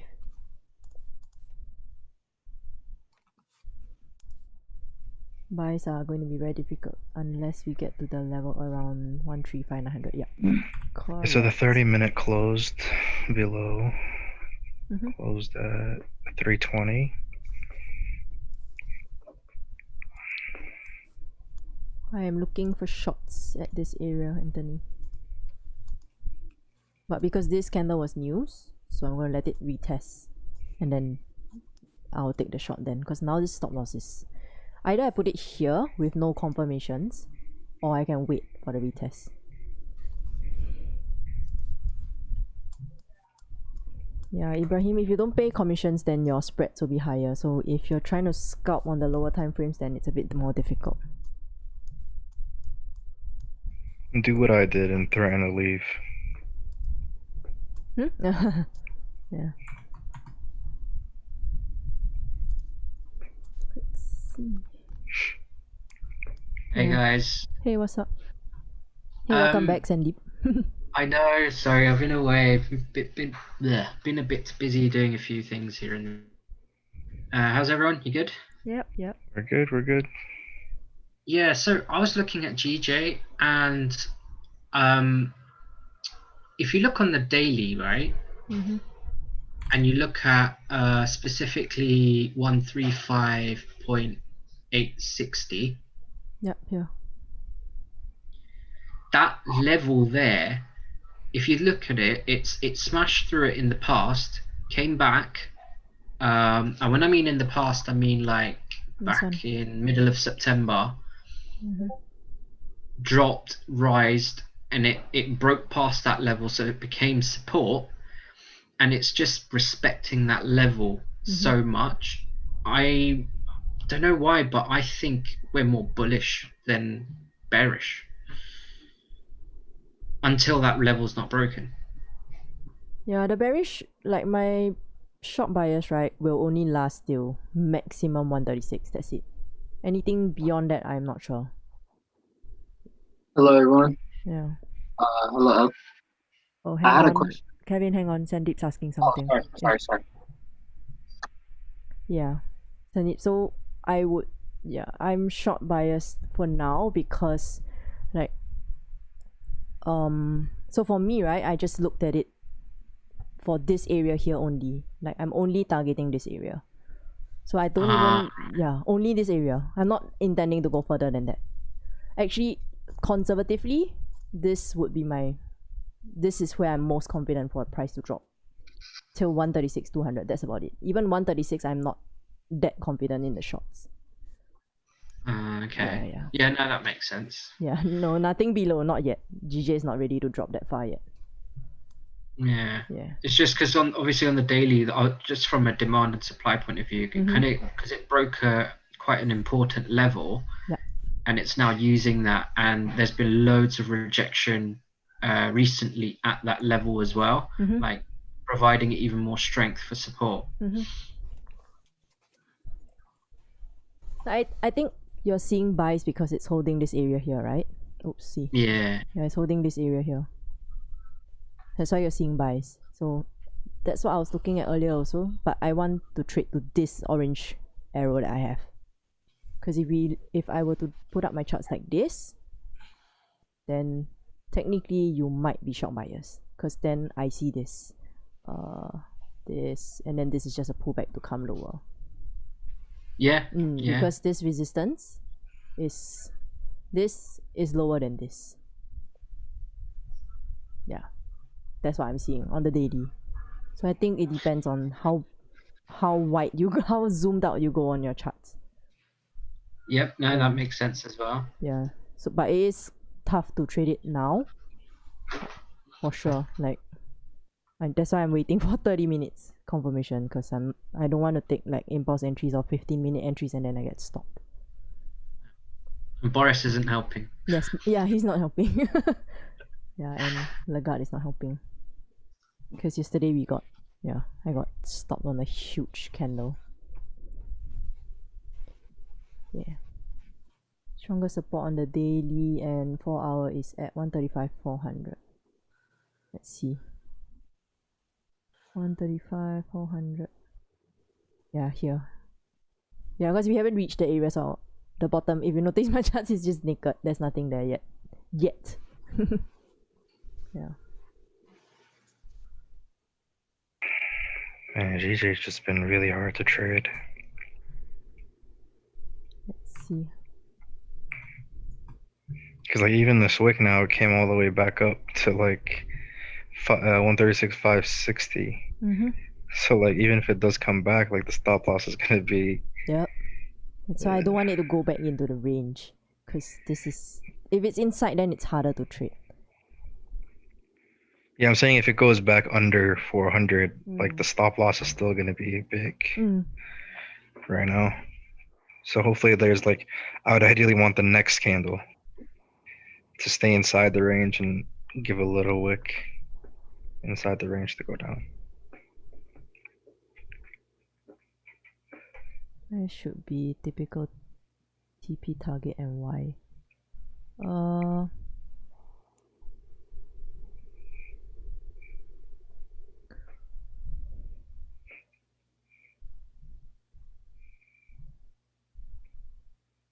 Normal. Okay, I would say if you want to be conservative, take it here, right? If not, this normally should hold. I think you're asking because of the runner, right? Usually B should hold. But if you are afraid, then just take it at C, like this support here.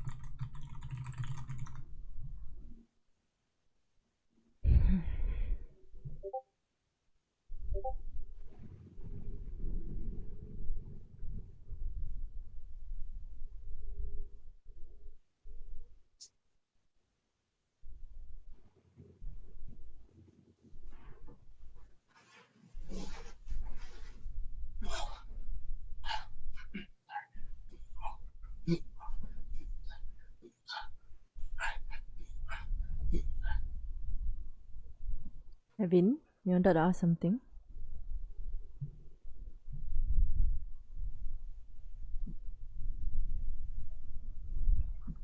Yeah, close below.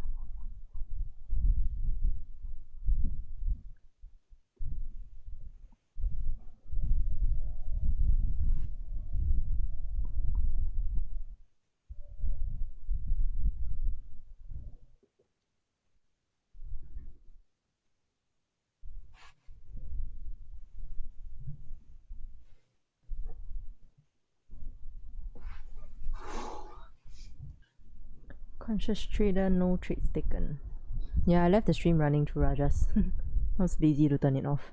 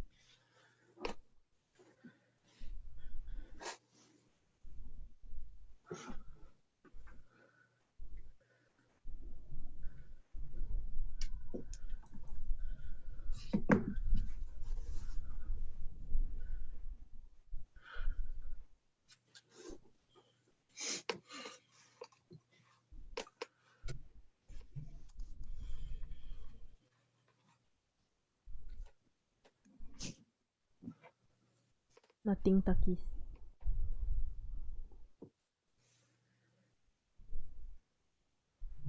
I actually take a break during Raja's stream so that my hours are not so long.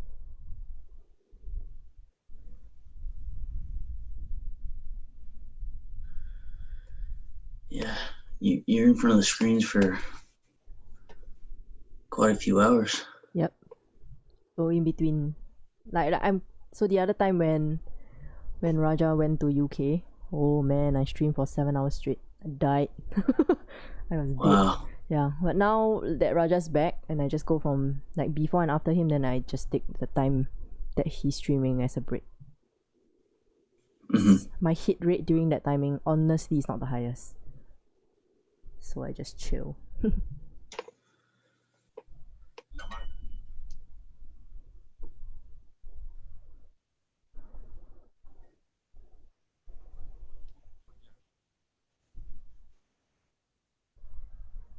Well, FOMC minutes move the market a lot, yes, depending on what they say.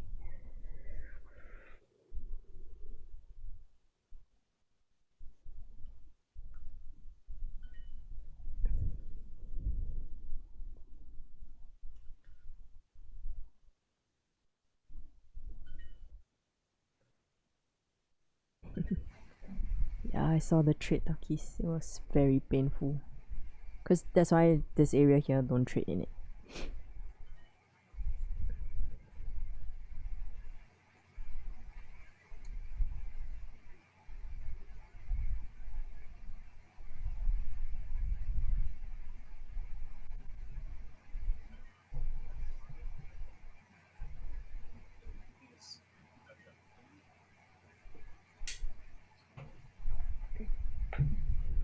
Would you enter a sell if the next 15 minute breaks the low of this current 15? No. That's an impulse entry, right? No, I wouldn't. So this current 15 or this current, yeah, so this current 15 is gonna close. Bullish, I'll wait for the next one to close. Bearish, and then I'll take it. At least I don't have to have my stops like way up here. If I wait for the close, maybe I can get it a bit tighter somewhere here. Hey, Yeah, I had a what's up? question. Yeah. Is the reason like this big move that happened was because of news? Like I wasn't looking at the charts. Oh, this downward move? Yeah, this down, and then Yeah. the next one went back up to. Yeah, it was Was news. based on news. Yeah. There. Was See? the Brexit? Yeah. Here. Yeah, I was like, I looked at it and I was like, what? Yeah. They need to stop it. Yeah, I hope they be done with Brexit news. Yeah, man. That's over with this.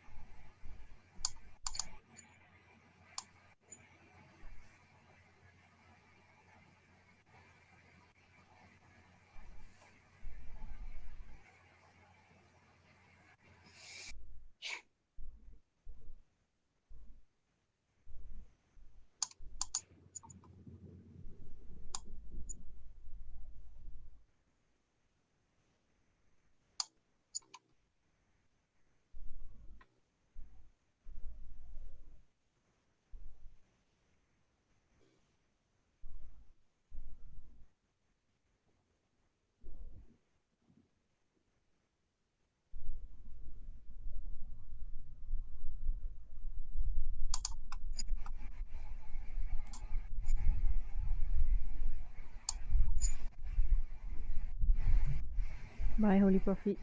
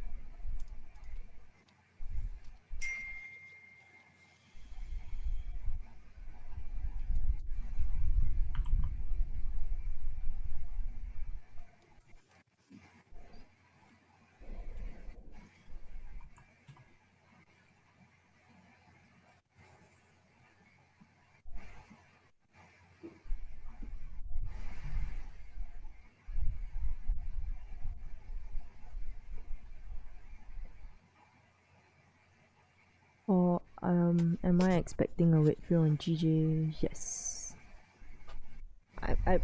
I'm not really trading the wick fill. I'm just, if it forms resistance here, then yeah, I'll take it down to, yeah, looks like it's the wick fill. Correct. I was just looking to take it down to 136. But I wasn't trading the wick fill.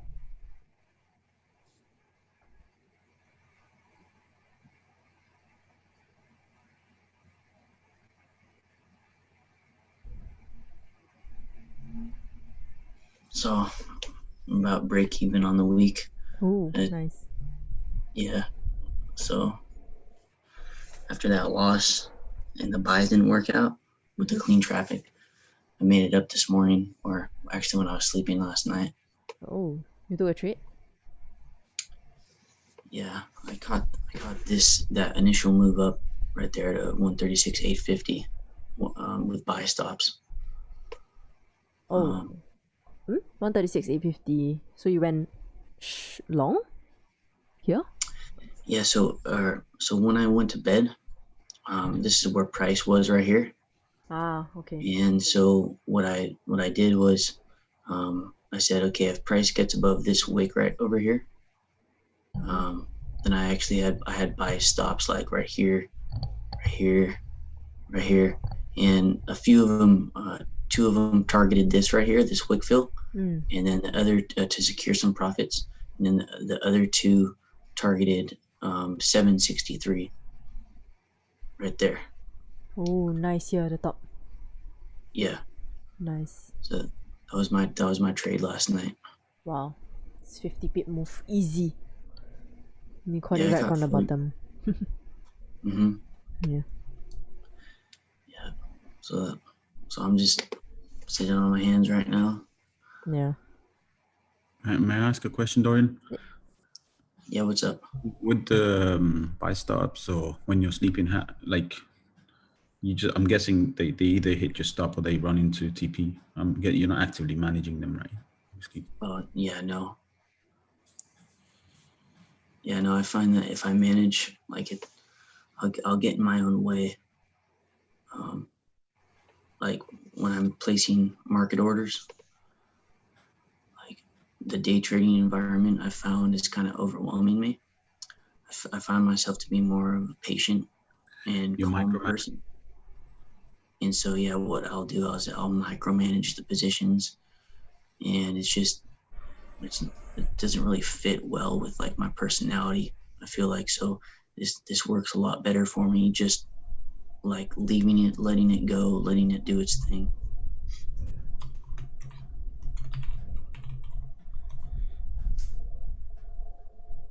Yeah, if it works for you, buddy.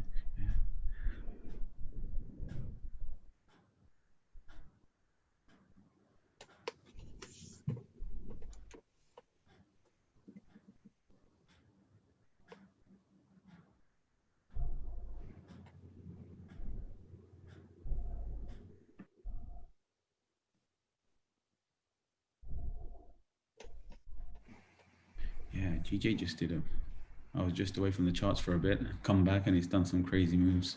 Yeah, because there was news.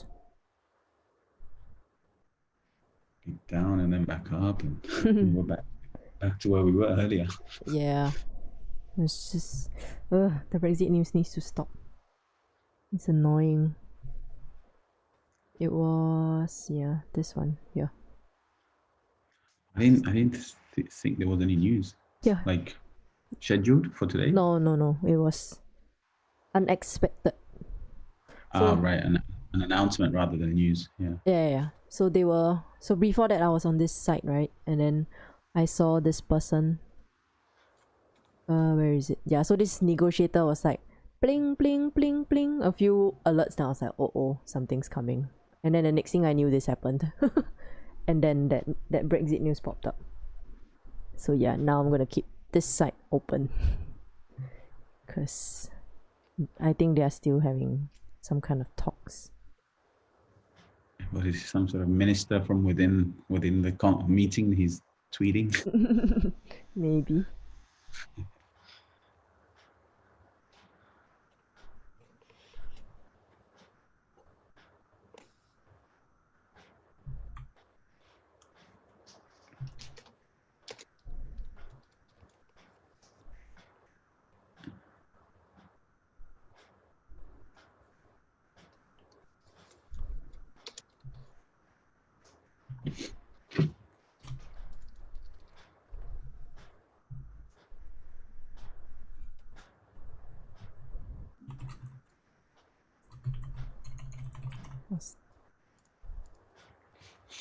Oh, it's this guy. Yeah, he's quite important. What's his role? British. Oh man, so many words.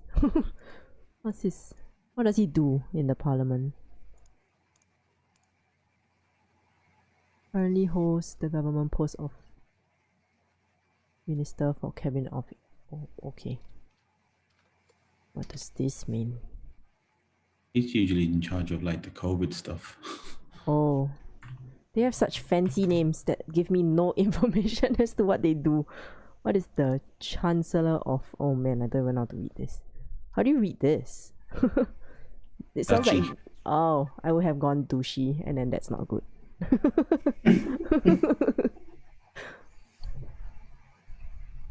What's this? Let's see.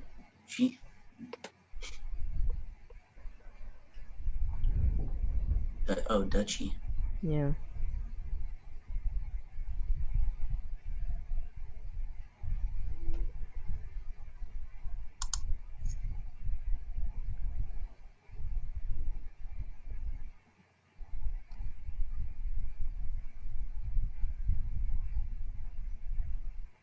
He sounds like he's second in line to Boris. Like an advisor of some sort. Right? Oh my gosh, looks like the I 1 don't hour. follow politics, but I know his name's always mentioned. Yeah. What, Brennan? Looks like the 1 hour is going to close back inside the range. Yeah, so no trades. I'm definitely not trading inside here, man. It's just going to be very painful. It's like chief of staff. Okay, that makes sense. That I get. Lord Keeper of the Privy Seal. Let's see. Wow, so interesting.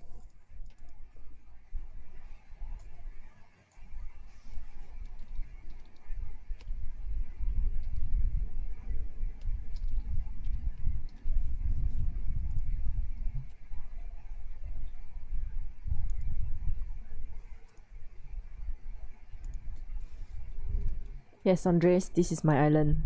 That's my home.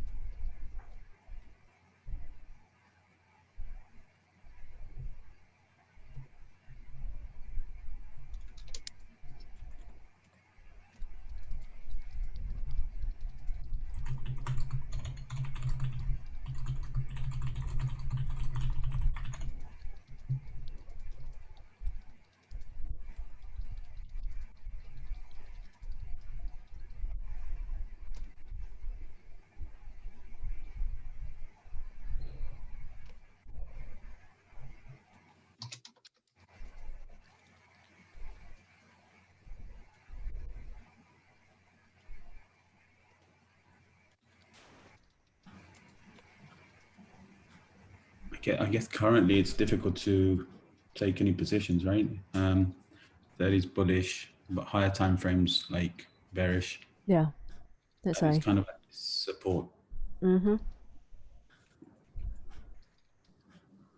That's why I'll only take trades below 136,400. So this closing back in is not good. Yeah, one hour is closed. Yeah. On the support. I mean, Yeah, basically it closed back in the range. I have like, my range is between 136,400 and 136,600. So every time price goes inside, right? If you just look at the 1 hour, it's just range.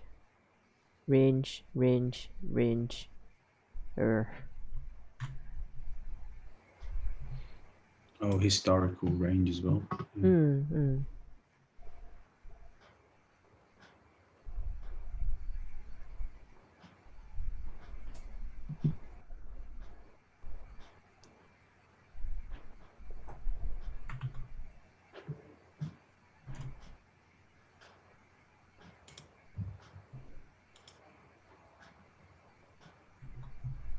Control trading emotions. Google this.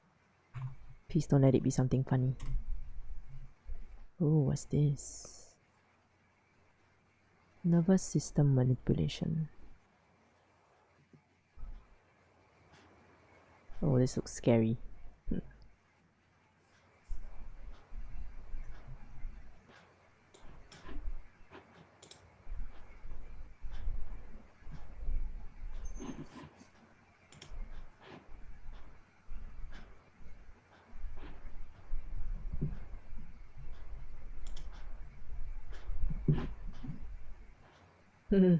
Yeah, I'm not gonna open the links. It looks like some nasty things gonna happen.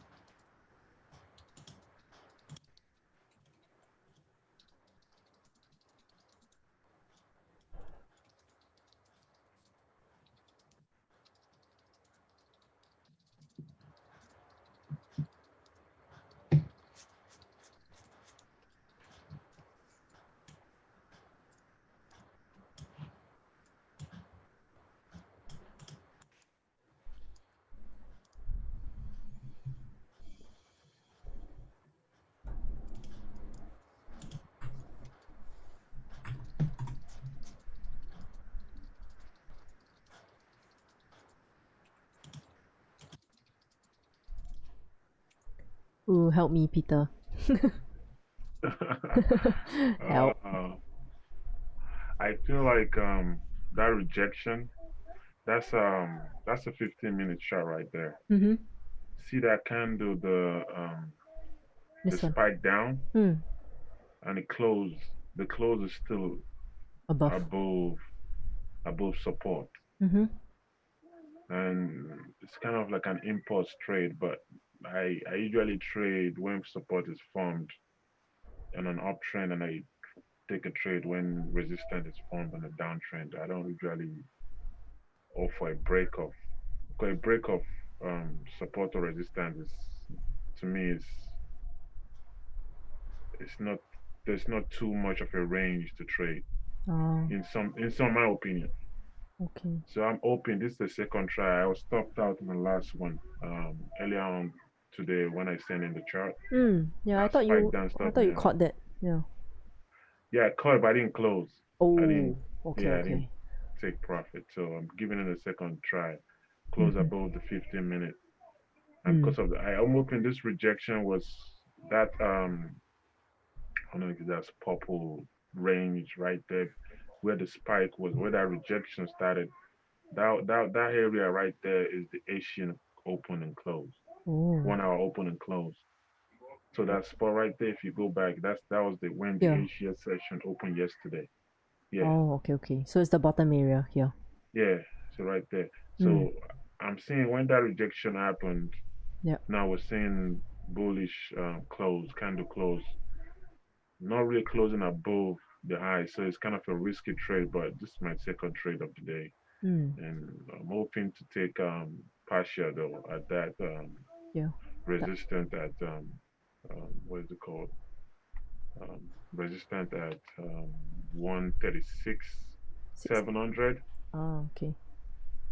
So that's where I'm taking, actually looking to actually close, and hopefully probably close a portion of it and ride it up to the Oh, okay, okay. to high of London high.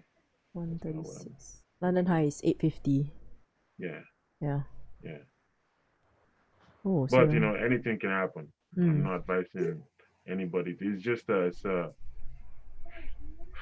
kind of like an impulse trade, or it's just like a high risk trade whereby you don't, you took something you're like this, taking I it think. off your gut. Yeah. Something like that. Exactly. Yeah, when it closed back into the range, I think you were trying to go up. Yeah. No problem, no.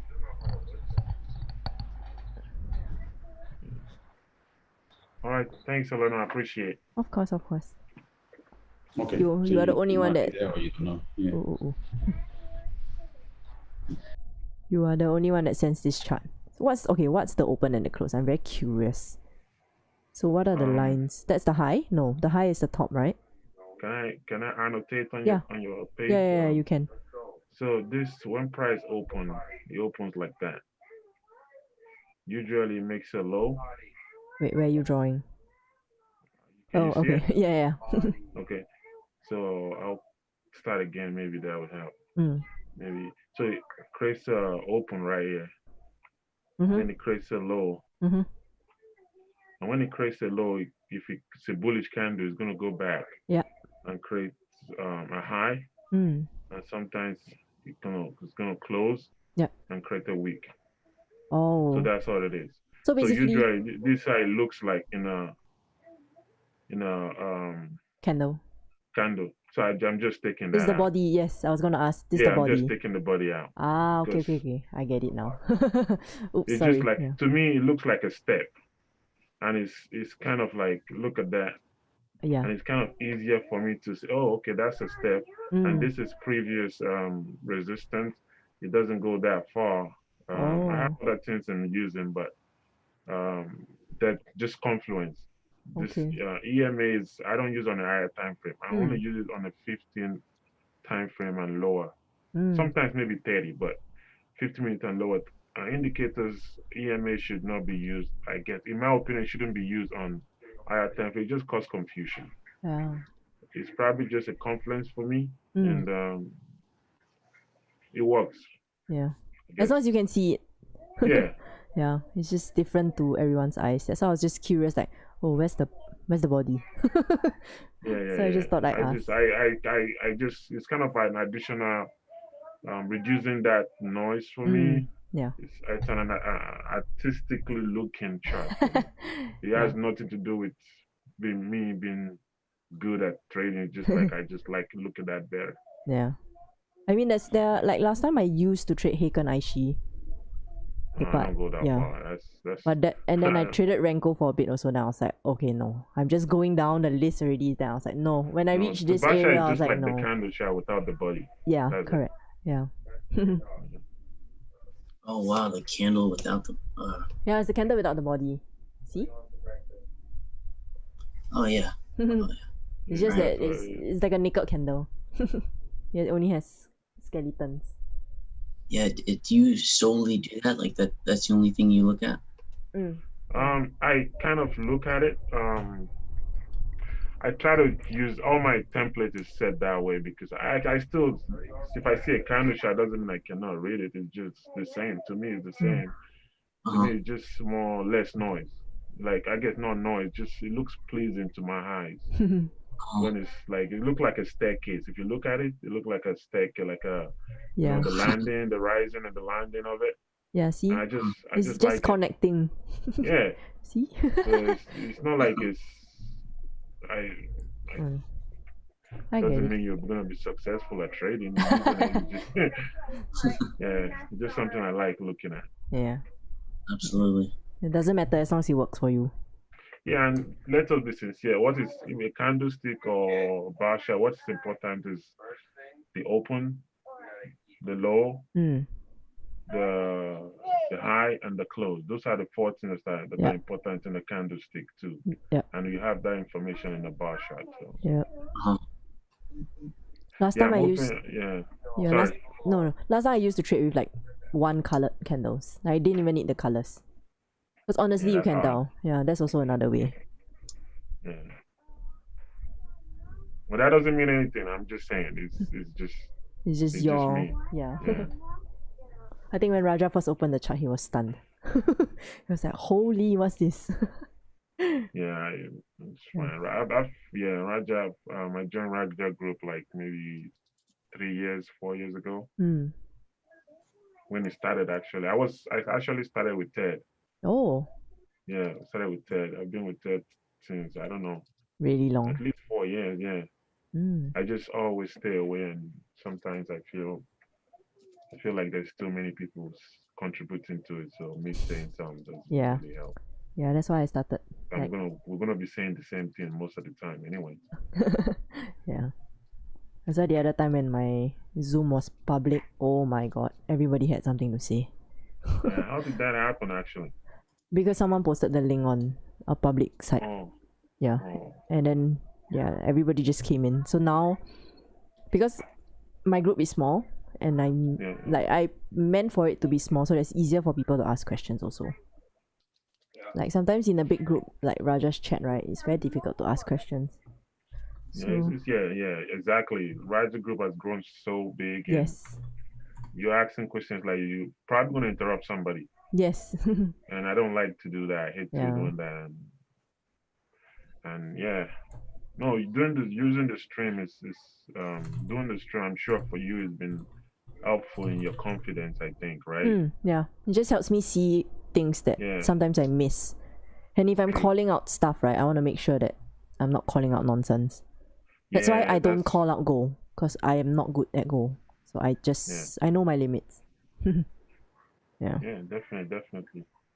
Plus, yeah, keep up the good work, man. You're doing great. And thank you. Appreciate you. Yeah. Plus, I think the main thing is this is also like a video journal for me, so I'm just talking my trades through. So it helps me as well. Definitely. That's something that helps you journal even without you even trying to. Yeah. It's like you're right there, you can go back and say, what did you say? You know? Yep. The entire thought process during during the trade. Yeah. Because last time I used to do it on my own, then after a while I got lazy. Now it's like I do it because I wouldn't say I'm forced to do it, but at least more people can learn from me at the same time. Yeah.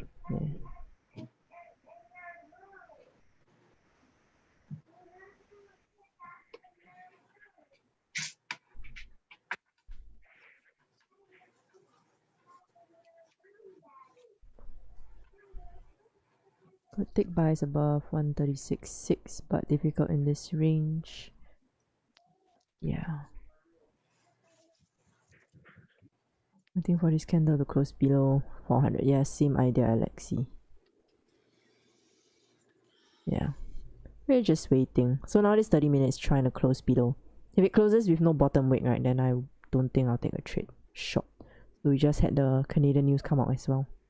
So no more news till FOMC later. So this 30-minute close should give us a bit of info.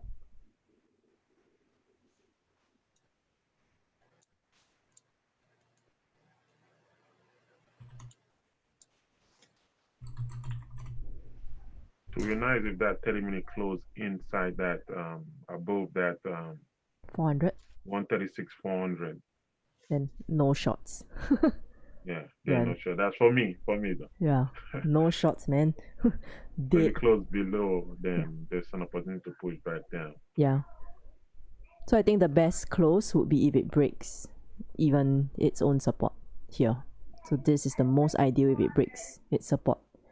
But it must close below 400. That's a must. Yeah. And with a wick. You need to give me some range to push. If it closes like this with just a tiny baby wick, then no trade. Yeah, the second 15 minutes is gonna be close. The new 15 minutes of that 30-minute candle just started. Yeah. So something to look up. I guess you can keep going down time frame, but that's a very important candle if you close. I'm looking for a buy, so I look for a buy, but there's conditions. Like your condition is for a sell, and that's a good condition, and mine is hopefully. And if mine doesn't play out, obviously, then my bias was wrong. Like, regardless of if you have a buy or sell, you gotta have your conditions for it. Yeah, it's just if then statements. So if this 30-minute closes below support, I will take a short with my stop loss above. If it doesn't, then don't take a trade. If then, very simple. Keep it objective, just yes, no. Yeah. Raja's gulag is more fun. Yeah, Raja's gulag is... It moves, the whole chat just keeps moving.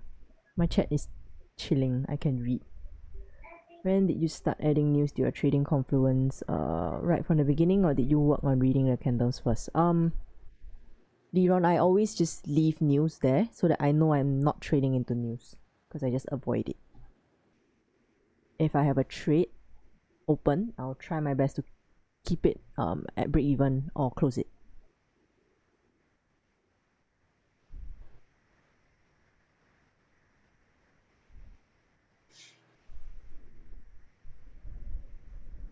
I don't know, gold looks like sells all the way to like 1876 at least, based on the 1 hour. Just structurally, this area should hold 1876. No buys yet, not that I can see.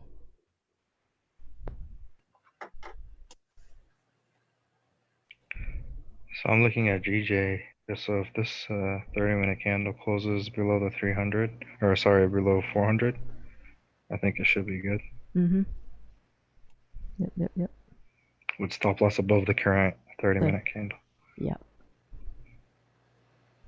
This area. Exactly.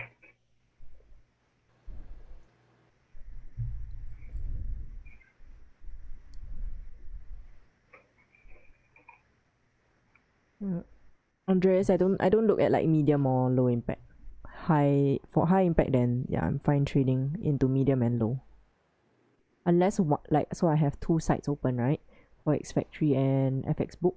So if either one says it's high, then I'll avoid it. Where would be my TP? 200 and then 136. 136, 200 and 136. So I think you could call that a 4-hour wick fill.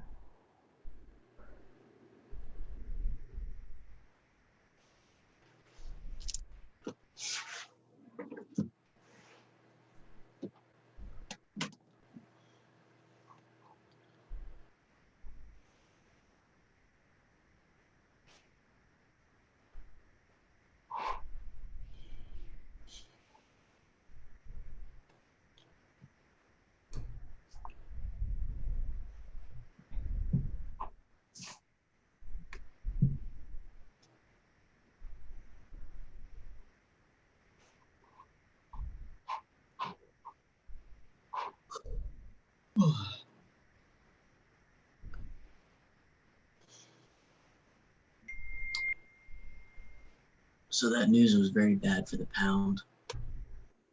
No, it was, yeah. They basically said they don't care.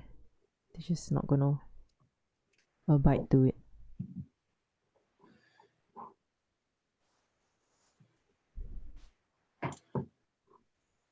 So if they don't do, so why is it bad for the pound?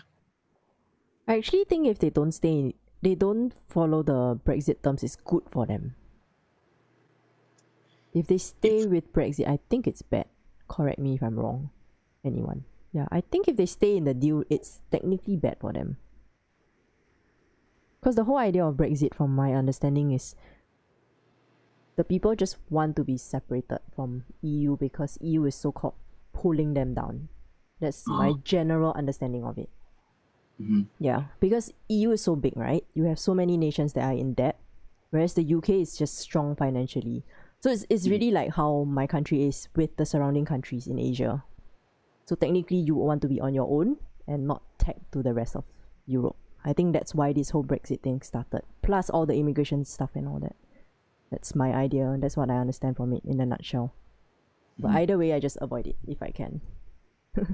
Yeah, absolutely. Sometimes I feel like if I read too much into it, then I just get confused. So just need to know the gist. Oh yeah. Yeah. See, some people are saying Brexit will bring positivity to pound. Yeah. So lose the dead weight and then your pound just goes up. That's my understanding. Oh, Brandon, someone said he just wants to say you made him change to pending orders and it felt really good to improve his patience for trades. Oh. Yeah. I'm helping someone. Yeah. All right. Well, I'm doing my job. That's good. The stream is doing its job.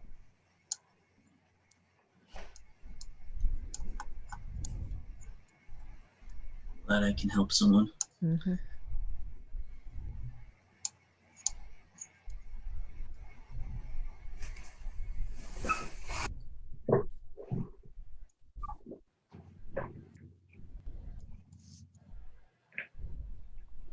Peter, your trade is going well.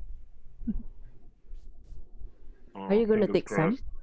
Yeah, are you going to take some yeah. at like, where is it? The first one was 700, right?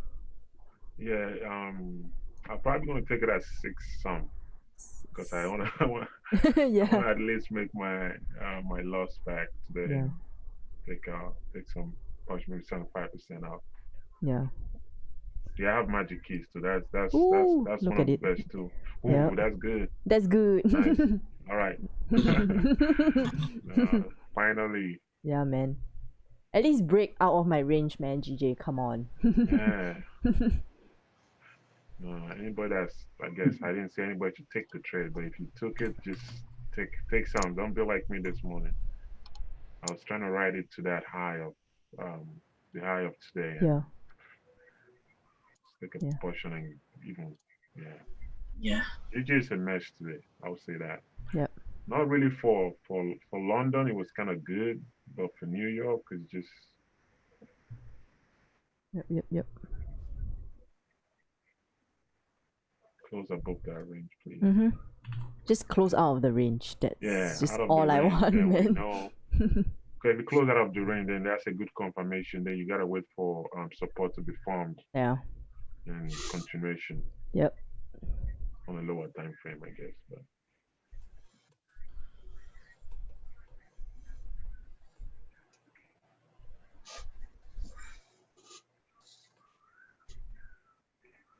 Marvin, I don't know if you saw the. Hang on. Because I think there are a few people that applied. I just want to clarify. Not sure if you saw it. Hang on.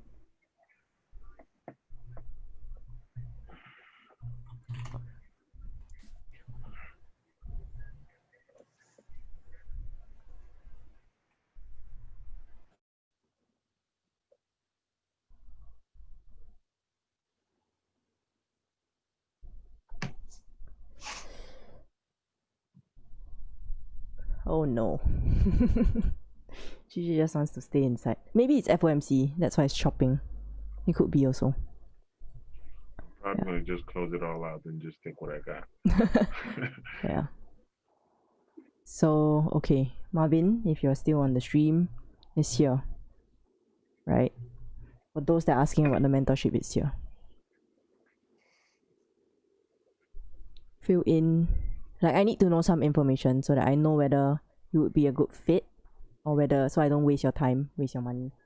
Right? So if you click this, please don't punk me. A few people have already clicked yes and then they just ghosted me, so that's a bit lame. Yeah. So I'm not doing this to earn from it. You don't really earn anything from this with the amount of time I'm putting in. I'm doing it to weed out people who are not serious. So those that are serious, go ahead, fill it in. I'll respond to you. Yep.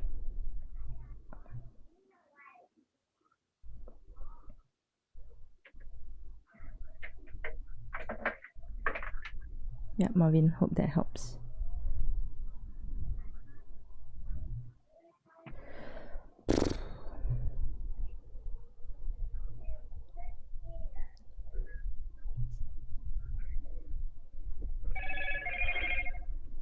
Brexit reasons lowering quality of life. However, they don't control number of people in the country properly, they'll lose even more. Yeah, so I thought there was like a few reasons. That was my understanding when I was at the banks. Yeah, Andreas, no trade yet. You have to wait for the 30-minute to close. So, it's still stuck.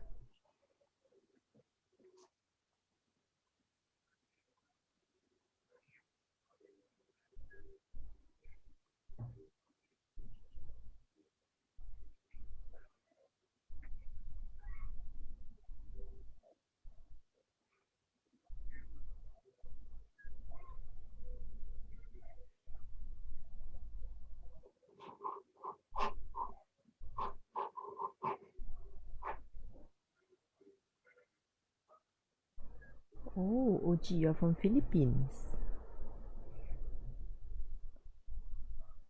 Oh crap, I think I just butchered your name. You're not Uji. You are Cesar. My bad.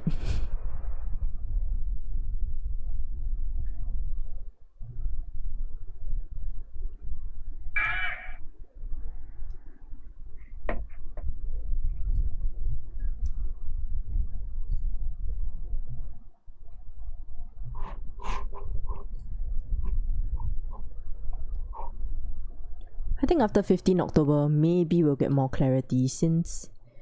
What's that link? If after 15 they need to make a decision, right? If they don't, then what happens? Let's see.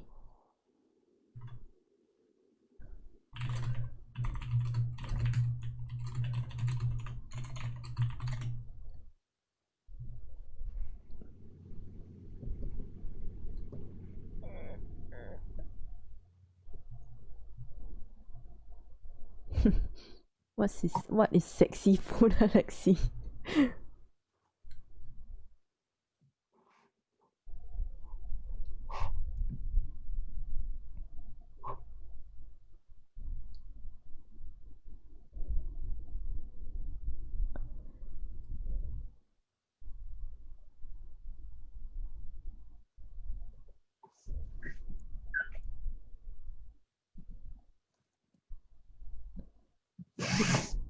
UK will quit Brexit talks. So quitting Brexit talks means what? Brexit just never existed?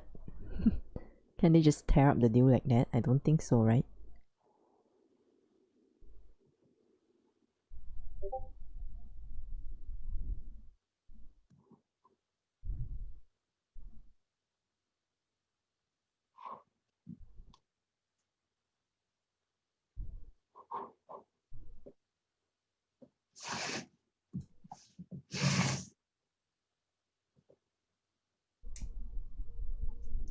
After 15, nothing happens, we lose jobs and access to EU, and then inflation goes up. Ooh, that sounds bad for the pound. Oh wait, that's actually good for the pound.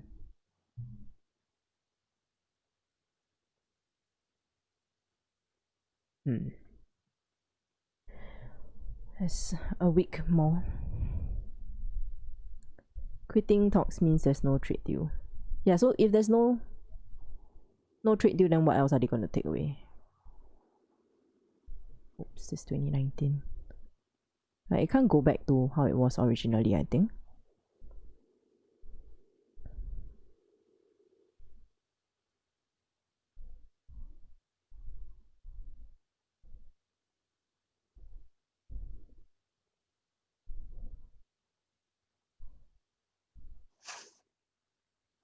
Exit transition without a deal, start new relationship, okay.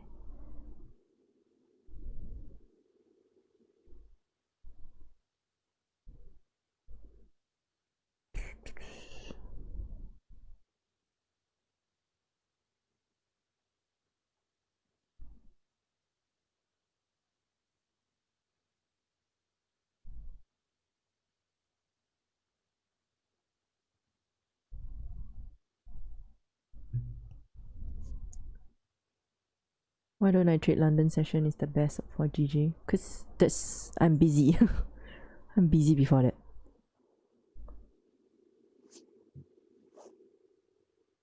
I want to get in a trade here soon, but I'm just waiting for the pullback. Short, right? Yeah. Yeah. I feel like you might only get something after FOMC.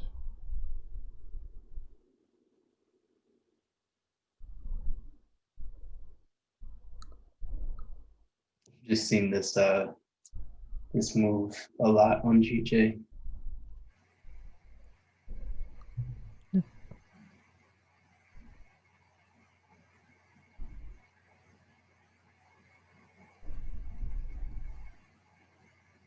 The 1 hours, the 1 hour candles are just printing side by side. Nope. They're filling the empty spaces of the other candle. The talks now is to find a deal to replace the original arrangement when UK was a part of the EU.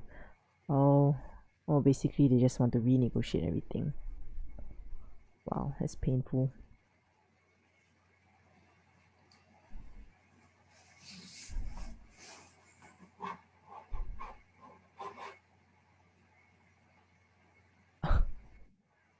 What's this?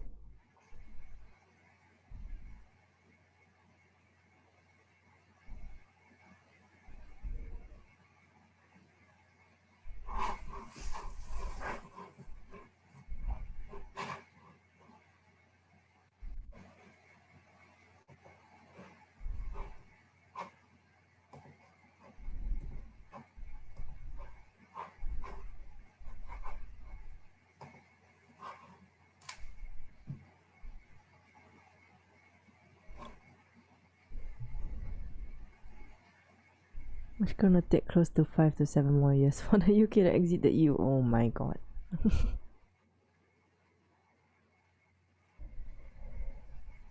Mashat, no trade range here. So GU's no trade range is here. Oops, wrong one. GU is even worse. Don't just be careful if you're trading it because GU has FOMC affecting it later at 2. Later. Be careful.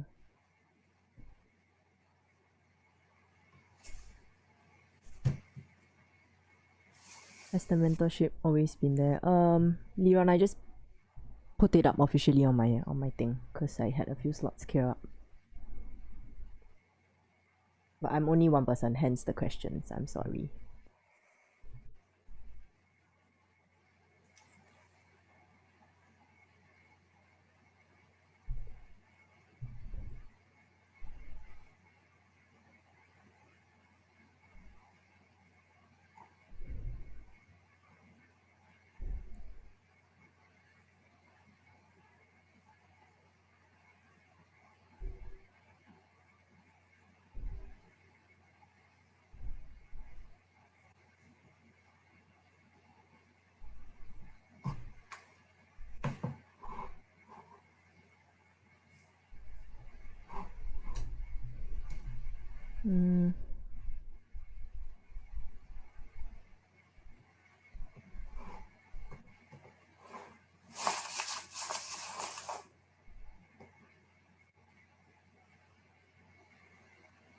Marvin, I'm gonna add you in to the Zoom link, right?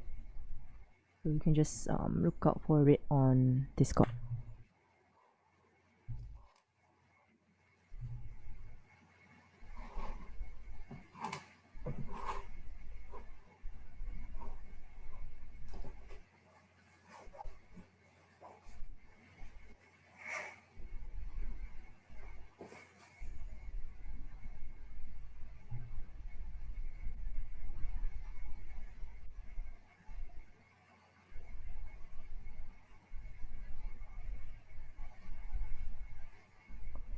One second.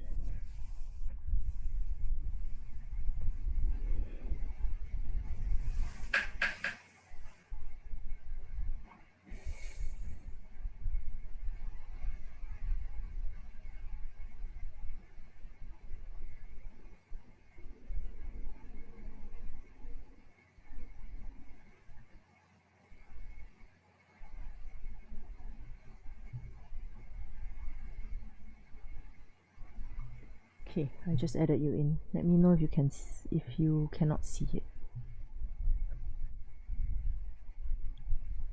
Oh no, Marvin Kelly, not Marvin D.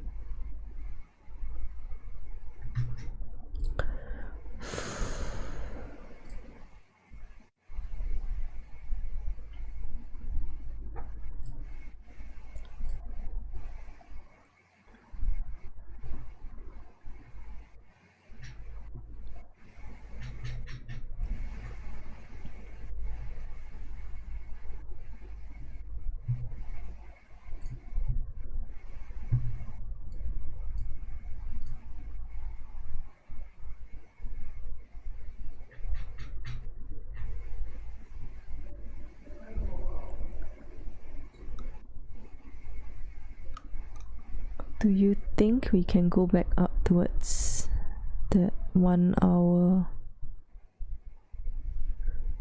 or the block or back down for cells? Where's AJ? Oh no, AJ's gone. I think the order block was somewhere here, right, at 850. Liron, right now, if GJ does not break this range, right, there is really no trade. It's not safe, because if you don't wait for closes out of 600, then we might just bounce back in. Because if you look at the earlier candle, it pushed all the way out and then it came back in. So there's no buys, no sells now. It's just stuck. It's ranging.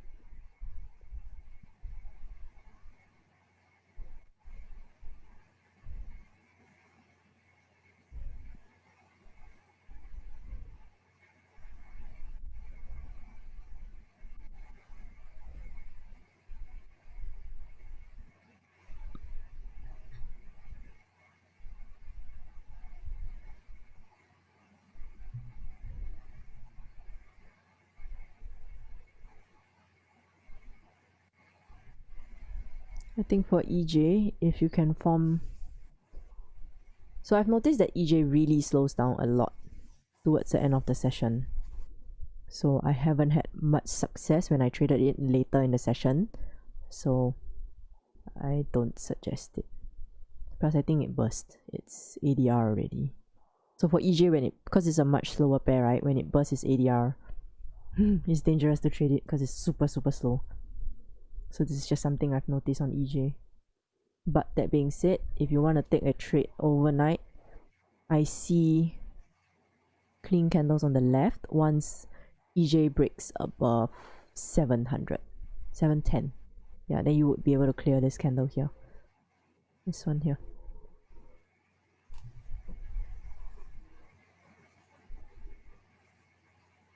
Maybe the news impact is fading away and GJ may go up as it did earlier.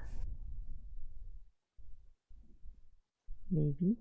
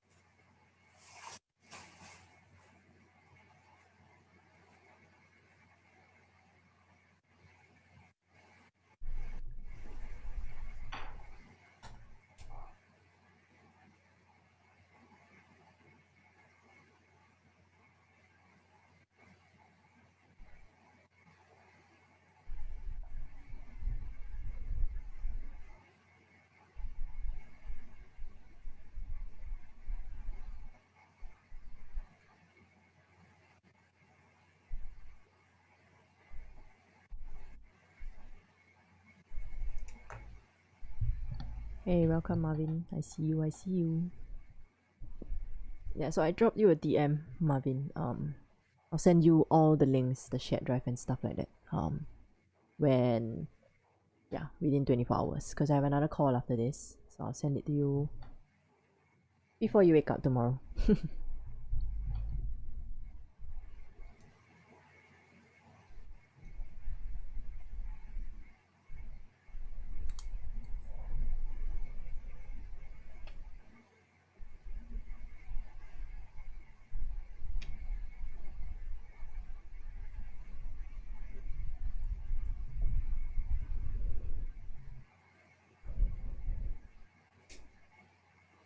The other block he mentioned was the green one before the drop down.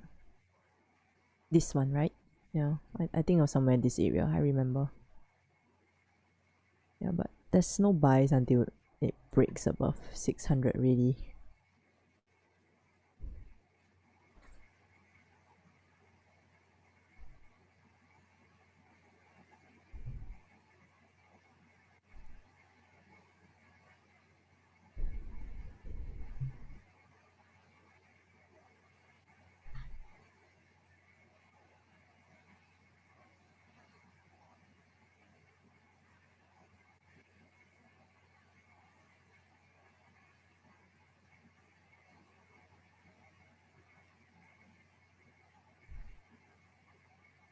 Looks like there's divergence forming in petals. I don't have RSI on my.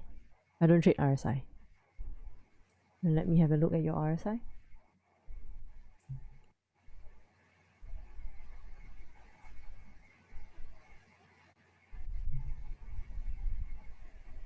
Yeah, I don't have that indicator on.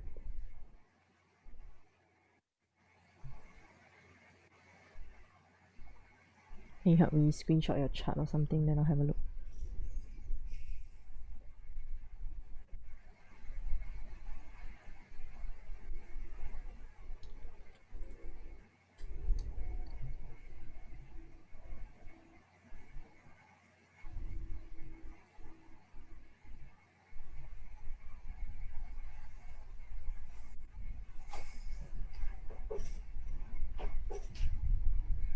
Less.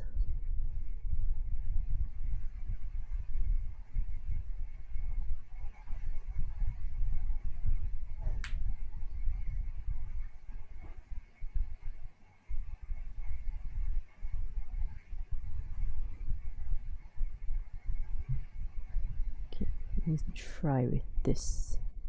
This was like old strategy.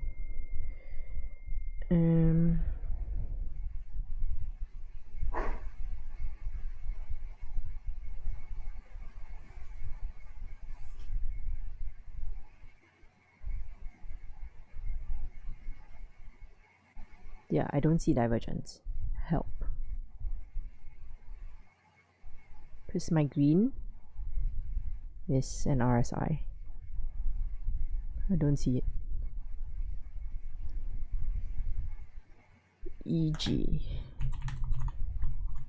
Because there's nothing, so all the blocks are essentially minor ranges. Alexia, I'm not super sure, but you can go and check this guy's channel. He's the one that started it all. Go check out ICT. Have fun with the videos. This guy. Yeah. I don't want to give you the wrong info, so I'm not going to say anything.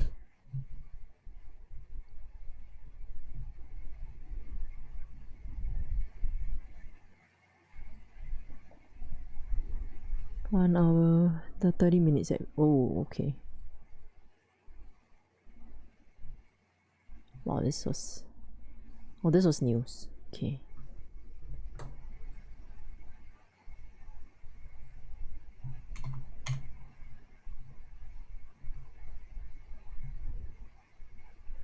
But Jake, what if you sell and then you bounce here? Like you stop here. Then what happens? Is there enough range for you to take a trade?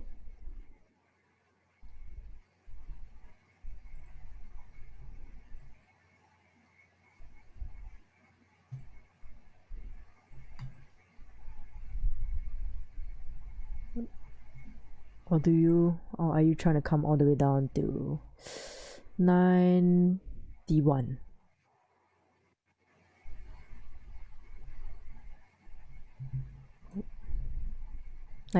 Jake? Or this? 91,200.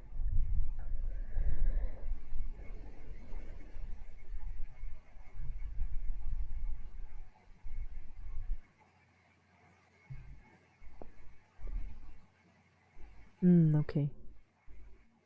I don't know. I just saw this 91,200 resistance on the 1 hour.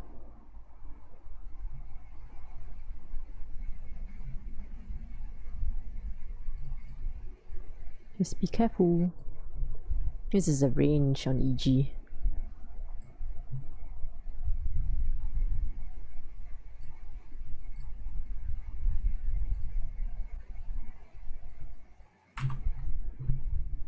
Leron, the link is for ICT is here if you need it.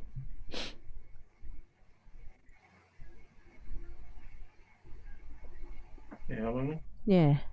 Like 4 hours just flipped bullish. Yep. I think there's really no trade tonight. Not for me anyway. He rejected right to 136. Yeah. Today. So daily, yeah, daily is still bullish. 4 hours flipping. I think your long should be good. As long as we start closing above after FOMC. Ugh. Yeah, I already took partial, so I'm just letting it run and see Yeah. what's gonna happen. So just break even for the day, so it's not bad. Yeah, I think as long as you don't end up negative is better. It's good. Oh yeah. Yeah. Broke resistance close above 136,500. Create 136.5. Create support on 15. Let me see.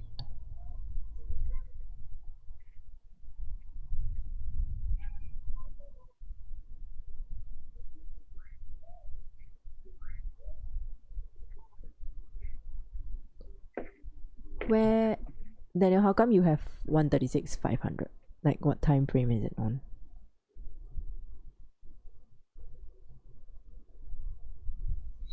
I'm sorry, Eleanor. Yeah. That is a level, Mhm. the 136,500.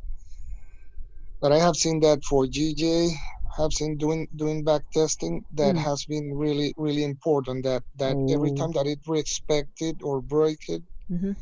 it's I mean it's going the other way or Oh, okay. Is a psychological number?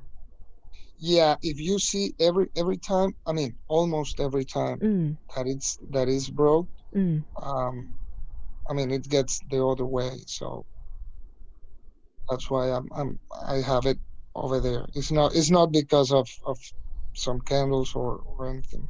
Oh, okay. No, I was just curious. Let's see.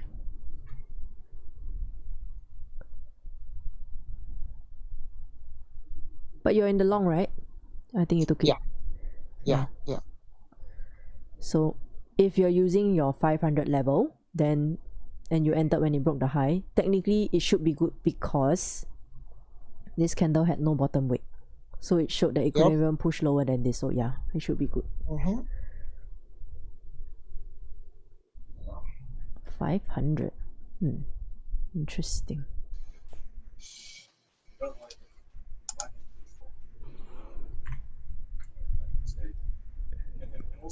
I'm sorry, I muted the mic. But I have like 2 weeks doing back testing on GJ and I mean for me it has been a really important level. Yeah. At 136,500. And if you see over there the support has to be created a little down of a little lower than 500, but it just respects the 500 on the 15 minutes, right? It's not that important, but I mean I have been checking it and it has worked it out. Yeah, because trading is all about you observing patterns in the market. You will see different patterns from me. So if you have noticed it more than enough times, right, just trust your analysis and take it. Because if I don't see it, then let's say if I wanted to take the same trade as you, right, then I just cannot manage it the same way as you. So just, I think you would have hit. So where are you aiming? This area here, right? Or just 10? Yeah, I'm aiming to that area around 136,700. Okay. Yeah, but actually right now I'm about to close to secure 10 pips. Yeah, nice. Then just put it at break even, then you're good to go. And break it, yeah. Yeah.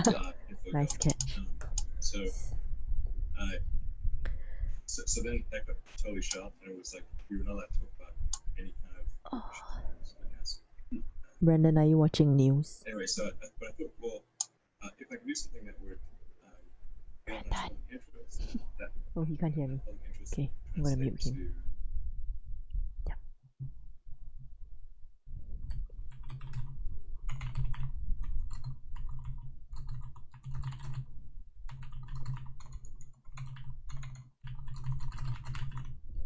Okay, well, where's this? Will I take buys if the current 1 hour candle closes strong, bullish, engulfing? Wow, my stop loss would be humongous. Oh, that's 20. Wait, let me think. Let me think.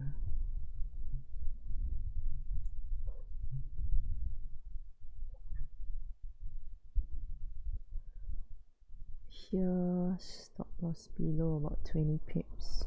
1R.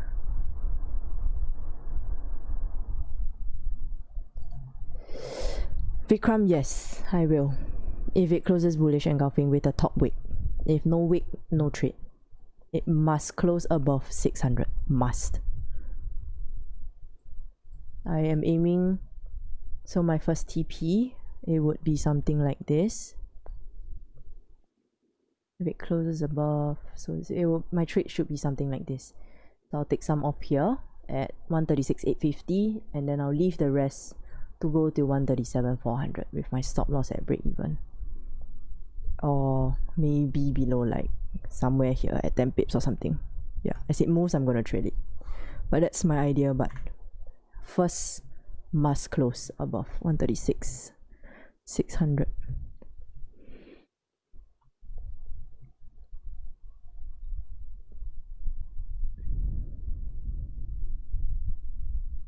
Can you check this gold chart? Sure.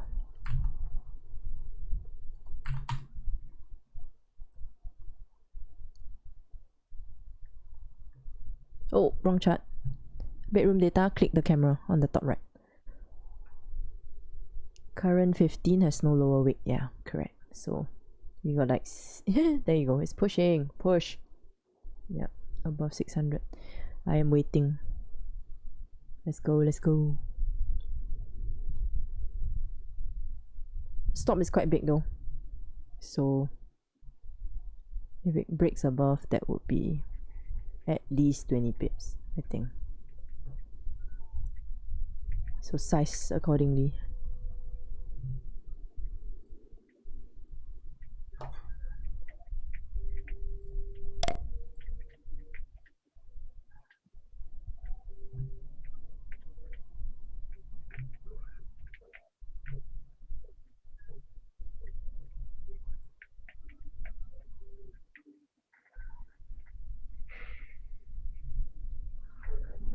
Okay.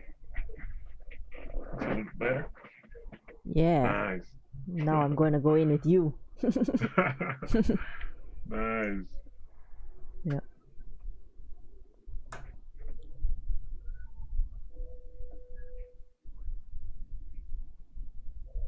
Okay.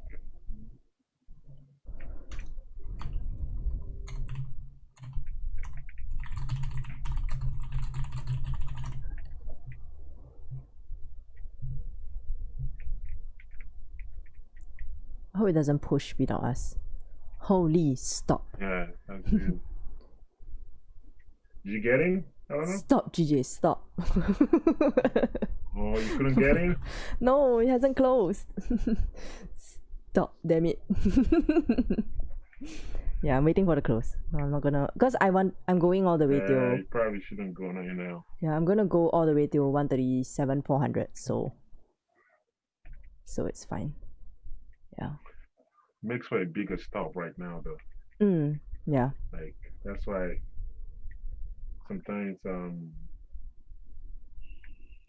entries like early on is risky, but it lets your risk to reward might be better. Yeah. But it's just you gotta be willing to lose if it doesn't go your way. Yeah. Unless, so it's dependent on the 1 hour close. Let me see how big is this stop. Oh my god, it's still 25. Yeah, it's the same. Let me see.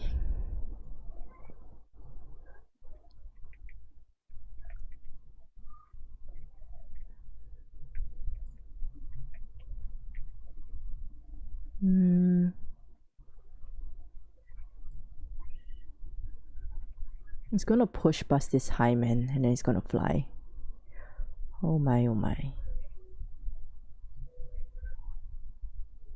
Oh, but if you look at the 4 hour, this has support now, right? This is support, so technically you don't need to have your stop loss so big.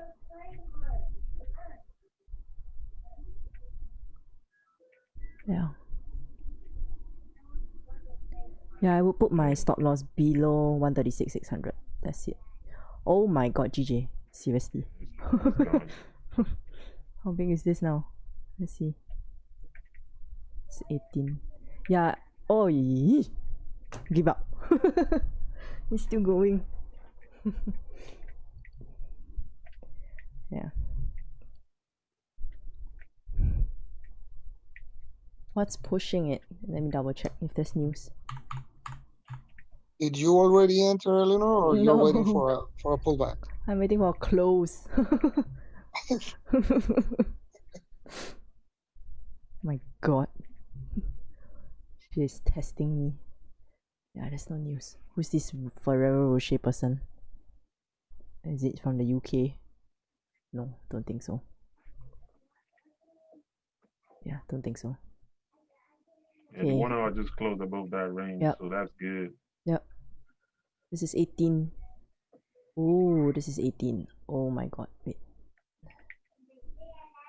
137,400. 18 is stop loss below the 4-hour support. Yeah, I'm gonna go in half.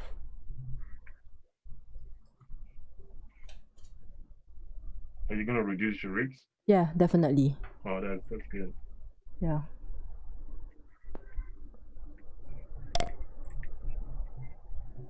Yeah, because my criteria was if the 1 hour closes bullish above, I will enter. And my final TP is 137,400. So I have range. And I'm using the 4-hour support as my stop loss. And I want this zone to hold. Right? So if it doesn't hold, then I'm just out. Yeah. So I'm in. I think you're probably in profit right now, right? Yes. Good. Why don't I wait for a pullback? Because this is an hourly close. So if anyone thinks it's a bit too big, right? You can wait for an hourly. You can wait for a retest at 136,850 when it breaks this high. It will do some kind of retest there. Yeah.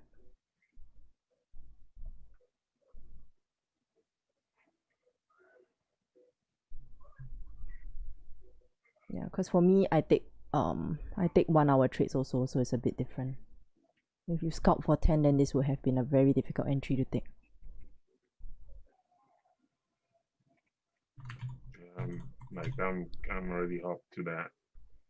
My No. TP2 is just pretty close.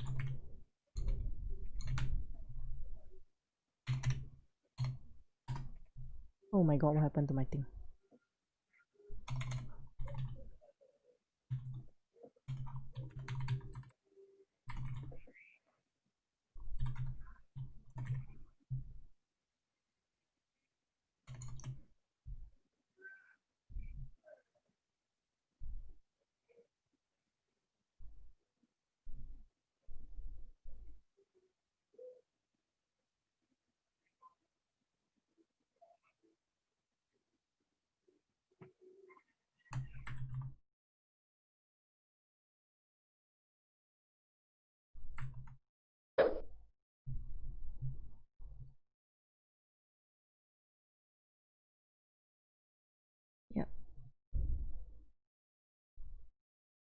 So those that didn't catch it yet, once it breaks above here, this most recent high, right? Then just wait for some kind of retest to this area, then let's all go up.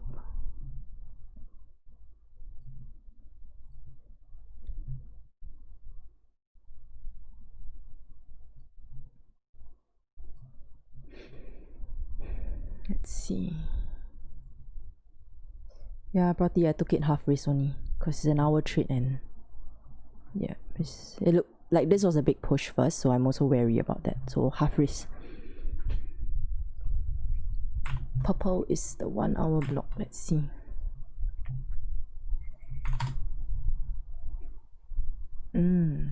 Okay. Nice, you took the same trade.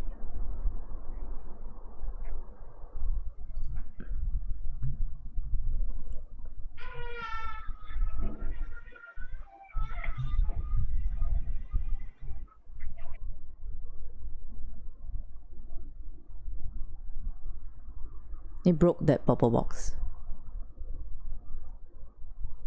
This purple box is here, I think. We'll see. It still needs to close above 850 before I'm like really comfortable with the longs.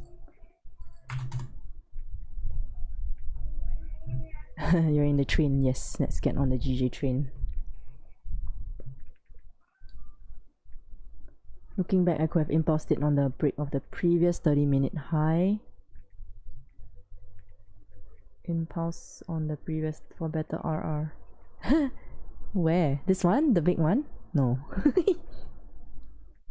This one? Or when this support formed? I think it was this one, right?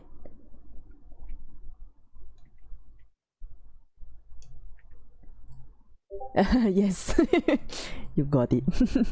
I'm gonna keep pointing until you tell me the right one. What's this? Gold on the 4 hour. Ooh. Yeah, whoever trades gold, here's his chart. It buys above 1890, sells below, I cannot see the price. Say 1870.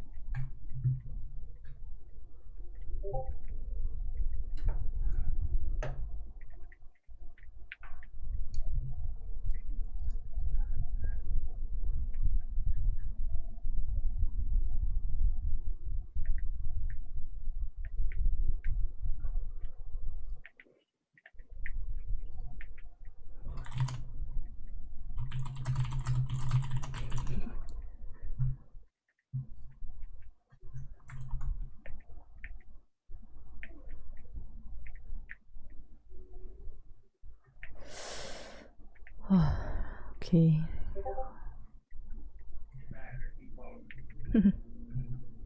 Hello, Rain Man. Make it rain for us.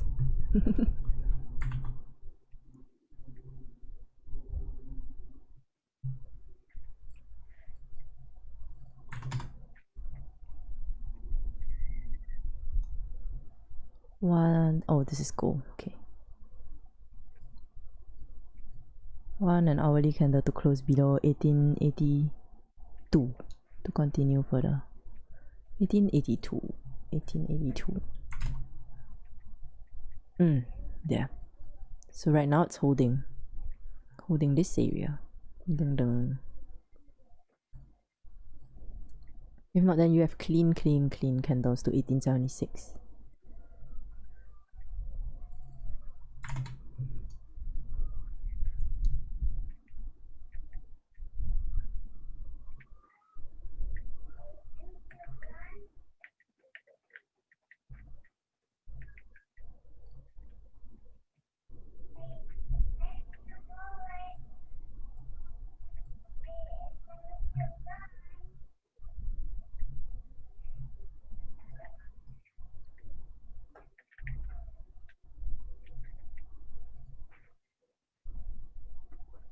First one is 30-minute high, let's see.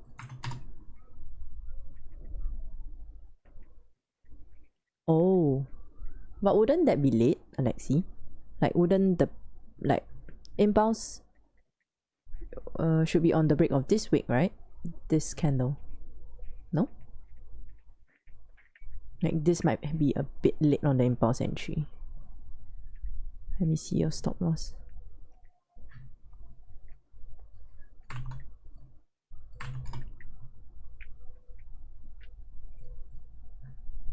Oh, okay. I think you might be better off taking the entry like how Daniel did it. Then you have your confirmations as well once it broke this high. Because then the support will have formed, right? So you will have this confirmation, and then when it went up, tested again with no bottom wick on the pull down, then you entered. I think that might have been a safer one. Because the first one was a bit late. Like, where is it? It's on the second candle, if I didn't see wrongly. Yeah, it's on the second candle. Yeah, I think maybe you can see what Daniel saw earlier on the 15.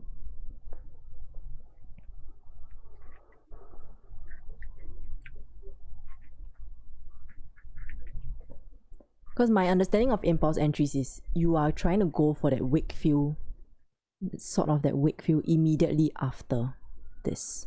That's why you would take it. immediately after a support, or while the support is forming. So if you wait another candle, right, like I've seen it fail more often than not. That's why I thought it has to be ASAP to the support or resistance.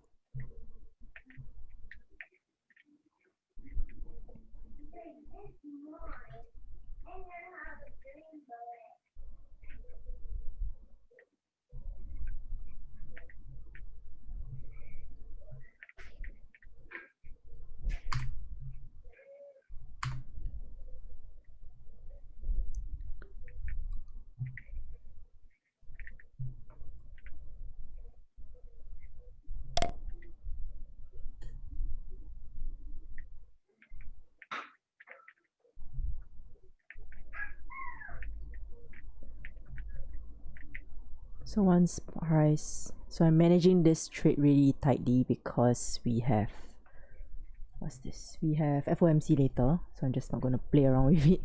136,876. Once I hit 136,876, I'll be at break even. 10 pips.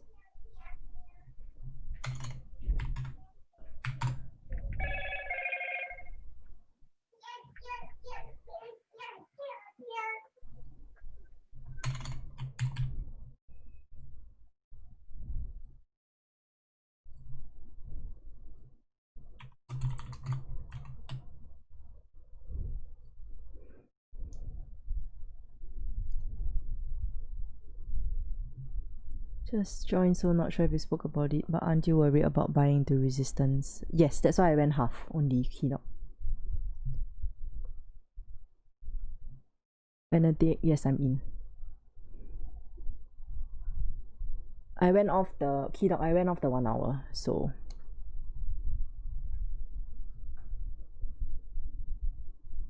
Are you closing half the position and letting the other half roll upward? I want to see what happens when it reaches this area.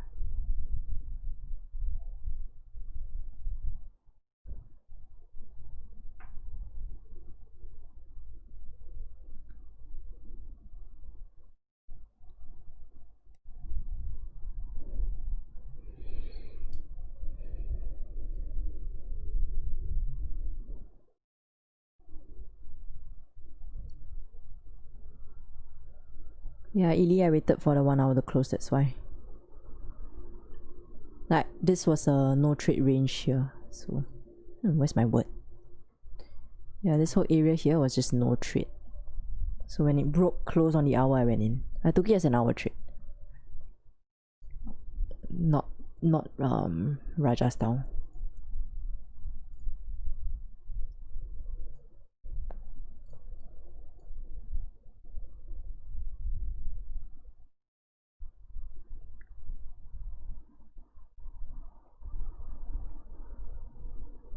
Just wanted that additional confirm on the break of the 30-minute high, but yeah, to give me more confidence that we'll move past 136.6. Yeah, the 15 looks better actually. Because like support actually formed. Whereas your 30 candle was like kind of floating already.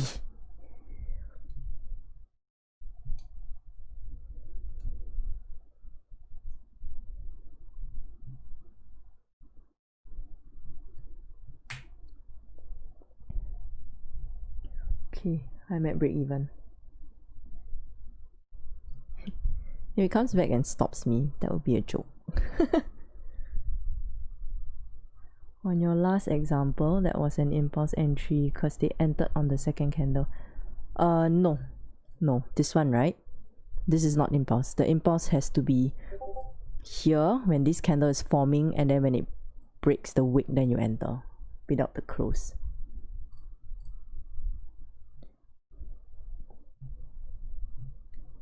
I got stopped at break even. GJ does not want to close above this. Yeah. How much was this push?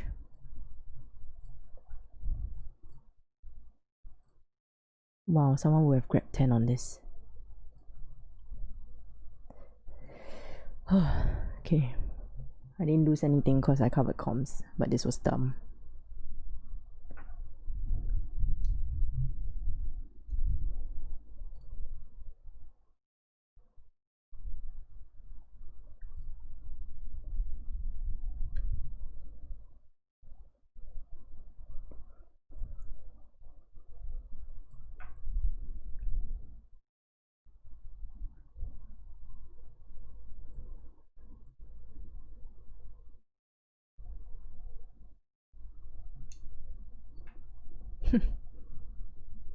Yep.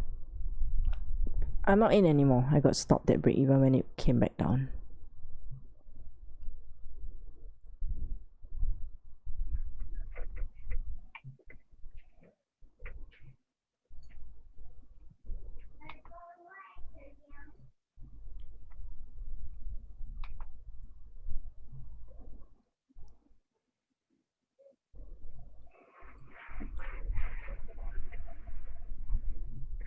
Richie, there's no trade. My everything hit. My stop loss hit.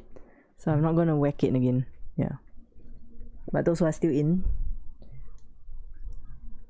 manage. Because the stop is fairly big, so just manage.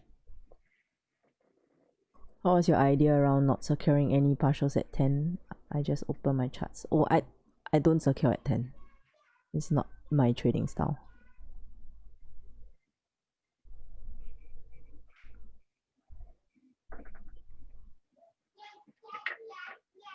Yeah. Because I was like, so the first area, when this candle was forming earlier, my first TP was going to be at 850, but then it pushed and then it doesn't make sense for me to close at like 2 to 3 pips, so I just let it go. But I locked the stop after 10 pips because I know that there's FOMC as well, and GJ is being funky today. Yeah, because my final TP is 137,400, like this. Yeah, because I was aiming the whole thing. Yep.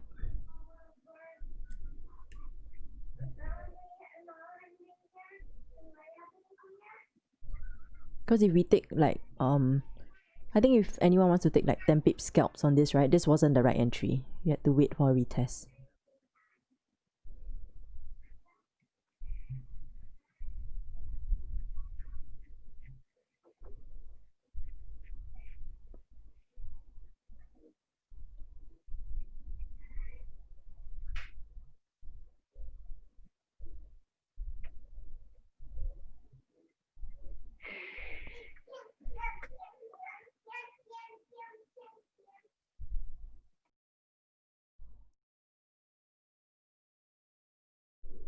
Got off work late so you didn't trade. Yeah, it's okay. There's FOMC, so you might get something better. So let's have a look at news. Our dear friend Mr. Bailey is speaking tomorrow during London. London might be slower, I think, tomorrow.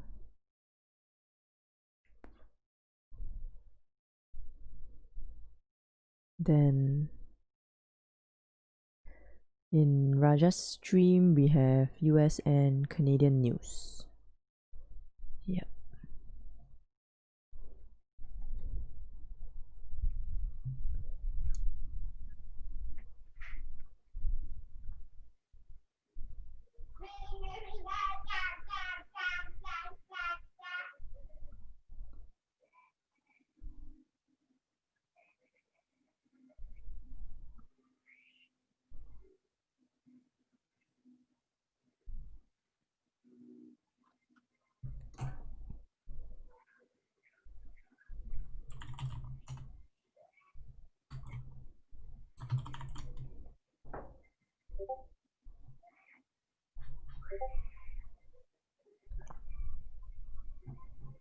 Don't you think getting 10 pips give you more certainty? Yes, but it makes me want to overtrade.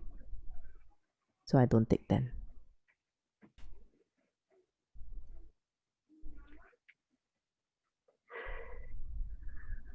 Yes, JC, I'm out of the trade already. Because once it pushed up, so if you saw the lines earlier that I drew up, it pushed up, I put the purple line there, it hit my auto BE, and then it came back down. So I close, yeah, I close in BE plus like 2. BE plus 2 pips.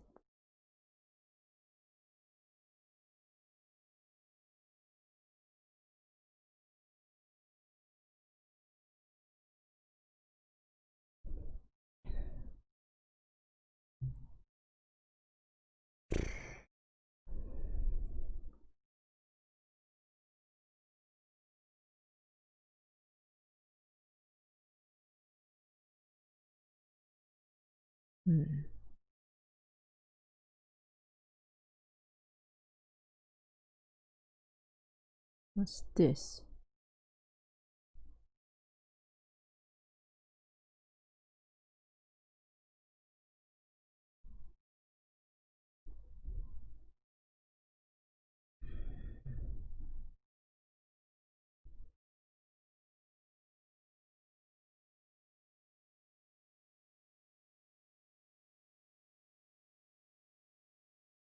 Yeah, I think there was some kind of announcement again on Brexit. But I cannot see what it is. Either way.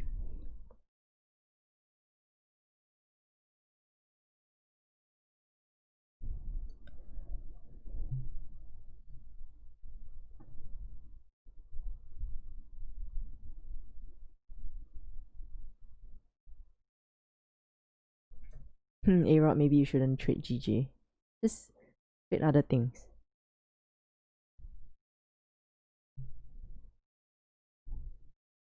You trade gold and stuff like that, right?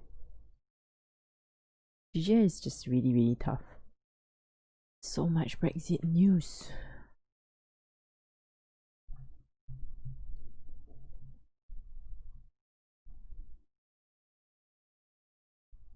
GU? GU didn't break my no trade zone, so I have this here. That's why I didn't even look at it.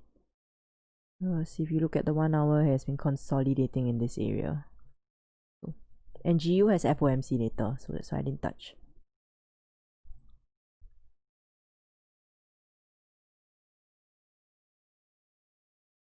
EU hourly.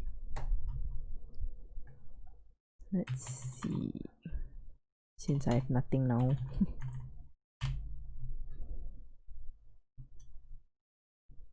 Oh.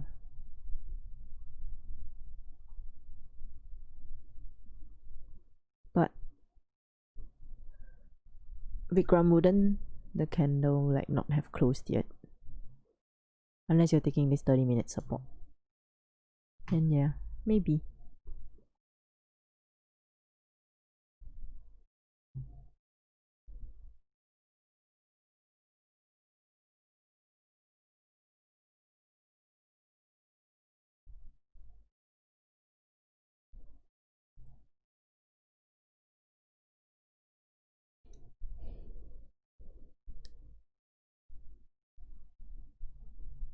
Yeah, so 30-minute. I see it too, Vikram. Yeah, I see this. As long as the 30 closes with support, then possibly you could look to fill this clean candle on the 1 hour. Yeah.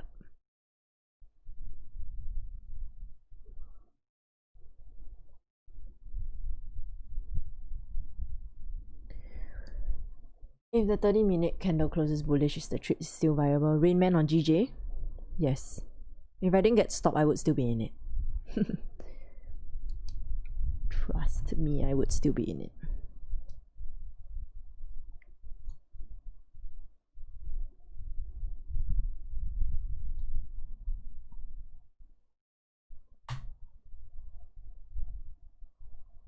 It's just that when the 30-minute closes, maybe you want to readjust your stop loss.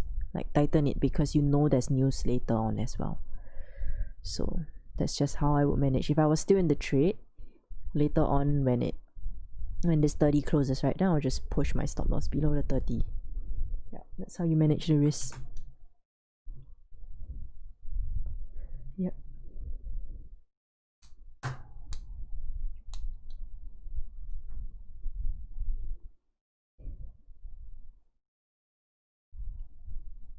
Where's your stop, Raymond? Like same as me? Because this is big.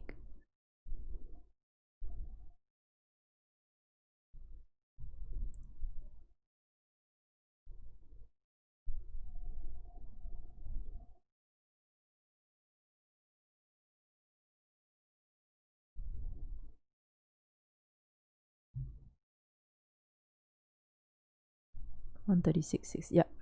Nice. Because if you look at the 4 hour, right? The reason why I had it there is because it is 4 hour support. Yes, it's still forming, but it's holding. Yeah, there you go, it's pushing. Go, go.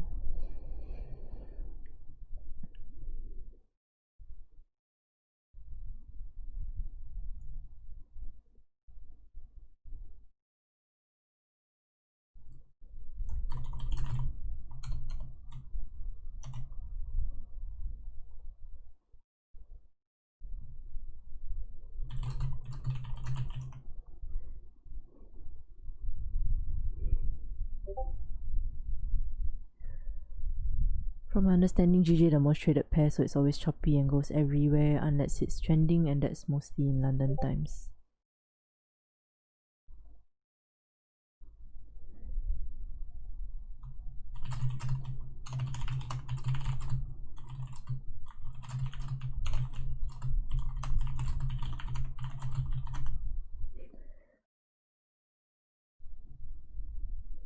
Would we be looking for GJ to retrace down with a nice wick? Maybe on the 30-minute close, maybe. So if that happens, then I'll try to get in again. If not, then bye-bye GJ, bye-bye.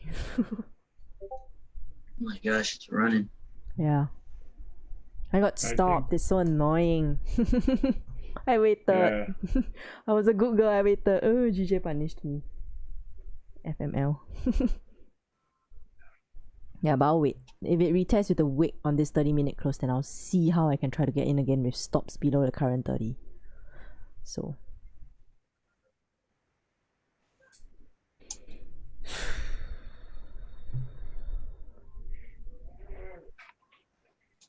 Yeah, I think the key was that. Yeah. The key was the 1 hour. Yes, it was the 1 hour. That's why.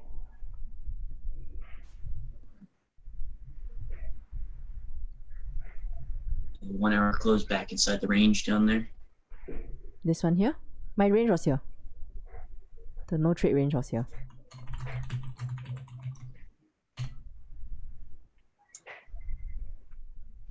Yeah, when this 1 hour closed back inside with that big wick.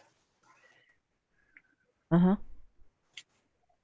I think that was that's a big rejection right there to the downside. Maybe.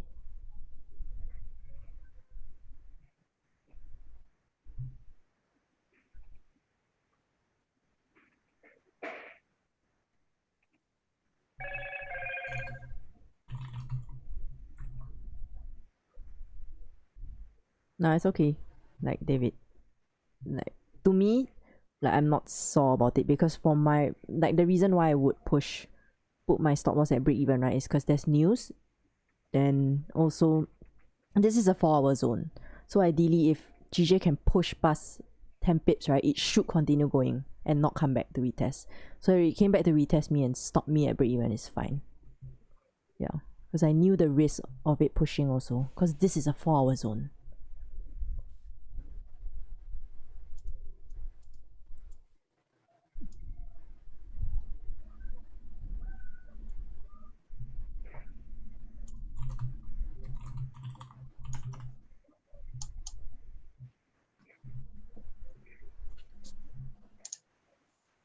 News is in 2 to 3 hours. Yes, but I will be sleeping, Kevin, so I'm just trying to manage it tighter.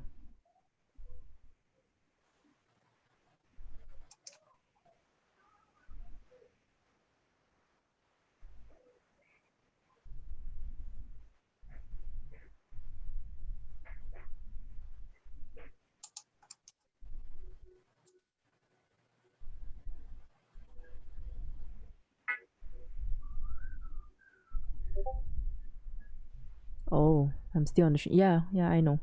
But it's just me managing it. Because, like I said, if it pushes above my 4 hour zone, right, it should continue pushing and not come back. That's all. That's why I would push it to stop loss.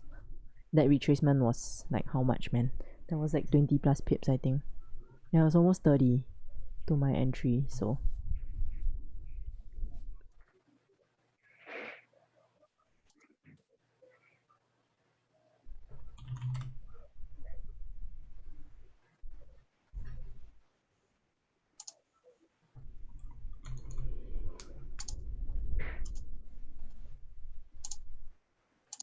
30 minutes about to close above the zone, so I think some of you are in. Please reduce risk, yeah, because the stop loss was big. Come on, GJ, go. Should go. Yeah, so Kevin, I'll see if I can get some kind of retest to this zone. If not, then yeah, I missed it. How many pips do I look for? Minimally on GJ30. Usually.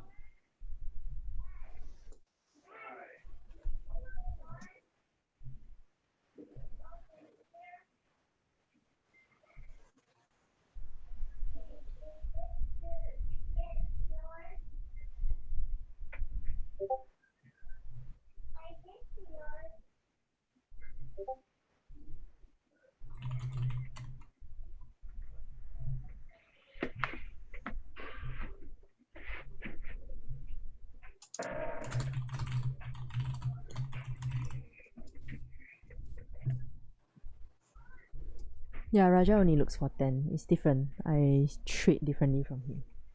Entries are similar, management is different.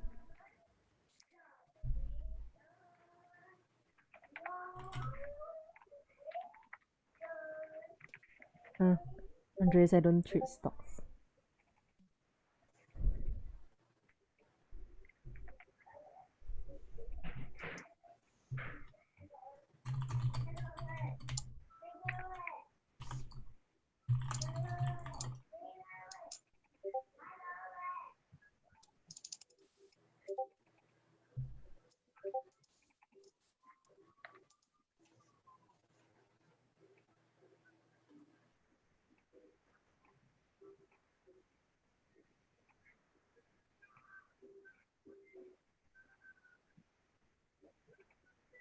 I think we have a bot.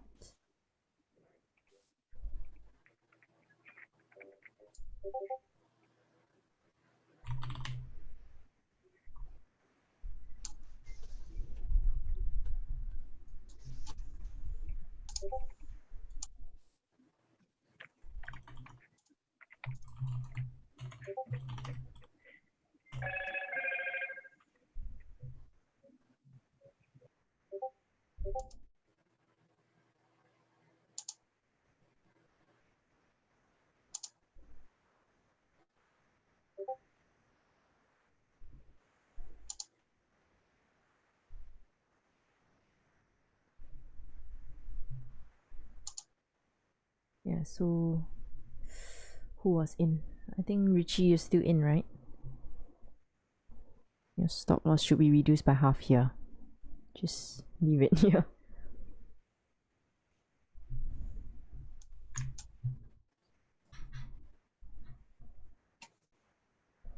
I think Fun Happens was a bot.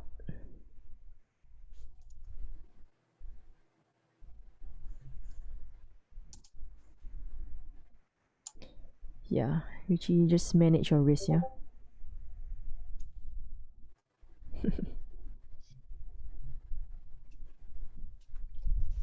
Oh, he's no bot, then too bad. Yep. I like to protect my space.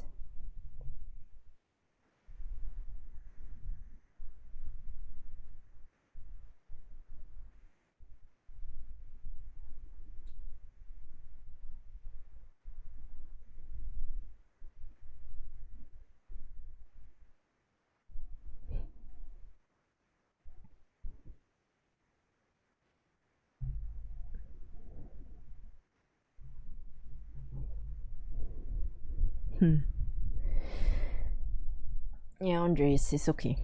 I don't need people calling out signals in the chat. There were a few people before and they got blocked.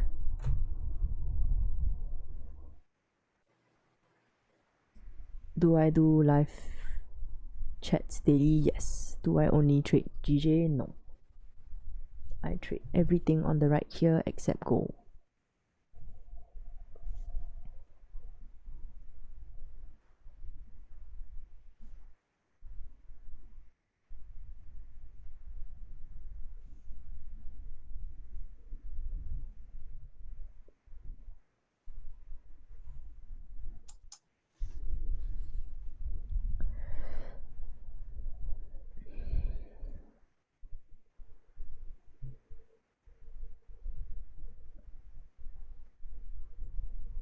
Ooh, 15 is retesting.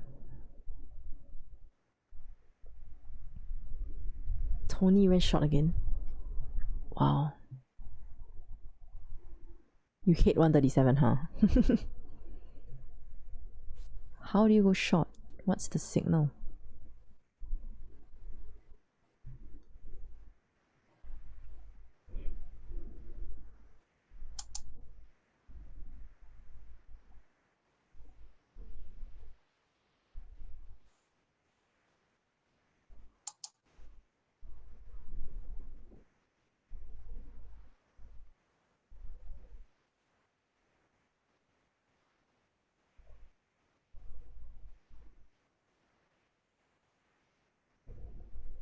Why don't I trade gold? Because I don't understand it fully.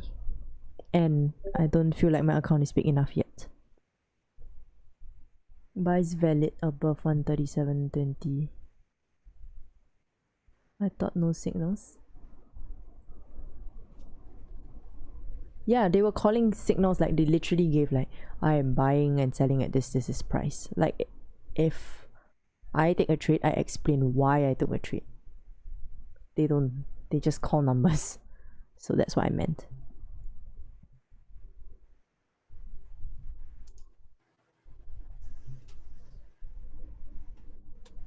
Buys valid above 200.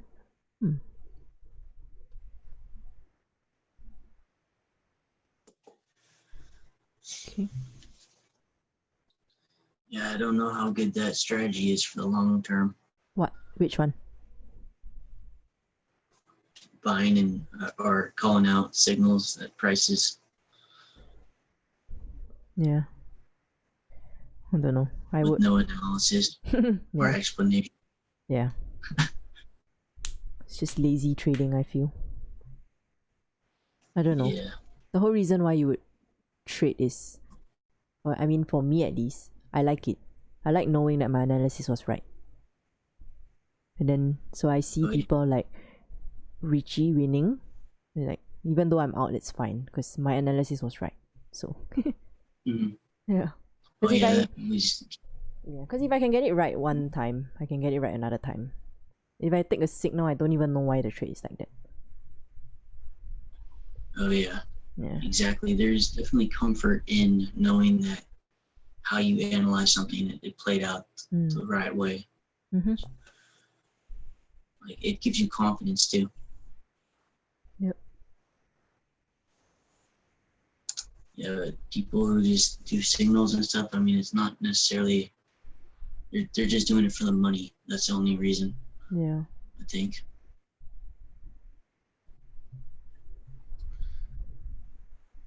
So GJ did that retest already. As a wick. What time is it? Okay.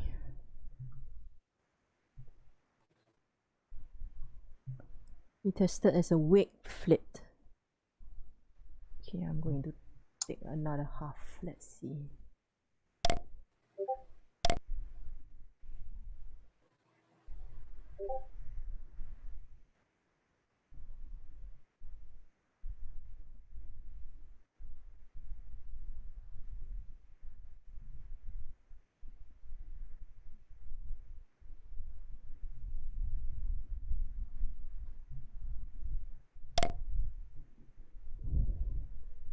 Yeah, so I entered back my same half position. Stop losses here.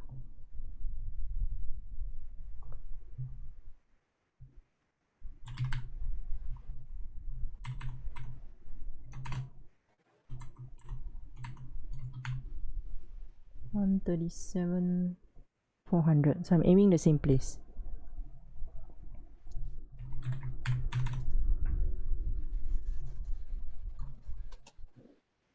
Yep.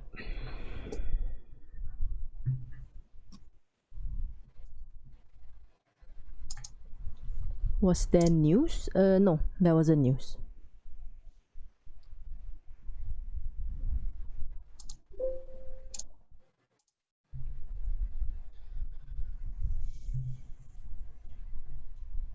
I don't think so. Not that I saw anything. The only one was like 2 hours ago, Jake.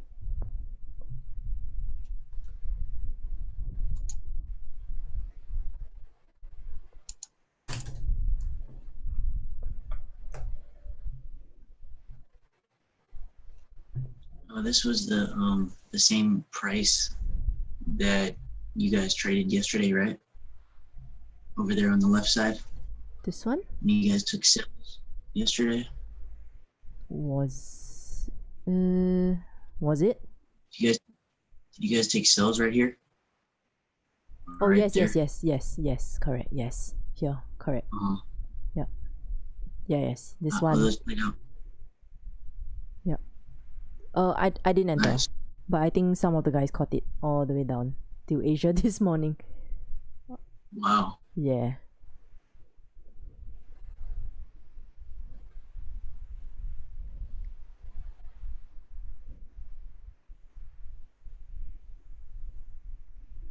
I remember these numbers 2 days ago. 30, 40. I thought it was 200, really. Singapore same time, just one is AM and one is PM, yes. Andrew, why are you on YouTube?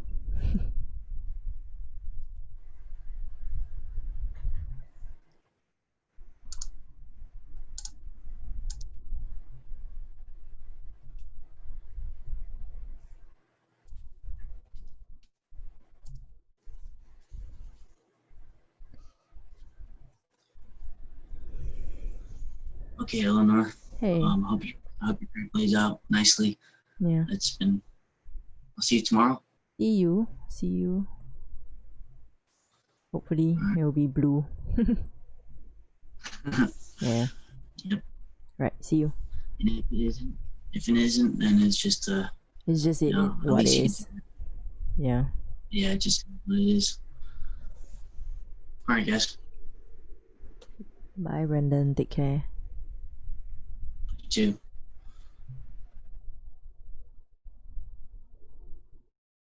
Yeah. I'm expecting it to at least fill this week and then continue pushing, but again, I don't want it to come back into the range. So if it comes back in, then I don't want to be in the trade either. That's why my stop loss is like this.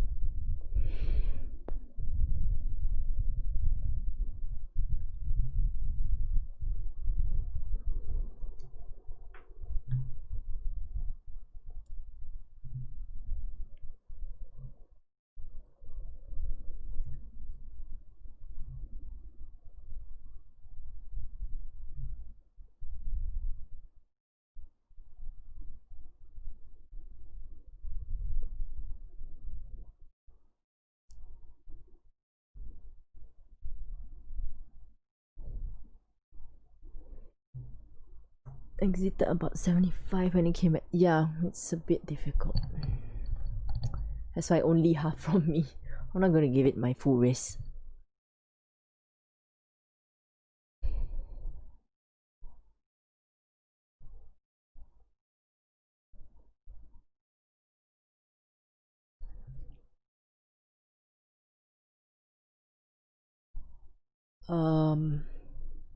Krishna Muti. Click the link here on my Instagram and then everything's inside, including what the mentorship consists of. Expected the 30-minute wait fill, but I don't like what I'm seeing. Yeah. I hope you went in half only, John. Because this area here, right, at 8:50 is a 4-hour zone. So sometimes GJ comes back in. That's why you look at my stop, it's so tight. London close is in 15, yes.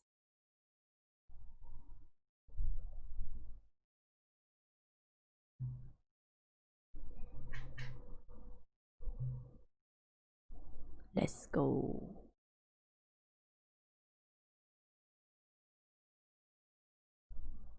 Yeah. After yesterday, when I didn't trust my own analysis, usually I would take, because so these 2 areas here, they were like my own analysis. I didn't even put money on it. Didn't trust it. So now I'm gonna trust it, but I'll trust it half. Because it's still risky after all. So I'm gonna take, if it goes, I will take. Same thing, once it hits 137, I'll be at break even. Because Tony is right, 137 is strong, so. If it pushes up, I'll be at break even. If it stops me again, then so be it. I'm not gonna play with FOMC. Let's see, where's my button?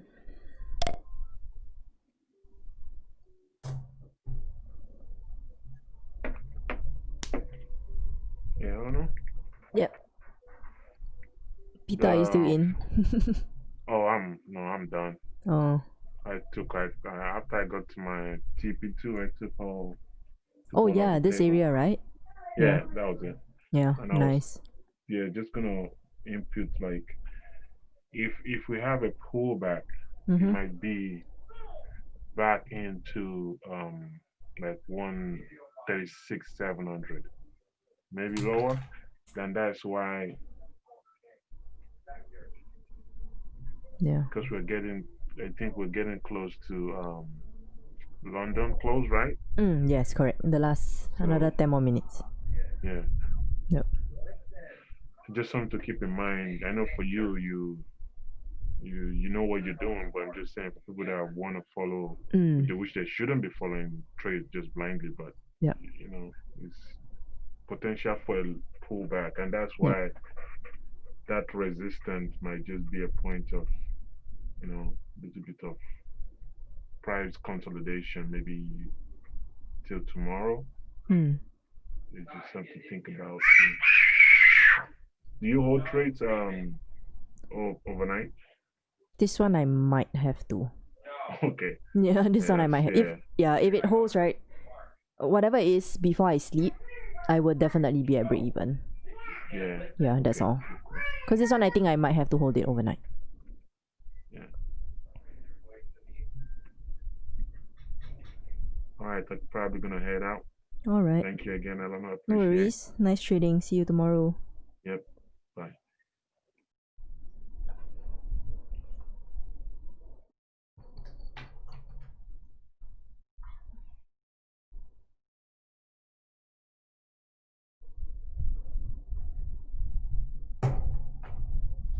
Andres, you are better off texting me on IG rather than Teddy. Like I don't really use it.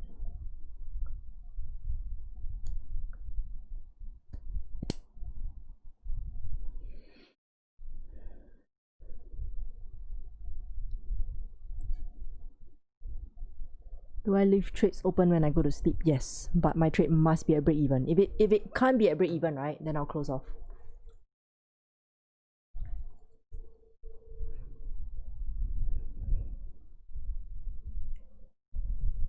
So for this trade, right, whoever that followed, please like manage it accordingly. If it comes back into the range, you don't want it. Bye, Tony. Did I beat that kid that was screaming the whole day? No. I think he tired himself out. He stopped screaming.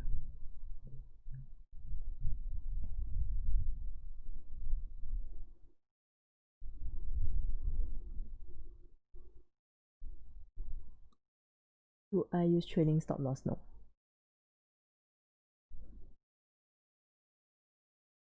Ooh, Richie, nice. You're at break even already?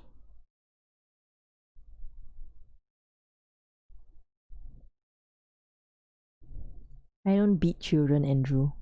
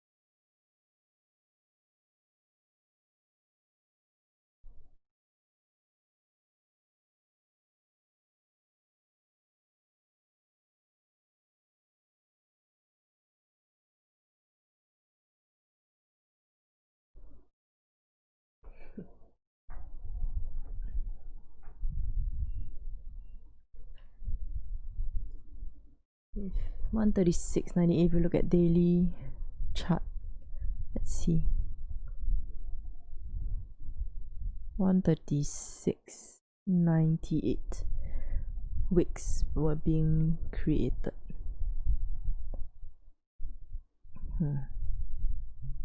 Okay.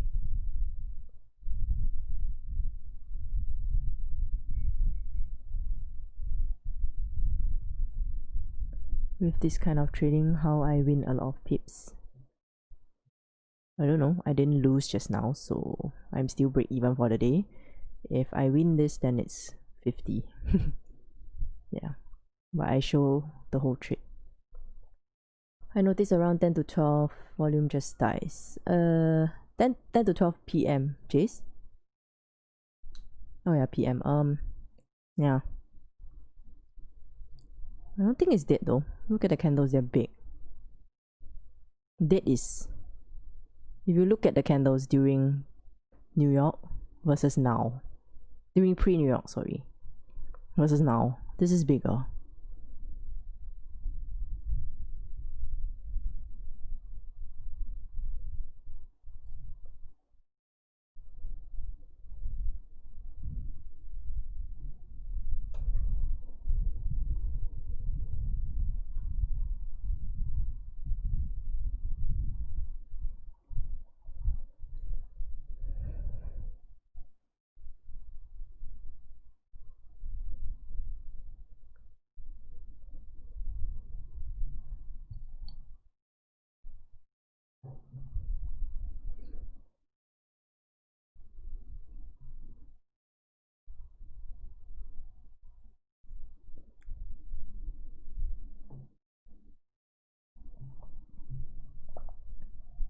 Yeah, the market tends to get slower after that. Then Asia, nothing, and then pre-London booms every day. What time is that? Pre-London around 1, 2 a.m. Eastern, then booms. Right, Dennis, thank you.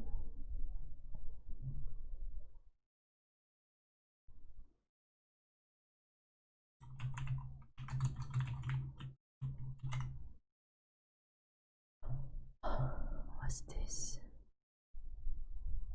Oh my god, what is this? Oh guys, whoever is in, GJ. This is, what's ET?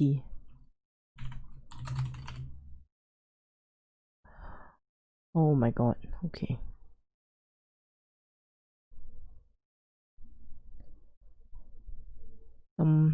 Brexit news, whoever's still in it, be careful.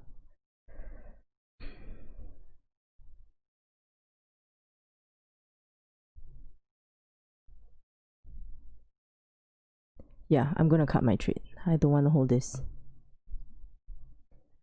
Alrighty, let's see how many is this.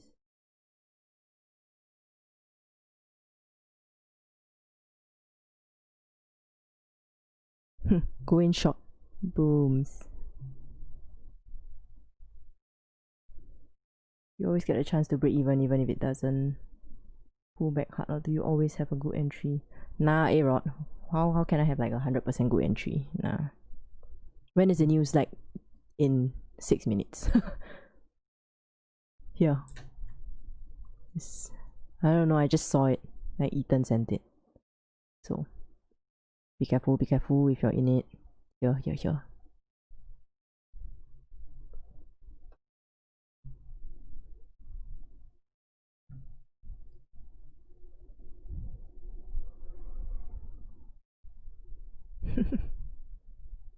Yeah, man, oh man, so annoying.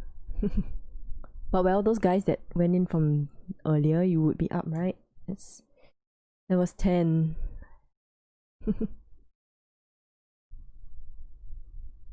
Yeah, just keep some first.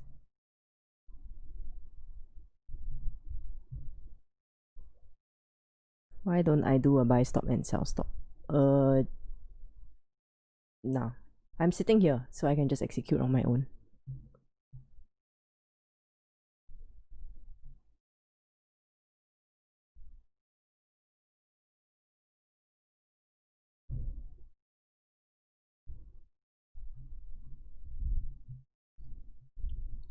So if they say good things, which I think they want to say good things, right? Then GJ will fly up. Jake Davis, to me, if I were to use buy sell stops like that, right, I'm just gambling on the trade. So I'd rather enter with market orders.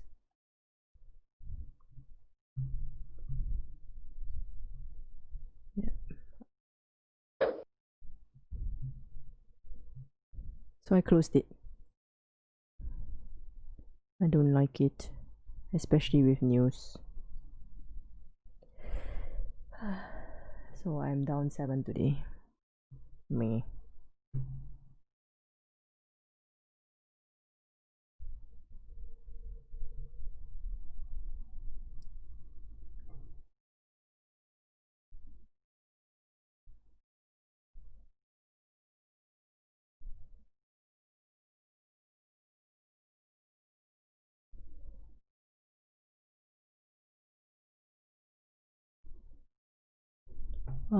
Here, let me give you the website. So far this has been more reliable than Forex Factory. So yeah, I'm gonna use this. Wow. Okay.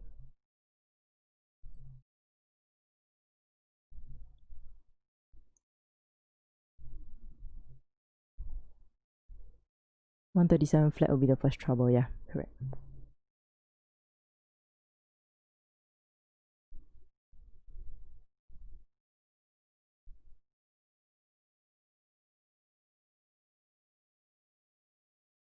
Naughty G, I think you just joined the stream. If you don't know the beginning part of the story, just don't comment. Yeah. I knew my risks, I entered it accordingly. Yeah, my FX book Phil P doesn't have it also. Because this is unannounced. Like, this is just last minute news. No, I didn't sign in for anything like that. Yeah, it's just the main page. Yeah, so Naughty G and Sikander, if you don't like the way I trade, it's okay. I don't need the subscribers. You can go off. The rest of the guys understood why I took it. So, yeah. You just joined and then you made negative comments. I don't get it.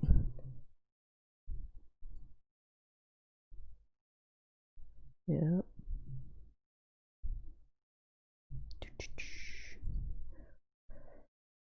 Be careful, yeah, guys. If you need the link, again, I'll paste it on your chats. If you want to watch. Can you show your newsfeed setting? Yeah. Oh wait, where is it? What newsfeed setting? I don't know. I just went into the website. I didn't touch anything.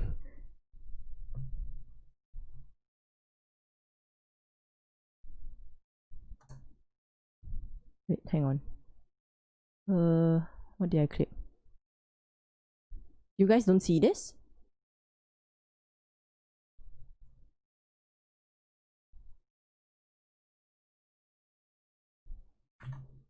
Yeah. Oh, I thought I sent it. Let me no. There you go.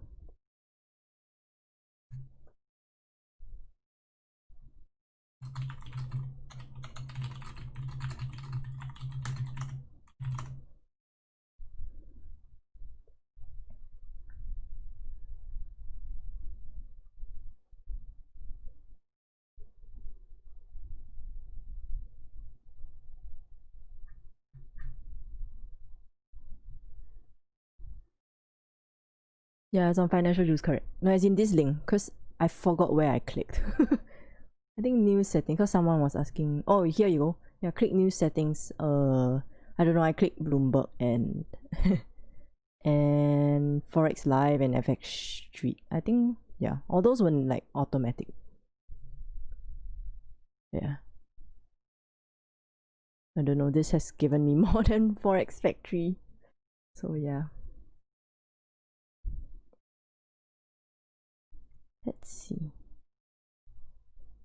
I want to watch this. Where's...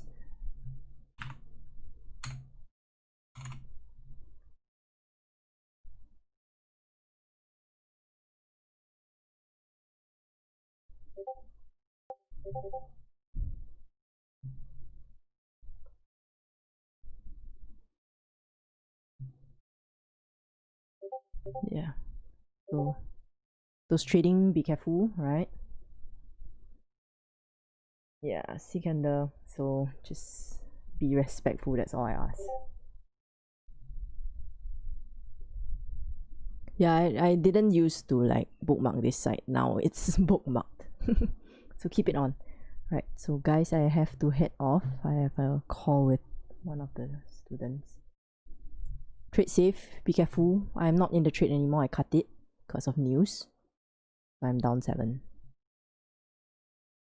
Yeah, right. Anything, just reach out to me. So I know some of you like want me to have a look at charts. I do it, but give me some time.